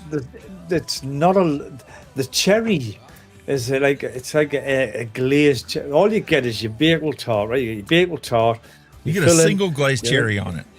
You get a single glazed cherry. So there's not a huge. They must be trying to cherry up the jam bit in the middle because you do get the little bit of jam, which technically is it's more like a strawberry jam than a raspberry or anything. But they're trying to enhance the cherry, which it doesn't need. Cherry's too strong in that recipe. Yeah, it's too much, isn't it? I get where they're coming from. But your dominant flavor has got to be that marzipan flavored filling. And it's got to be a creamy marzipan. Yeah. Both on the inhale and the exhale. And you need to be able to taste that crust without it taking over the recipe and leave it just as kind of a finish note. Yeah, with that, they're really hammering the cherry on there. Yeah.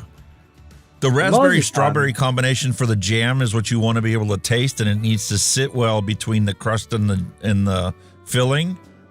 And the cherry is just simply a garnish to the cherry Bakewell. The cherry is kind of like the jam in the middle because I think is it cherry jam? It could be cherry jam or it could be strawberry jam. I can't be 100% certain. In the Mr. Kiplinger's, it's actually a raspberry jam. The raspberry jam, yeah. Yeah. So they're going cherry. Bit heavy on the cherry for me on that one, mate. Sorry, Jack TP, you fucked off this week. Goodbye. So here we have Banana Man, my version. We have TPA's Banana Cream at 6, Bavarian Cream at 4, Sweet Cream at 4, and Vanilla Bean Ice Cream at 5.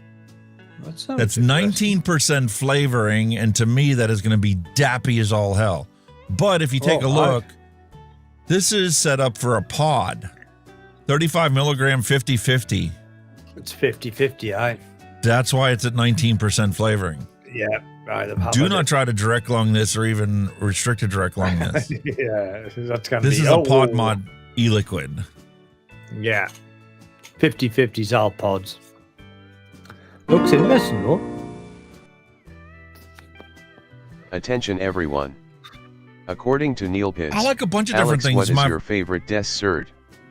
That is all. My favorite that I like to have once in a blue moon, especially around the holidays, we used to do it every Thanksgiving, was pecan pie. I would love a pecan pie. You like a pecan pie, yeah. But throughout the year, like banana cream pie, coconut cream pie, I like those cream pies better than I do like an apple or a cherry pie with the fruit. That's a thought. You could have sent us a fucking recipe for some shit for the pecan pie. I've never thought of trying that. That'd be interesting. The pecan pie, the filling is mainly made with corn syrup. Really? Wow. Yeah. And the glazed pecans that they put on there is just a top layer to it, and then it's just your standard pie crust is the base. Never thought. Well, obviously, you don't have to ask me. Mine's cream pie. Mine's I like that idea. Coconut. I like coconut, like. I mixed a bunch of recipes. None of them really tickled my fancy. Coconut chocolate, creamy coconut chocolate, bullshit. No, thank you.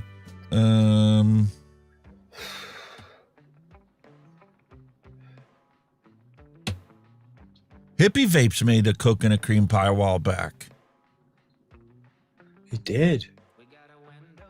Wonder if I have that. Nana pudding cheesecake.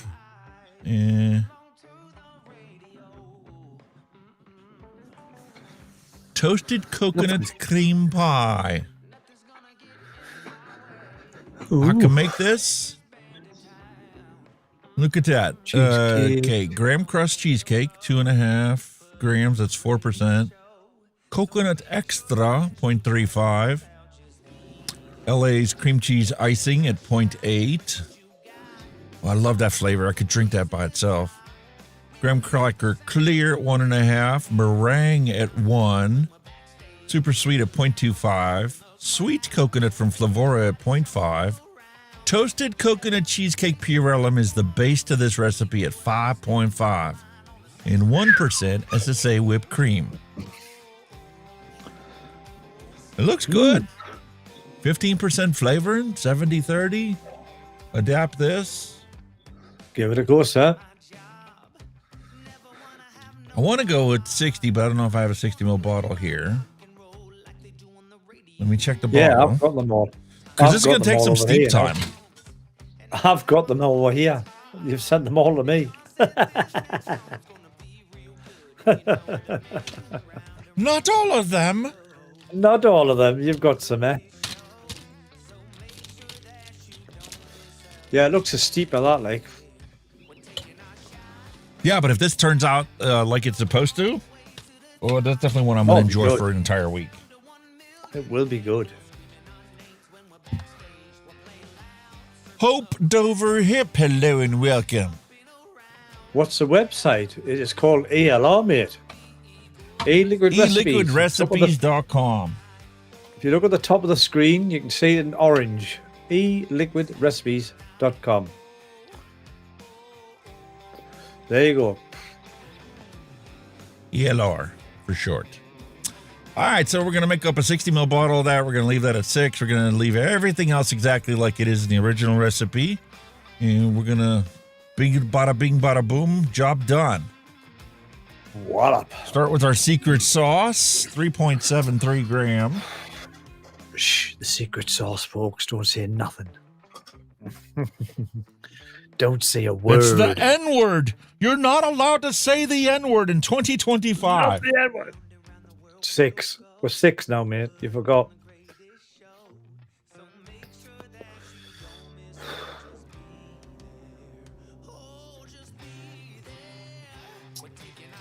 All right. 3.73, 6%. Saying, is there guides or sources on how to properly mix on the site itself? You just follow the recipes, mate. You know, you've got your percentages, you've got your grams, you've got your milliliters. You just follow the recipes. It's simple as that. You're just looking at it, just like cooking. You know, if you look at a cooking recipe, you follow the recipe when you're cooking something. It's exactly the same with this. And just follow if recipes. you've never cooked before, it's better to follow somebody else's recipe than it is to try and throw stuff together on your own. Generally, if you're mixing, you've got a set of scales, concentrate on the grams. That's what you're aiming for. 2.5 grams on this one for cheesecake, or 0.21 grams. The percentages is just telling you what percent of the flavor that's in there. But when you're actually mixing it, concentrate on the grams. Try use the same brands of flavoring if you can. You have just to follow the recipe. Yeah. All it takes is one brand being swapped out for a different brand, and you can completely kill a recipe. You've got it, mate. It's volume and weight ratios. Exactly that. You just follow the recipe and do what you need to do. It does look like a very tasty recipe. And like I said, the fact that they're using Purellum toasted coconut cheesecake as the base for this at 5.5%, that's the highest quantity out there besides the graham crust cheesecake mix. You're basically blending those two flavors together and then just bending it a little bit to your whim with a little coconut extra, the cream cheese icing from LA, I would actually want to push that even further, but I'm going to mix this recipe the way it sits. And then if I'm not quite happy with it, I could always add flavors in there that I recognize and can appreciate the flavor, like the LA cream cheese icing. That's exactly what it says on the label. That is another point to make to hop and over with. Don't, like you say, if you make a recipe, don't think that is the god's, honest recipe. You can tweak it. If you want to add, for example, I don't know, more meringue, you can add more meringue. If you want to add more super sweet, you can add more super sweet. If you want to add more of this, add more of that, you can do that. You just play about with it. It's a learning curve. Even for seasoned mixers, it's a learning curve. They'll start with a base recipe and then they'll tweak it. Add some of this, take some of that. And you need to adjust it to your taste. Yes. You might taste coconut way more than somebody else. Like there's people out there that can't taste strawberry at all, no matter how much strawberry you put in it or how many different brands you put in it. They just can't taste strawberries. So, you might need to adjust it and put in other things like raspberry can mimic some of the strawberry characteristics. There you go. He's got an advantage already. He's been a professional culinary for 11 years. This shit's holy piece of cake. Got to give me. So you've obviously got a palate. So you've got a good palate if you've been a professional chef, cook, whatever. Yes. So that is a good start. That's it. And also, what we tend to encourage, or at least Alex does, when you get your single flavors, test the single flavors on their own. You've got the palate, so you'll have a good idea what to expect and what to do.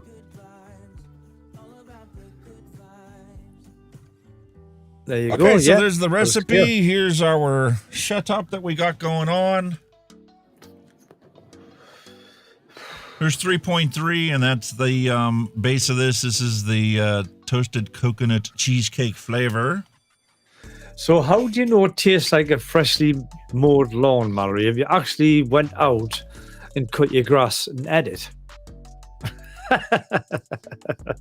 Listen, as somebody who's had allergies my entire life, I can tell you what grass tastes like without actually eating it. Really?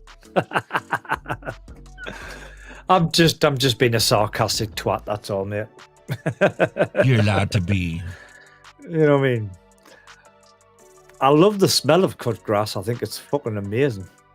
Freshly cut grass. Love the smell of it. But obviously for you allergy sufferers and hay fever sufferers, it ain't a good thing. Okay, we got the two primary ingredients out of the way. Now we're going to go and work our way down the list. Coconut extra from TPA.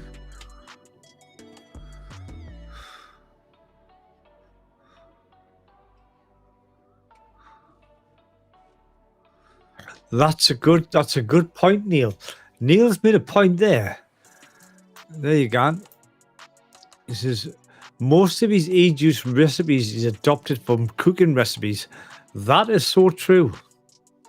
That is so true, because you might say, like I say, Alex has done a cherry bakewell for me, which is the closest I've had to a cherry bakewell. So he's went and he watched a program in the UK in a factory how they made cherry bakewells, and that's where he got his inspiration from, and he's pretty much nailed it. So if you've obviously been 11 years cooking, I don't know if you've been like a pastry chef or whatever, or you've got dessert experience, and you've got that in your head, there you go. You're already one step up the ladder.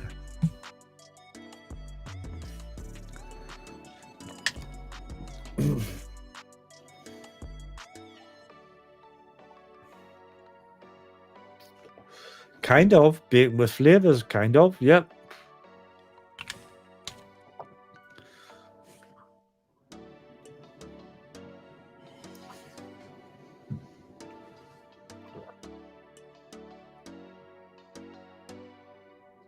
It's pretty much right, Mallory.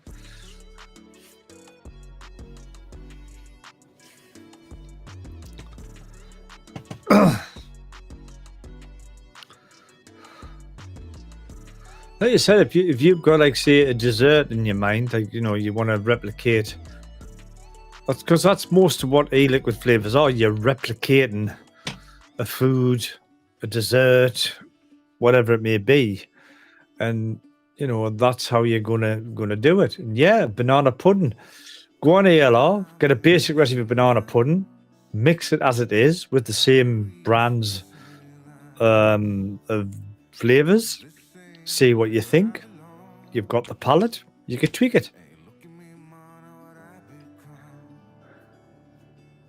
And again, single flavor tests. Whatever flavors you get, single test them on their own.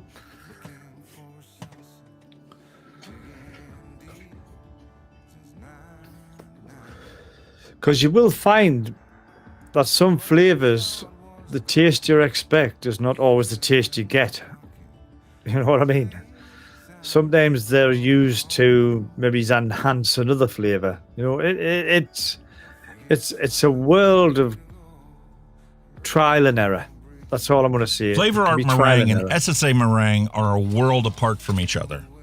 Yeah. Pippa, hello and welcome. Oh, Pippa. All right, we got Flavor Art Meringue at 0.63. There you go. You've hit the nail on the head, sir. Everything is about profile, not flavoring. Never means more flavor. True. And there's the expert right there. You can ask all about it. Pippa. Yeah. Okay, a little super sweet. Working Have down you the noticed? Have you noticed she's critiquing as well, matey? She's critiquing.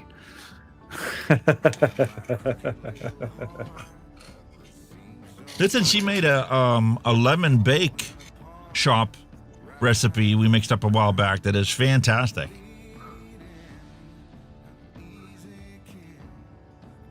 Flavora, sweet coconut. So far, she's saying it's a 2 weeks deeper, mate. So she's fucking laying down the law already on you, mate. She's telling you straight already. She's telling you straight already. We'll be trying this when I get back from my cruise. Buddha Squad, hello and welcome. You're a bit bloody late, mind. I'm gonna have a word with ye. Very good. Sweet coconut. Now I need toasted coconut cheesecake. Oh, we already did that. And SSA whipped cream is all we got left.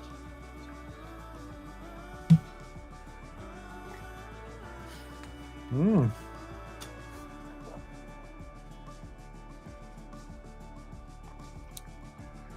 Just want to squeeze this whole bottle in here. Yes, sir. Using PG. PG. What do we need for PG? 3.74. No, 5.66. And whatever. We use this one. What's the profile again? VG's more clouds, PG more flavor. Have I got that right? I have, haven't I? I used to get them mixed up. A basic start 70-30. 70 VG, 30 PG. That's your basic start. Then you can work from there how you like it. Attention everyone. According to Neil Pitts, did you get the package from Kenny Alex or did they send it back? That is all. Send it back, mate. It's on its way back to us, mate. I'm gonna resend it through UPS because FedEx are a load of shit. They wanted PMT, fucking FDA, fucking prior authorization from FDA. Bullshit. And they want a load of bullshit, which most other courier companies do for you anyway, or they give you the option and they sort it out. So the wank. It's cost us 67 quid for a package that never got there. Wonderful, eh? Wonderful FedEx. And the thing is, because it's person to person, the law doesn't apply to us anyway. Exactly. Load of fucking shit. If you had a customs agent who wanted to have a stick up their butt, they could force it, especially when they saw that there was an atomizer in the box.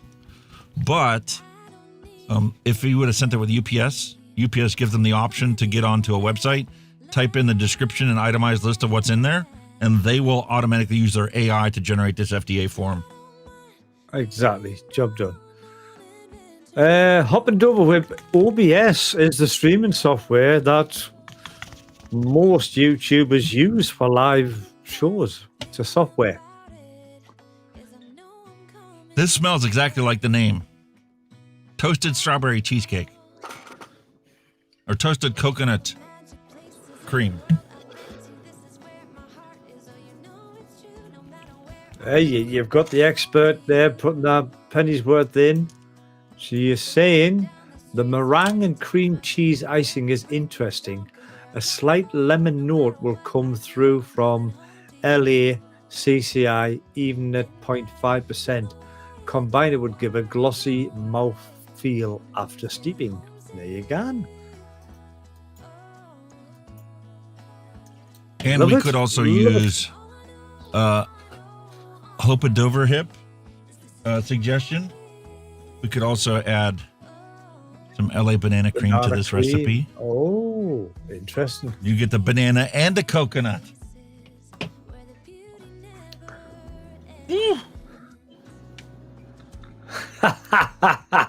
Have you seen that one?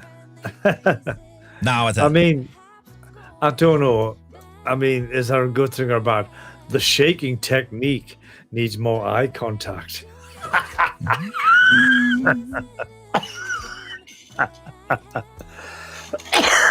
I don't know where you're going with that one. Oh my lordy do.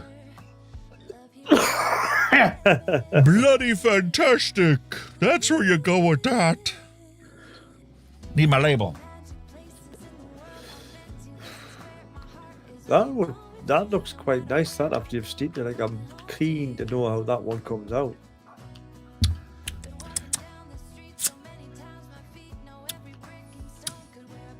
Pumpkin ale doesn't go with it.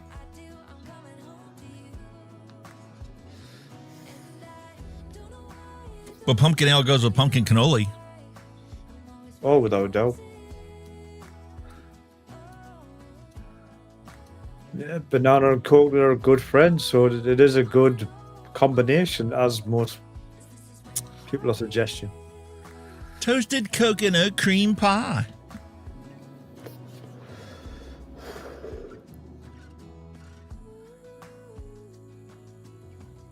See, I'm more in that. Born I like on sweet day. coconut. I like sweet January coconut. 6th. I like sweet coconut. No, like you're getting a bounty bar. I like the sweet coconut. I think it's gorgeous. Yes. Love that stuff. Love it, love it, love it. Yeah, that one looks kind of cool, that one, matey.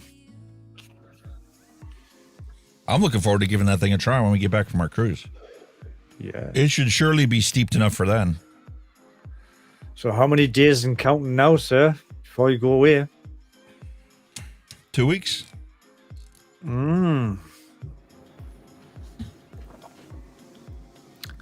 So he's pretty Yes, much we won't have a organised, or- show on the 27th because I will be at sea. So are you sorted for it? You all got your stuff sorted, bought, paid for, spending money, all that la-di-da, all sorted? Yeah, all that stuff is sorted and paid for. I do need to get some clothes sorted out for the cruise because I gained some weight since the last time.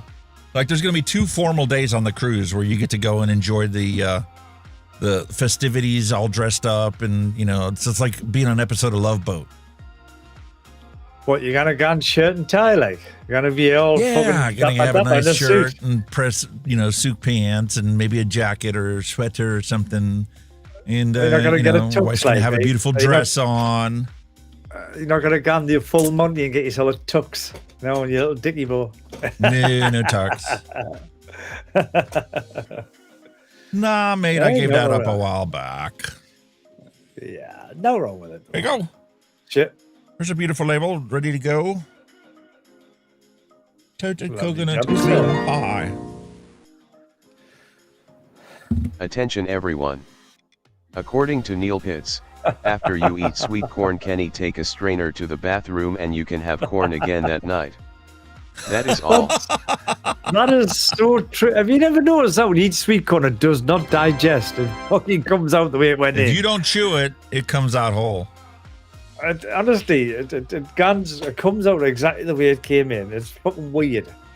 With all the shit that goes on in your digestive system, the acids and all that crap, that fucking thing survives.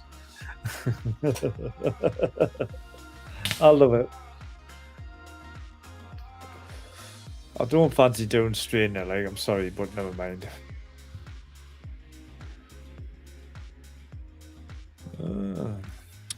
Nuances of creams and adding fruits to it. Yeah. I think the only fruit that I would want to add to a coconut cream pie would probably be the banana. I mean, I suppose you could... Nah, I'm not even interested in the strawberry to go with it. Coconut cream pie is fantastic on its own flavor profile-wise, and I could see adding banana to it to make it like a banana cream pie with toasted coconut flakes on the top. Yeah. But actually, the person to ask, besides that chef, would be my wife. She never uses a recipe to cook anything. Mango as well, possible mango. If you don't put the banana in, mango will probably go with the coconut and go like to give you a tropical cream pie. I could see that. That's a good suggestion. That always fascinated me with me. All of you mixers out there that come up with these fantastic flavor profiles, you know, that's like, it doesn't come natural to me. I'm a logical, analytical person. I have to make my recipes, and I was always good at baking because you always made it the exact same way. And I always took into account, like, the temperature of the butter makes a difference in how your cookies turn out. You want to make chocolate chip cookies, you got to make sure that that butter is refrigerated and kept cold. Otherwise, you get a flat cookie. You want a nice raise in your cookie? There's just pineapple as well. Yeah. It's like I said, but I think Alex just takes the base recipe and takes what it was for worse, and then he kind of improves it or maybe changes it. That's kind of how it will work. Because there's a lot of recipes that I mix up. You know, somebody will come up with this thing, and I'll go to try it out and come back to it in a month, and I go, I'm not a fan. Look, here we got a coffee tobacco, and it's like, I'm not a fan. So I will go and grab some whipped cream and some dairy, Vape Train Australia dairy, and put that in there to make it a more of a milky coffee. And then I could enjoy it and finish vaping that 60 ml bottle. Like, I have no problem like taking like 30 ml bottles and even 15 ml bottles and then wash them down the drainer or sending them to like Dylan for him to be able to play with and try and use. But I hate wasting 60 or 100 ml bottles that I've mixed up. Yeah. I'd rather fix them than ditch them. Mm-hmm. It's me just being practical. It just not that. It gives you a basic recipe to start with and how you can improve it or whatever. That's the point. You know, that's the kind of the point, isn't it? You'll take that. Yep. And Robert has learned it firsthand. He single flavor tests everything when he gets it. And so he has no problem experimenting with it because he knows what each flavor profile is like. He likes this, puts the two together, tries them, gets to experience those two. Then he can adjust the percentages to get them to balance the way he wants them. Yeah. Or you could put two flavors together that just don't fucking work. You know what I mean? So, you know, I've done that plenty of times. It's pure trial and error. Even seasoned mixers will still have that, you know, that trial and error. That's why I'm really looking forward to February, because February I'm going to start the Flavorist Diary. I'm tired of dragging my feet on it. I'm just going to get on and we're just going to do it. Yeah. If I don't have the bumper made by February, I'm not going to use that as an excuse not to go live. I want to learn these flavors, and the only way to do it is to mix it yourself and taste it yourself. Yeah.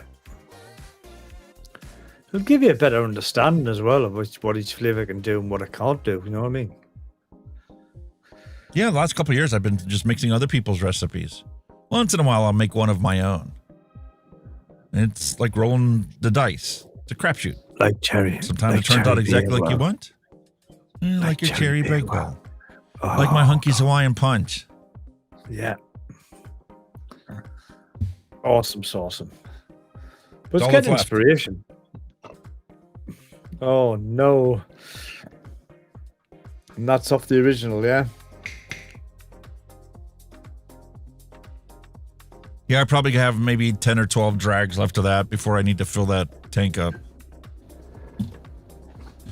Yeah, I could do 2-hour mixing, so there's no real time limit on it. This is it. Once now. I get caught up with my reviews, I may just get on here just like gamers get on and just, go live for hours upon hours. If I've got a day off, I got nothing going on, I might get on Mix for 5 or 6 hours. Because my goal is to get through all 820 flavors I have to make sure they're all single flavor tested and my analysis of the flavor profile gets documented in the LR. I used to document stuff in Excel sheet. I've got some in Excel. I've got a notebook that I've handwritten a bunch of notes on that I tried stuff. I want to have it on the digital form so that I can refer to it later on and go, this is different experience than I had the first time around. Yeah. Your memory gets clouded, but if you document your experience, type all the words out, even the word selection you pick to describe your initial experience on something, and then you come back and retry it again a month later, you can have a different experience than you did the first time. What changed? Why did it change? Did you eat something super sweet before the show that day? Like my wife went to Sam's Club and bought cinnamon rolls with a butter pecan and a buttercream frosting on the top of it. Yeah. If I eat that before I single flavor test a banana cream, it's going to alter my taste sensations than if I just have a cup of flat white before the show. You need probably like some kind of drink to fucking, clean your palate. Even if it's just water. Clean palate, get in. Job done. For me, I'm going to have the water here, but I'm also going to have my coffee because that's what I have 24/7. Yeah. So it's a necessity for me to rate it based on that. I got my coffee. It's good on my coffee. That's good. Because if I were to simply, drink water the days that I do the flavor testing, that's going to be a different perception than if I'm trying to have that flavor profile compete with whatever the coffee residue is in my mouth or the vanilla creamer I use. I use cream. I don't in your coffee.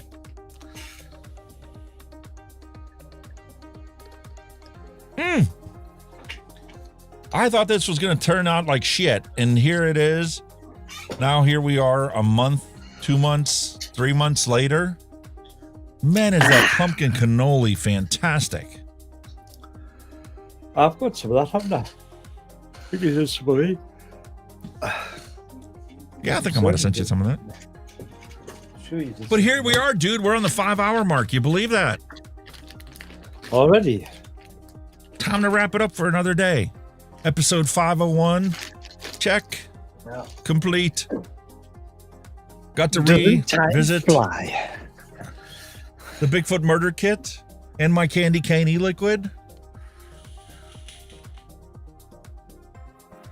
Oh, there you go. There's a bit Bloody of a compliment fantastic. for you there, sir. There's a bit of a compliment for you there, sir. When those single flavor tests are done, you will be an extremely top-level mixer. I guarantee it. Single flavor tests are the most valuable thing. Yeah, I'm definitely going to be better than I am now. Yeah, don't knock it, mate. You know what I mean? Don't knock it. There's so much to learn, so much to experience. Don't knock it, mate. Attention everyone. According to Neil Pitts, Alex, I have an idea for a recipe: a chocolate milk stout beer. That is all. Ooh. We did a chocolate stout for our adult beverage a couple months back. And then we did a peanut butter stout, milk stout, the one time. That was really good too. Yeah, you got some weird flavored drinks out there, like. That'd be an interesting one to mix up. You've got some weird shit. You've got some weird shit going out there, you lot. I'm telling you, weird shit. You're not complaining now with my cinnamon Danish swirl muffins. That's actually a Rocketini recipe. Hell no, no. That's probably one of your best ones to date. That one, easy. That's not mine. It's Rocketini. But he mixed it up. Whoever. Even so, it's. And I happened to scarf it before he made it private again. Yeah, we're gone. I made that, and now that's the second year you've got a 120 ml bottle sent in your Christmas package because it's so good. It is. It's absolutely fine. That could be a commercial, without a doubt. It probably is. Let's be honest. It probably is somewhere. Neil, I did get me package, and I am reaping the rewards. I've been eating, vaping, and trying new. I mean, even a mod, a kit. Been trying that. Absolutely brilliant. Even though my package went tits up, it's on its way back to me, and it's going to be resent. I might even put a few extras in. There you go. I've had some thoughts. I'm not worried about it. I'm just happy that you and your family got to enjoy some tasty treats from the United States. Oh, wow. I tell you. Pancakes and Christmas cakes and kettle your ketchup corn. And your mustard. Your ketchup Cracker and your Jacks. mustard are massive. Honestly, your ketchup and your fucking mustard. Yeah, Honestly. Pippa would love that. Pippa would love that. Guess what he knuckle tested today? Oh. Musk candy. It was fucking disgusting. He almost puked at the beginning of the show. Oh, it was vile. How anybody can vape that, I'll tell you, you must be a brave man. You must be a brave man. That's all I'm going to say. Absolutely disgusting. I'm sure Pippa has vaped some musk candy. Being from Australia. 3,000 flavors. 3,000 flavors. Fuck me. And she's not even a 3,000. third of the way there, mate. There's over 10,000 flavors that are available for sale in the world. Holy shit. Wow. It's endless, isn't it? It's just down to your imagination at the end of the day. When you think about it. Because technically, you're just like a chef that's, bringing up a recipe. It's absolutely I'll never endless, forget the the day that combination. Paul told us about when they ordered some iced tea flavoring and they sent them the wrong thing and they actually got Arizona iced tea as a concentrate by mistake. Imagine if you could come up with a formula for that. Mix it yourself. Cool. Neil's still got 10 mils left. He vaped 20 mils of that musk. No, get Pippa bollocks. That is bullshit. That is bullshit. Musk candies for those who are in tune with their palate. I have a recipe created called the Fire Your Musket. Bollocks. I'm just going to say it, and that's being polite. Bollocks. There's no way on this earth that you can get anybody apart from Australian weirdos to vape musk. I'm sorry, it's just wrong. It is so wrong. Honestly. If my grandma was still alive, I would give it to her for perfume. That's how crap it is. It's awful. Absolutely horrid. Absolutely disgusting. Imagine when I mean, got that thing and I first opened it up and I was like, dude, what the heck's going on with this? This has got to be a mistake. How did you put this in there? What the heck is this? No, it's like, dude, that's musk candy. That's what we eat it here. Like you eat Twizzlers, strawberry Twizzlers. We have musk candy here. Oh, so wrong. It is so wrong. No way. It is so disgusting. I'm sorry, but nah. You've got to be a brave man. You've got to be lay off from down under, women growing men thunder. You've got to be like that to vape that. I'm telling you, it's bad. It's bad. Nah, no way.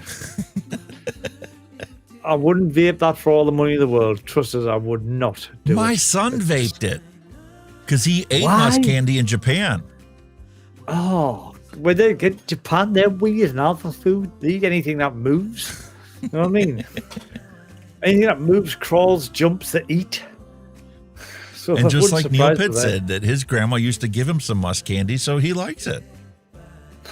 Oh, you It's all what you're used to.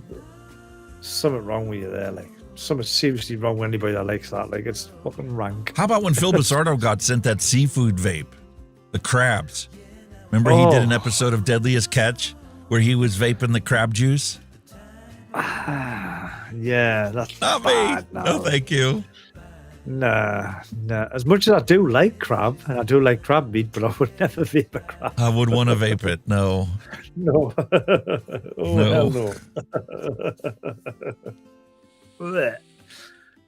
Another savory vapes with crab, nah. Hell no. But you go, whatever rocks your boat, that's what I say, but musk does not rock my boat at all. Period. But now you at least have the experience of what it was like. I wasn't blowing sunshine up your butt when I said it smells like Granny's atomizer. I was actually thinking of just dabbing it on a bits of furniture, you know what I mean? Just as an air freshener, you know what I mean? Have your wife smell it, see what she thinks of it. Oh, she'll probably puke. All right, mate, you might understand this. How about a Vegemite e-liquid for you? You guys have Vegemite in the UK? God. No. And I don't even... I think with the nearest thing, we've got Marmite. I think that's similar.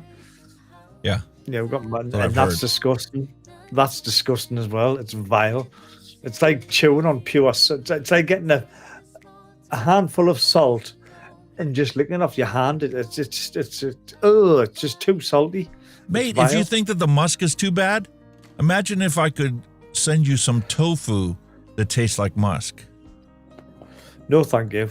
You Imagine just that keep it there. slimy texture in your mouth with that aromatic fragrance. It would be like snotty perfume, wouldn't it? It'd be just, no. Turning green, are you? Keep that. You just keep that to yourself, mate. I'm quite happy with what I've got here, right?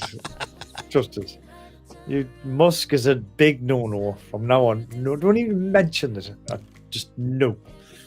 Okay, Awful. now that you've had it, you've actually knuckle tested it, which I was totally shocked that you would do, but you did. Yeah. Hats off to you, mate. Well, I'm not shy to give it a go. I'll scare that, you know, but fuck me, it was vile. It took forever to get that taste away. I think that Prosecco actually took the taste away. Actually, the alcohol got rid of it. Oh, it was bad. No, you can keep that, mate. Pickled pig feet? Oh, my Lord. Why didn't it Jeff. work? Something close? Windows shut something down? Pickled pig I don't know. feet. Yes, pickled pig feet in a jar. The only pig feet, or trotters as we call them here, is what gets fed to the dog. Speaking of your dog, what do you think of the stuff I sent this year? He's still playing with it. He's not eating That it yet. big, He's playing massive with it. rawhide? My dogs don't want to touch it. He's playing with it. He's picking it up as a toy. He's not eating it yet. He's playing with it. I don't think he's grasped that he can eat it. He thinks it's a toy. Even with them, them white ones, he thinks they're a toy. He's not eating them yet.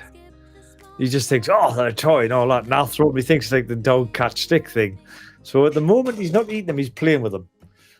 The thing Well, is, imagine once he he will. runs around a little bit with it, and it, like the white one especially, not so much the other one, because the other one's basted in like a beef gravy or something, Yeah. and then they fire it in the oven.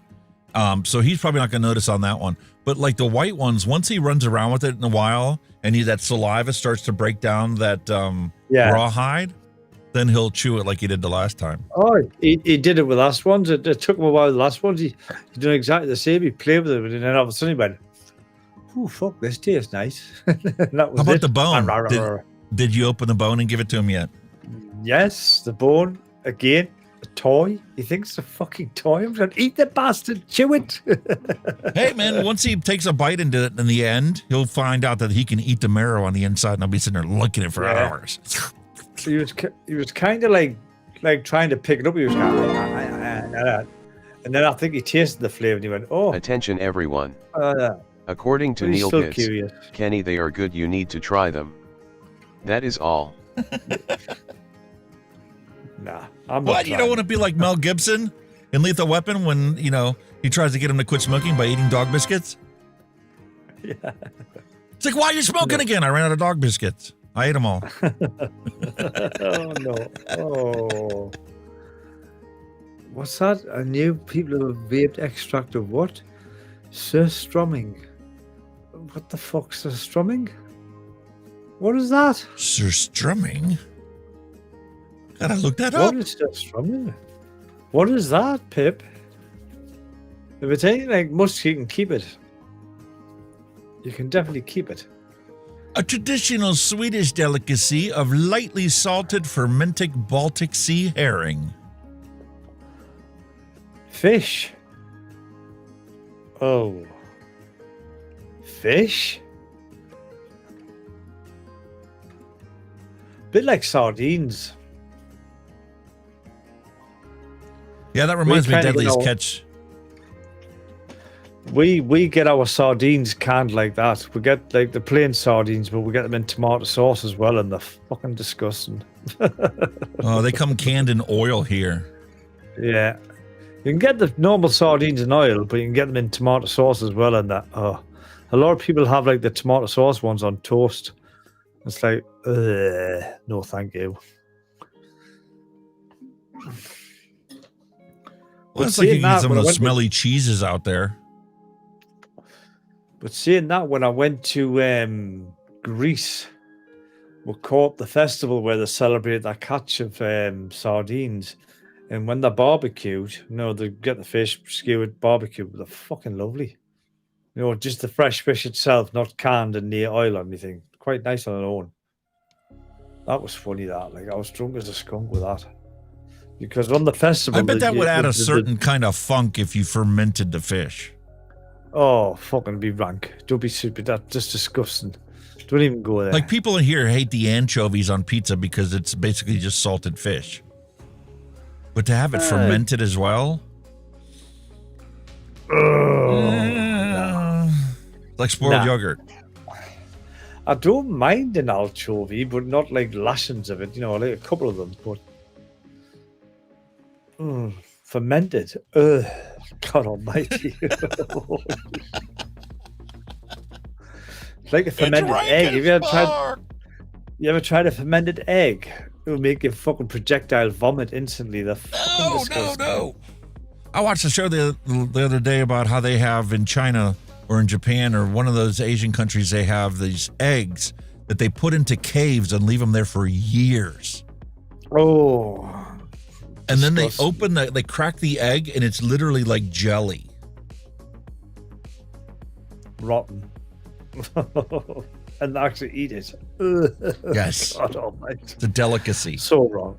No, it isn't. Like, it's just something, it's suffering. Pain and suffering, that's what it is. No way. Not a chance. Not a chance. I do have my limitations, I'm afraid to say. Like pickled eggs. Pickled eggs are gorgeous. Yes.